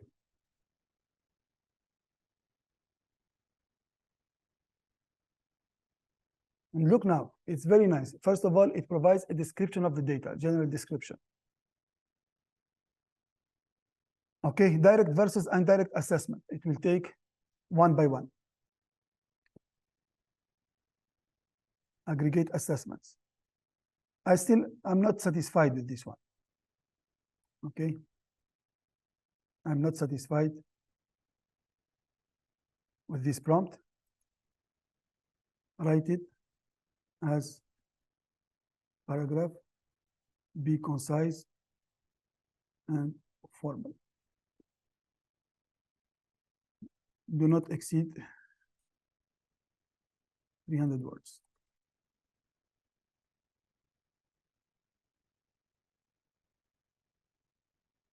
Doctor, as it's generating, I was just thinking about the thought that although you plan to write this as a research paper, even in terms of our annual program assessment reports, providing some insights why students don't perform well in certain learning outcomes, there could be some literature review there. And so there's, you have a purpose for research paper for this exercise, but I'm thinking even as a white paper within a college, it might be really. Yes. Now, look, you have the ability to formulate the writing in the way that you want. There is a difference between this one, which looks more for a report, and this one, which looks more for a research paper. Look at the way. Now, it's more synthetic in this way. And this is how the writing style that we do in research papers. Yeah, but we could say it also for accreditation purposes, right? For accreditation, yeah. Now, because now the topic is about research, so I just try to find something that everybody understands as educator, which is these type of things. But now you can project this to your scientific research papers following the same methodology that I provided here to improve the writing or to review your writing about paper before submission, because the objective is to maximize the likelihood of being accepted, okay, reduce the rejection rate, and not provide like silly errors that would cost time for your paper to get accepted. Excellent example of like meta-analysis across different research on the topic, like over a decade. Have you seen any examples like that in the field so far? No, there are some studies that prove that ChatGPT provide tangible reviews to research papers similar to humans. This is one of the best papers that I found that actually confirms that ChatGPT can be used for critical reviews like what we have done. Okay, look now at this writing style. It's more in line with the standard that we do to write research papers. Okay, so now with the prompting skills, you can help improve, write, draft, summarize, categorize, all these different type of things in shorter amount of time. But believe me, this is not also an easy task. And I'm thinking about making a competition on ChatGPT on multiple tasks. And this is just to show that the capabilities of people are completely different in using this tool to achieve the objective. And I will make the grading automatic as well. Because people may think, oh, that's by ChatGPT, but there is an intellectual property behind how you can drive ChatGPT to do this kind of output. Okay, because some people may be, okay, they will ChatGPT, they will copy paste this in a paper, they can convert it to LaTeX, but this is not the standard way of presenting a research paper result. There is still human skills in the loop, okay? Even with the advances of these tools, there is still human in the loop required in most of the cases, especially in advanced cases like, for example, writing papers or grading exams or doing this kind of stuff. Okay, But as the machine is getting more maturity, maybe human in the loop involvement will be with lesser weight. You want human in the loop. Yeah, human in the loop now in the context of generative AI, still, I mean, still we need human in the loop. And look at, this is a nice. Now, if we look at the structure here, okay, look now, I will take this one, and now writing a conclusion. Okay, let's go to the conclusion.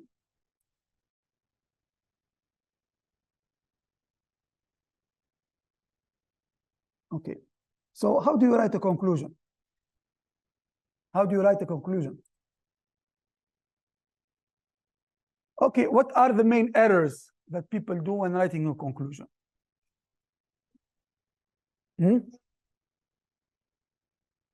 Wait, what is the structure of a conclusion? Yeah, a conclusion usually starts with a synthetic summary, okay, and main lesson learned, then providing insights and limitation of the study, and then highlights the future works. And several people don't follow the standard, or they follow it partially. Many people just try to rewrite the abstract in a different manner. Okay, now it's possible you can write your conclusion, but for example, now write a conclusion that makes a systematic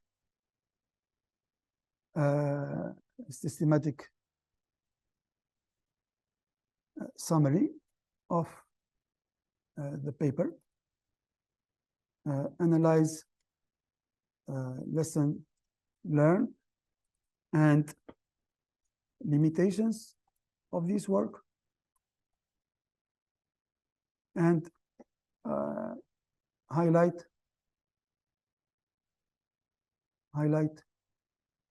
future works.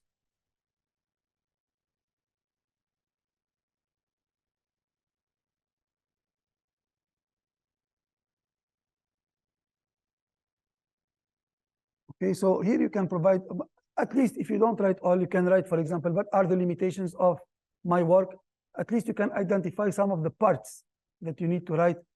Okay, whether now you take this for granted or you change it based on your need, at least you must know whether your conclusion fits the requirement of a standard conclusion and not to miss any of the insights. Because for a professional reviewer, for example, if you don't put limitations, and now, you know, not all the reviews are up to the quality, but I mean, if you want to have a quality review, now, inshallah, when we release the tool about automatic review, this kind of pitfalls are not going to be ignored.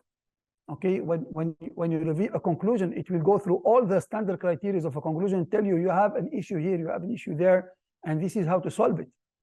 Okay, this is how we can also improve the writing quality of papers using generative AI. And here are the future works, for example, here, because I didn't provide more context, but look, for the study I've done yesterday,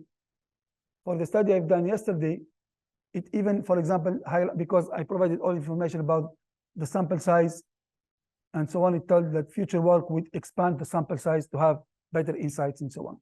Now, it's now to write the abstract. So usually, after finishing the whole paper, similar to this one, we can take, so I will take everything except the abstract. I will take all of this one. Okay, and we can bring it here, all right, and abstract for this work. Okay, I need to be more specific. Okay, 200 words. This is the standard length of an abstract.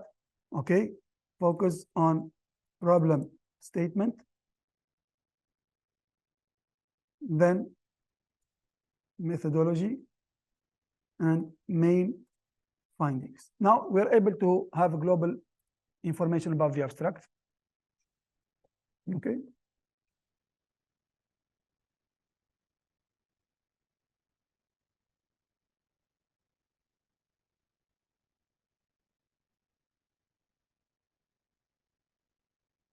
Provide the summary of the finding.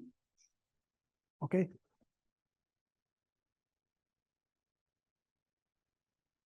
Yeah, of course, we cannot copy the full paper in practice because it's going to exceed the context length of ChatGPT. It's usually 4,000, not characters, but tokens. It's called tokens. It's part of the word. Okay. So you can try to have as much context as possible. And the context is going to contain both the prompt and the completion, both together. Okay. Okay, and you can use, for example, imagine this is one of our paper.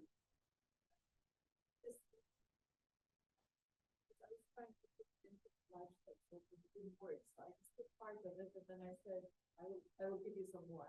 And I added the rest, and then I said, now go ahead and do everything. Yes, yes. Yes, yes. There are many ways. There are many ways. I mean, what I provide you is different type of capabilities. Now it's up to you to do your algorithms and implement this for your own benefit. Okay. Now, for example, give a title. Usually we brainstorm about titles. It can give you not only one title, but many titles. Okay. Look now, for example, if you don't like this title, provide me 3 possible titles. Very attractive. Okay. Or yeah. You can also require to put some keywords in the title if you want. Okay. You can also ask, for example, now when I did this paper, it was in the beginning of ChatGPT. I asked it to provide me an acronym. Usually I want to put an acronym for my papers. Okay, so it provides me different type of acronyms. I had to choose one out of this. So it helps in brainstorming as well. Okay, now you can find different type of titles. You can choose the one that would fit better. For example, yesterday when I did the exercise, it provided me a long title and say, no, I want something smaller. So it provides you something smaller. Okay, and it can help, for example, to improve, to reduce, to modify existing abstract, existing introductions, many different ways. So now I'm working on providing this type of tools for even people who don't have prompting capabilities, so they can use through interface, like a tool that we're developing right now, review anything. It can provide you a review of any research paper based on the section that you want, and provide you insights on how to improve. Hmm?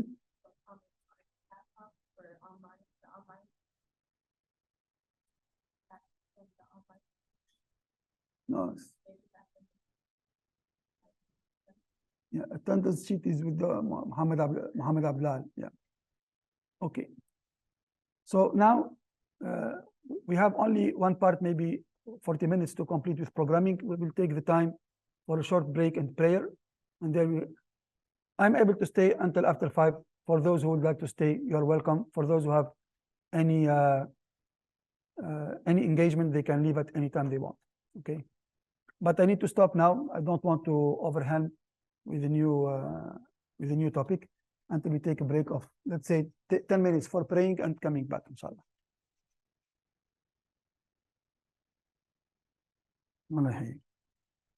Huh? You're welcome. Going online again. Sure, sure. All right. Have a good night.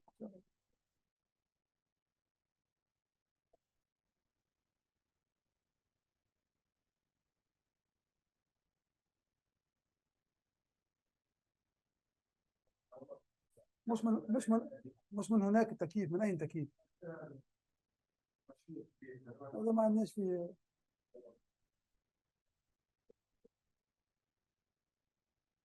تكييف دائما مشكلة عندي.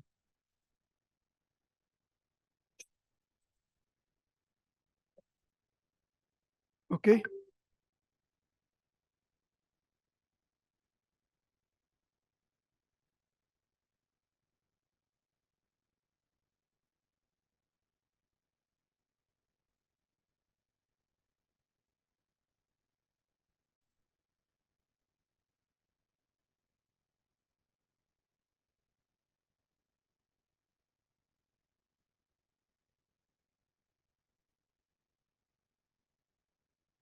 اوكي الصوت واضح؟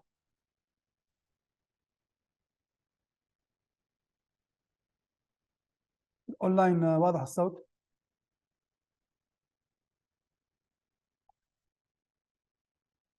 Okay, so we get started.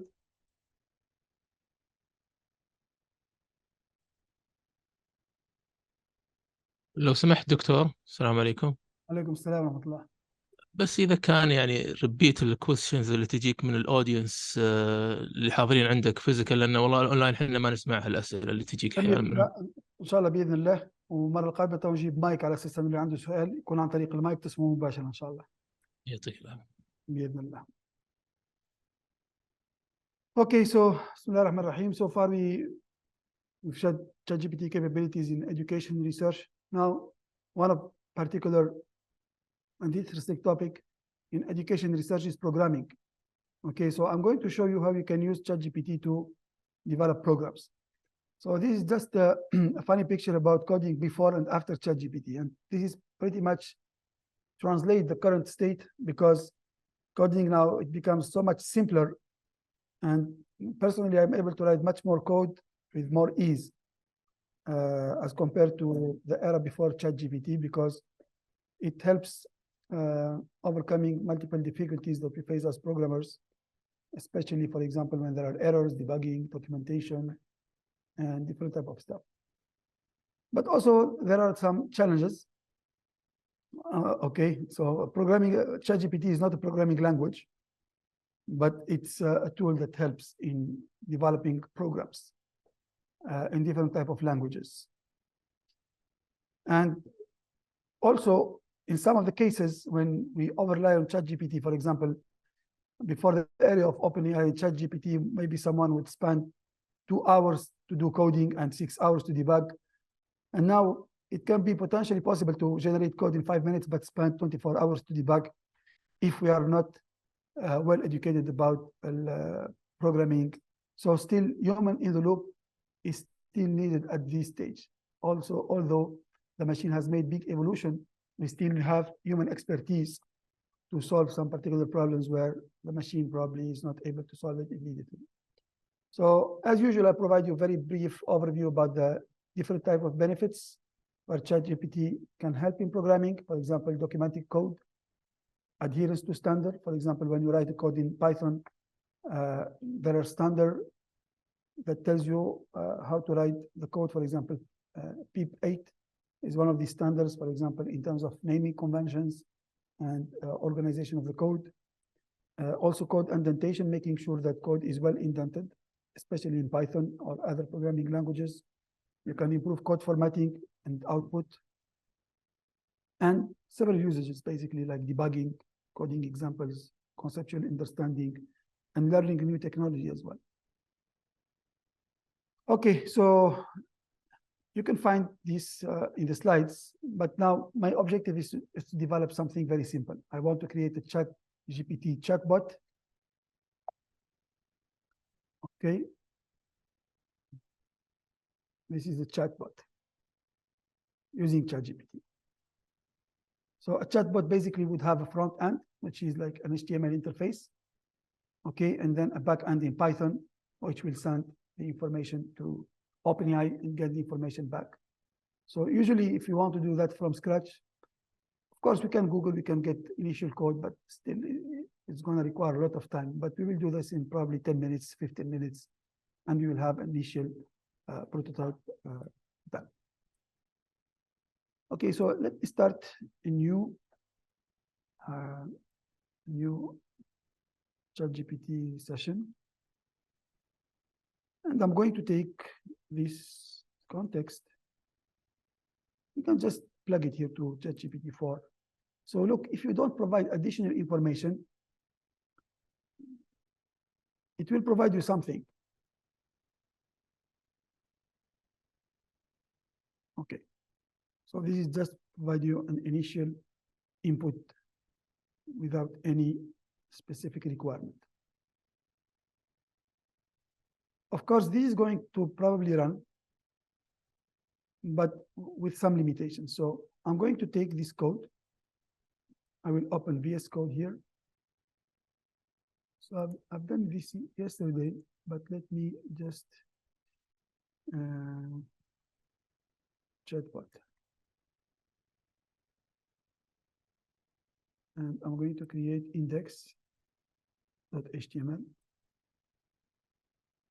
and copy paste the code over here. Of course, now as a programmer, I'm able to understand all this kind of stuff. For example, this is a function that will, when we click on the button, is going to send a post request to a backend server. So I assume that most of you are following me. You are computer scientists.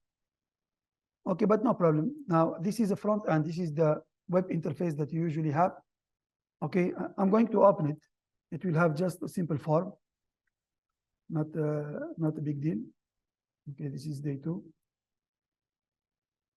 It created a chatbot similar to this one. So yesterday when I did it, it created me something similar to this one.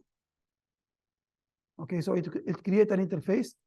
You put your question, you click ask, you will find the response. This is chatbot, right? When you use a chatbot, you have, what is artificial intelligence? So this is how we ask ChatGPT. We're going to have a box here where to write a question. Okay, let me close this one. What is AI? And I want to press ask and get a response here. That's a chatbot, the basic functionality of a chatbot. So this generates an automatic code, which will basically tell, I will send this request to a backend server. So usually, or maybe people who are not aware about programming, I can make you a simple drawing. Okay, so we will have here, this is like our HTML. Okay, and you will have a server, a Python server.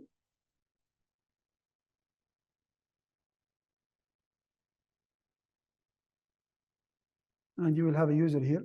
So the user will be, so this is HTML chatbot. And the Python here. And here in the background, we will have OpenAI. Okay, OpenAI ChatGPT. So basically, this is the interface that I have shown to you, which is this one. It's going to send ask request. Okay, so this will be represented as ask.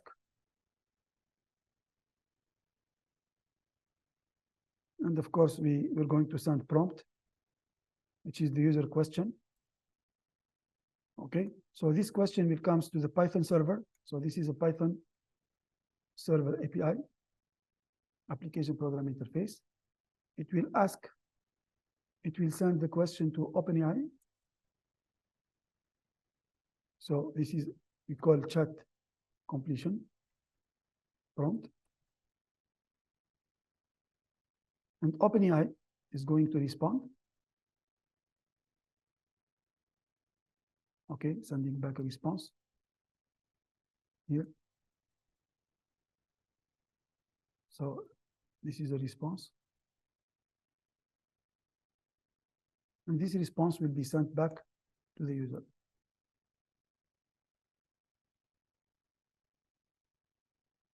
Okay, this is the process. So now we have in front of us this interface where we press ask. And now I need to activate the Python server. So this is now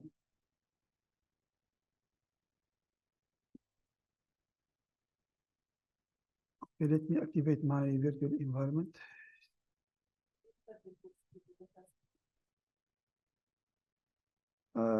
You can use any editor of your choice. Okay, but I really prefer Visual Studio is pretty much a nice tool. Okay, what is day 2? It's not. I think it's with the space. Okay, and say the chatbot.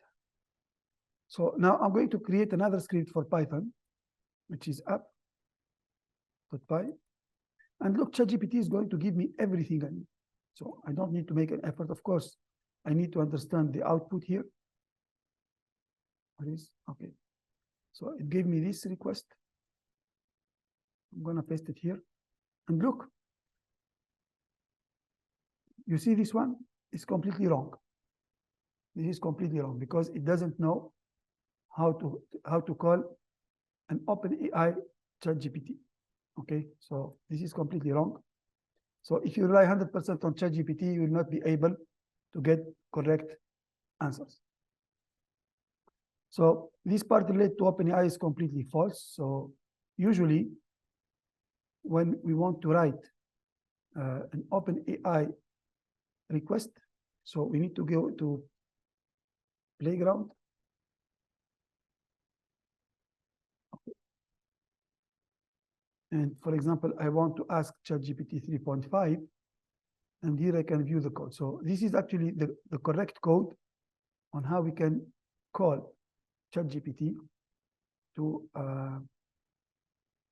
call ChatGPT actually to make a request. So let me put this here. I need also to do an additional thing which is related. Okay. So in order to be able to call OpenAI, I need to import. So ChatGPT didn't even import OpenAI, so it makes some mistakes. But look, it helped me to make a boilerplate code to get started. Instead of writing all this code from scratch, I get it in a few seconds. And now, as I'm an expert in programming, I will be able to make necessary changes, okay, to make the correct requests. Okay. So let's try this out of the box. Now, because OpenAI key is actually something personal, so I made a file that is called utility. So I'm going to put, let me create the chatbot here. Chatbot server. .py. So this is going to be my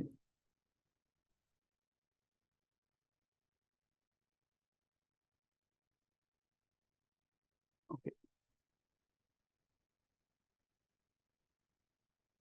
Okay, so now I have this one. Let me check whether it works out of the box. So of course here ChatGPT is going to provide us a way on how to get started. So Python server, okay, that could be fine as well. So I can get started with my Python server, Python, chatbot, cd, chatbot server.py.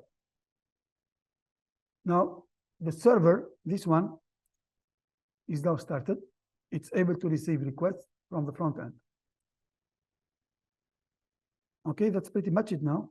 But okay, let's go and make the test. So I'm going to start this one. Okay, what is AI? Now I'm going to send the request by pressing ask, but nothing is received. So it means that there is a problem now.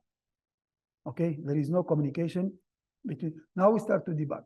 So I can use ChatGPT to debug about the issues. So let me check whether there is any issue here. Okay, so this is not the correct way of starting GPT. So I'm going to ask ChatGPT here, use unicorn. So a better way to start a Flask server or a Fast API server. This is a Flask server. I want to change this server to, instead of Flask, to Fast API. Okay, now I want to debug, change Flask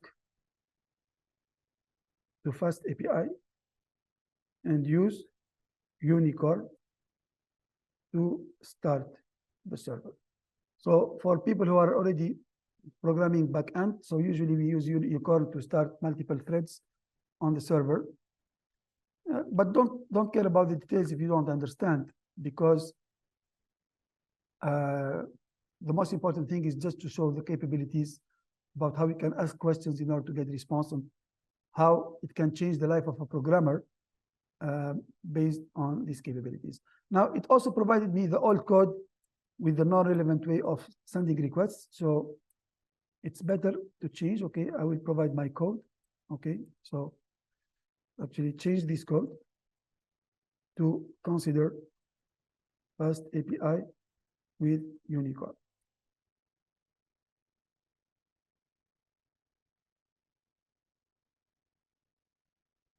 And now it does pretty much good job in providing me the code up and running. Okay, so I'm just going to copy this one right now. I will change my run.sh because, so it tells me here, do unicorn server.app reload. So the name of my server now is called Python server, chatbot server, and app. This is the name of the app here in Fast API. So now let me try again. So I'm going to make run.sh. So I put all the command to start the server in run.sh, which is executable. And now I get it up and running. It works on this port number here at port 8000. And let me check again whether the request will be sent. Still not. Okay. So checking on the console whether I have any issue. So this is a typical problem when developing APIs. Now I'm going to talk a little bit technical I'm sorry for non-computer scientists, but this is programming. Okay, so one of the things that may happen is errors. So we can use ChatGPT for debugging. Now, for example, if I take this one and I go to ChatGPT, okay, the chatbot HTML interface is not able to communicate with the backend because of this error. So now this is the role of ChatGPT to debug the errors. So now it will understand that there is a problem with course access. So course access, these are security policies that will not allow JavaScript code to access web servers directly, only if you provide complete authorization to them. Okay. Now, okay, to simplify the things, I'm going to, okay, I want to allow course from any connection as I am in development. So now it will provide me the correct code for allowing the course. Okay, so adding this one will allow to have access from any source. This is dangerous in production, but for development, just for, of course, I need to import this one. So the library here. Now it's fine. Let us check again. Okay. No, there is an issue even in this one. Okay, now there is an issue in the HTML.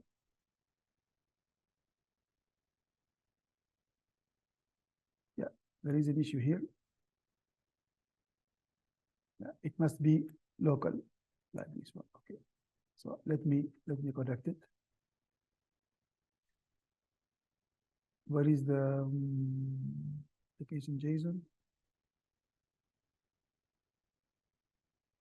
So we will provide the complete path to fetch. Now, okay, let's try again. So you can see I'm using ChatGPT and also my skills in order to have access. Now it provided an access. Okay, but now I have another error. Okay, so we have another error here.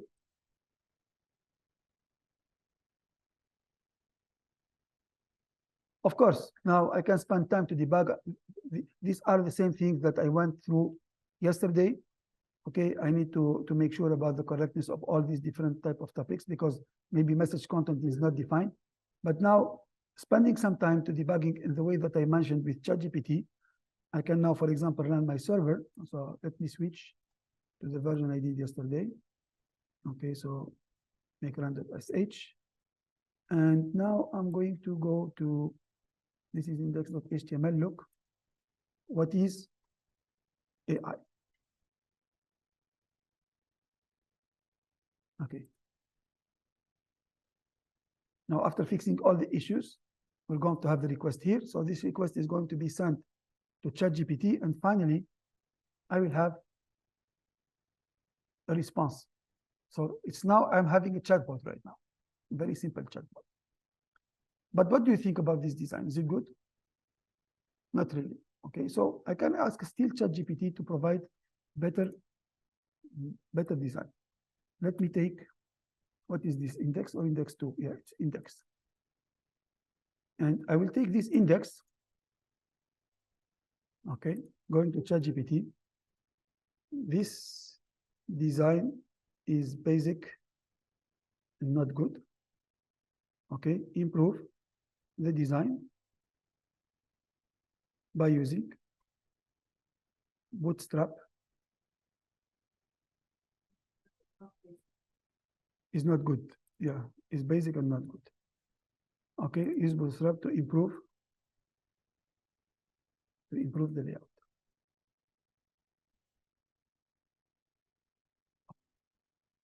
So now it understood that there is something wrong with the design, and it will use Bootstrap libraries with some CSS, with improved organization of the code, and will provide the same functionality.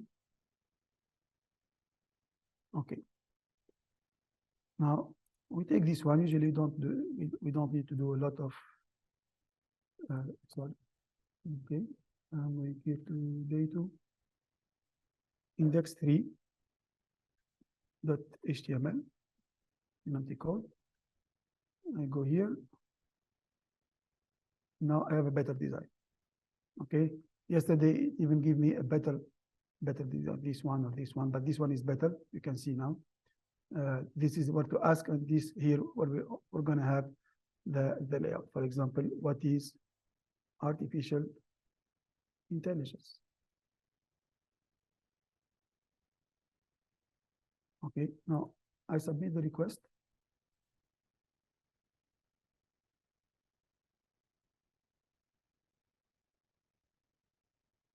Okay, and it will take some time until it gets the response back, and then this is like I'm having a ChatGPT interface. Okay, that custom developed. Of course, now you can do that one, and later on do any kind of logic. For example, doing any kind of task programmatically here. The things that we have been doing manual, you can do them in this specific interface. Okay, this is why we develop Python programs for interacting with ChatGPT. Now, this is just take you through the whole process about developing program from scratch, but this is not only the only things that ChatGPT can do. Of course, I've showed you how to do that for debugging. I've shown you how to do that for creating. Now, for example, if I take this code, look, documentation is one of the most important topics in programming. And not only this one, also the different type of exceptions that you can have. And usually the basic code doesn't provide any of these functionalities. Now, if I take this code, I go to ChatGPT, okay, and I say,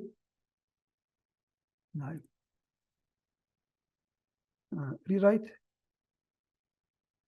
this code by following the PEP8 standard. Okay, so now it's going to improve the way. Look, first of all, it will tell you what are the standards that are found in them. Sometimes you add a library here, library there, you add the space, you add extra characters. Now it can provide you a complete code, okay, that is written professionally with all indentations, with all structures and so on. Okay, now add the oxygen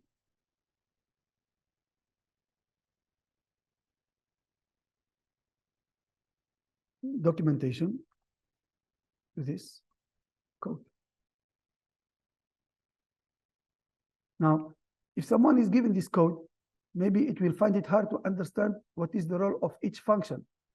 So we need to provide human readable documentation for the different functions and for the different attributes of the code. Look, now it's going to add all the documentation for the code automatically. So this is very useful because writing documentation is things that usually developers don't like to do it. Okay, it's too much time consuming, and also you require to write a lot of text. Now look, comparing the original code to the second code, I have a much professional code provided here. Okay, for example, here you have two parameters, one that is the question, okay, and will return a dictionary. So anyone who can read this help will understand what this will be about it. Okay, I can even ask, okay, write the documentation to be compliant with Sphinx. So Sphinx, this is one of the tools that we use to write automatic documentation. Okay. So Sphinx used a restructured form of documentation. So it's able even to change. Deoxygen is one way to write documentation. Sphinx is another way to write documentation. You can easily do that. Okay. So later on, if you use Sphinx for automatic documentation generation, it will do that. It will do that out of the box. Okay, now I can change this one, and they have a Sphinx type of documentation. Now, another thing that you can do it with your code. So, and this is the common mistake that most of the people do. They think that all the queries will be correct and we don't have any kind of exception, and this is completely wrong. So we can say improve the reliability of this code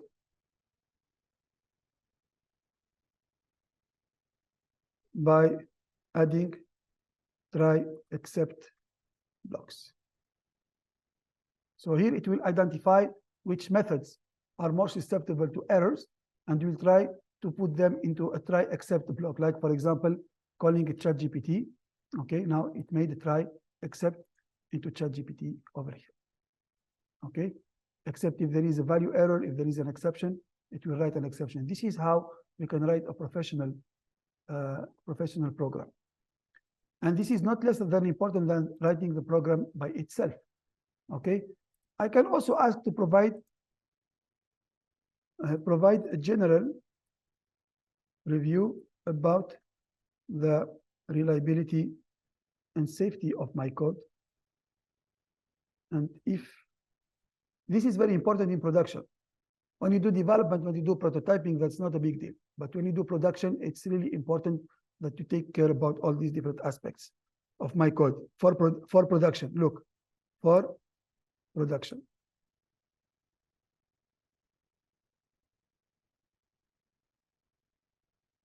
Okay, it will tell you, you need to handle errors. You need to save your open API key into the environment variable. Don't expose it to public.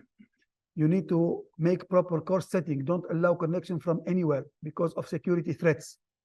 These are non-functional things that probably many of the developers, if they are not in the DevOps, they don't know about them. Okay, so it can summarize you all the different aspects that you need to focus on for a production environment. Okay, so let me look if, so code review, automation, IDEs, tool integration, conceptual understanding. So sometimes also if you have a complicated code that you don't understand, for example, I don't understand, this code is generated, but I don't understand it very well. I can say, okay, I did not understand this code. This code. Explain to me the ask API in details. So it can even go to a particular method of interest and will provide you a step-by-step explanation about the code. And this is, for example, when you want to work, for example, when we work on AI deep learning, we have very complicated notebooks that we need to deal with. We spend a lot of time trying to understand what these different functionalities. If I show you some of the implementation of transformers, it's kind of a nightmare. But we can use ChatGPT to understand every piece of code. Okay, you can generate this, for example, if you teach programming, you can generate this to explain to the code to your student in a written manner. Usually spend a lot of time if you want. Now I try to do that, look, for, I don't know whether I have this one for CS 102 lecture notes. I think I try to do lecture notes. Let me check. Lecture notes.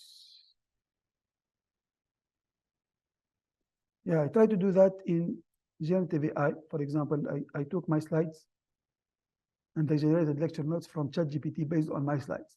So this can represent like a textbook, especially for some of the topics like generative AI. You don't find the textbook that will cover all my content. This is something that I will make it from scratch.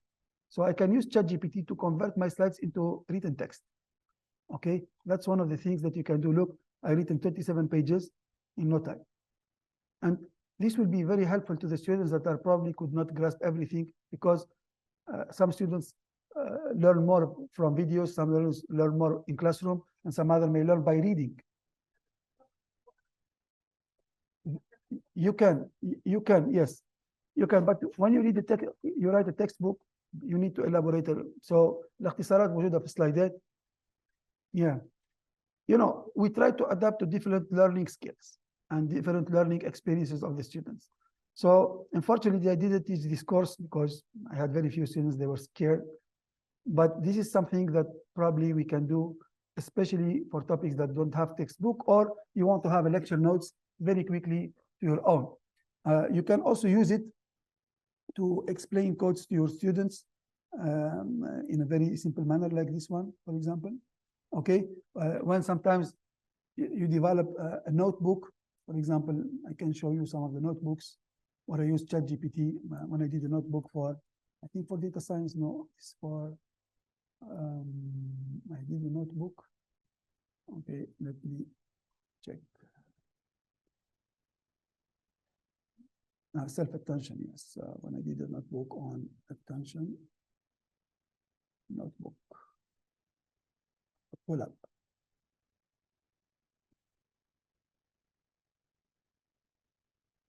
Yeah, this is a notebook that I've developed for, this will be, I think, for week 7. Okay, this notebook is only about coding. So here I didn't explain very well, but let me show you some other notebooks where I provide code explanation. It's probably not here. Build the transformer. So yes, for example, now if we take this code, I can generate a documentation, simple documentation. Okay, I go to ChatGPT, write a description of this code for a collab. Okay, only 100 words maximum. This is simple, it's just importing libraries here. Okay, but instead of making without any documentation, you can have, for example, this code snippets here, coming here, opening a text, copy pasting, and then you have an explanation. So this will be self-learning notebooks if you want to do it later on. Okay, so same thing here, for example. I want to explain this to my students. Okay, so if you'll understand, it will make. Okay, so you can easily augment any code that you have or any course material, okay, by using ChatGPT to quickly generate text. Of course, you need to write, but 100% of the time, that should be fine. You may try to fine-tune the vocabulary if you want, but it's pretty much useful in different areas of programming. This is just a sample of the different capabilities, but as you go for programming, you'll find a lot of opportunities to deal with ChatGPT for improving your programming experience.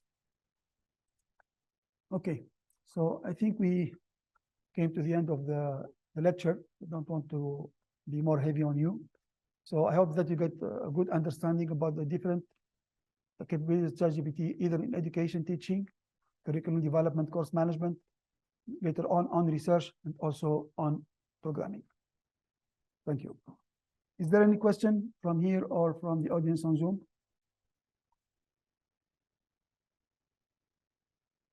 I think it was closed. No way.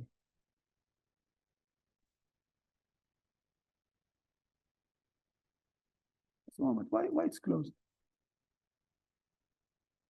That's weird. Zoom أغلق يا محمد. Who closed it? Okay, I will share this with online participants because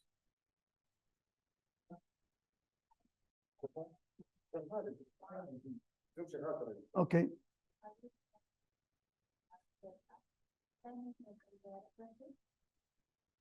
If you use ChatGPT where? Yeah, it's better. It's better for. You can say I use ChatGPT, for example, to categorize research papers, to analyze results. That's fine. Yeah, there is nothing that says, even in Elsevier, they say just mention where you have used it. And no, more people are using it. Okay. There is no issues with this. But I'm not able to see any of, I'm outside. Are you following me from Zoom now? Am I connected on Zoom?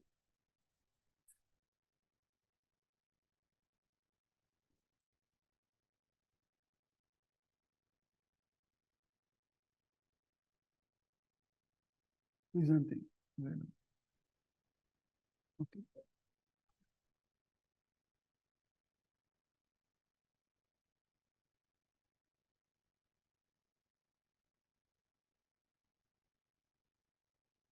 Zoom, okay, Zoom is working, okay. Alhamdulillah, that's fine. Okay, thank you very much. I hope that you get some insights about these different capabilities and see you in 2 weeks from now. So next week we don't have, I'll be traveling, and the week after we will work on business, how to develop your professional business company or startup using ChatGPT as well. Thank you very much. Sir, Yes. the next class isn't based off of this one, right? It isn't. It's you know, this class and the next one are based on the first class. Okay. Any question from the audience?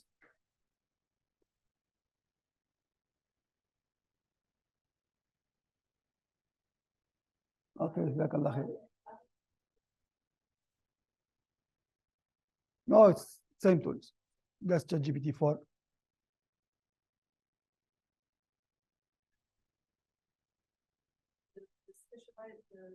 The other 4 courses, the second specialization, it's very technical. Very technical, yes. What's your background?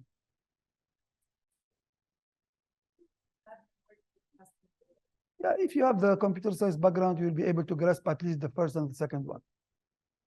And the third one as well. Because we try to provide all these concepts in an intuitive manner.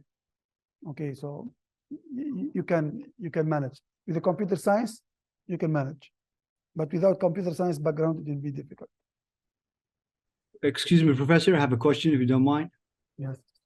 Thank you for all the knowledge you shared, and I learned so much from you today. My question is, since there's so much technicality in the lecture, any chance to share the recording video? Sure. We will share it by tomorrow or after tomorrow maximum, inshallah. Great, thank you so much. You're welcome. Assalamu alaikum. Alaikum assalam wa rahmatullah.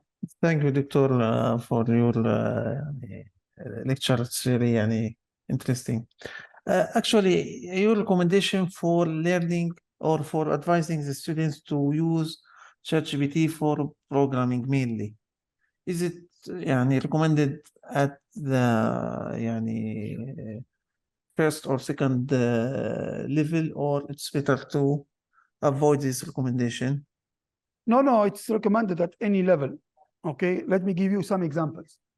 I give the example of my daughter, who she is struggling sometimes about going from the problem statement to the programming.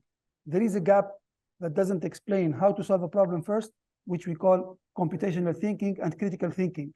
And then we have to go to the programming. The problem, the way that we teach programming is that programming for programming, but there is a missing loop, which is computational thinking. Using ChatGPT, it can help the student, guide the students to having a certain problem, gives you the critical thinking steps to solve this problem first before diving into programming. I did this with my daughter and it works pretty much fine. Same thing I do with my students. I told them you can use ChatGPT, for example, after you do an exercise on your own, try to interact with ChatGPT to give you what are your flows and how to improve them. It's like you have a custom mentor. So just use ChatGPT as a supervisor, as a mentor, but don't use it as a tool to cheat. This is the main recommendation I give my students, and alhamdulillah, they are coping with it so far. So it's better or recommended to include using LLM models for programming as within the introduction to Python programming, if we say. Yes, you need to define the boundary of legal and ethical usage. Yes. So you, as an instructor, you need to clearly define in a written manner what are the boundaries and the ethical usage that is allowed to use ChatGPT in the course. This is really important. It's awareness and guidance. Thank you, Doctor. Thank you. Yes, I have a question here. Yes. Yes.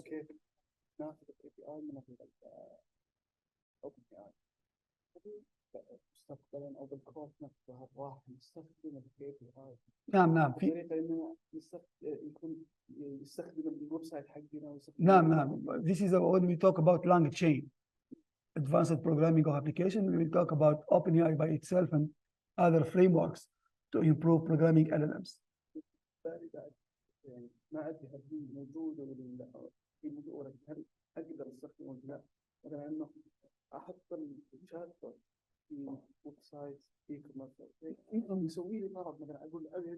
نعم هذا الهدف من المحاضرة اللي هي على البرمجة، كيف تصنع ابلكيشن فروم سكراتش.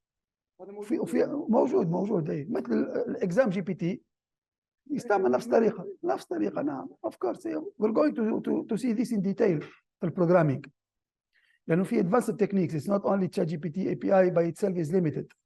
تحتاج memory، تحتاج agent، وتحتاج many things. يعني this is going to be lecture 5. Yes, you're welcome.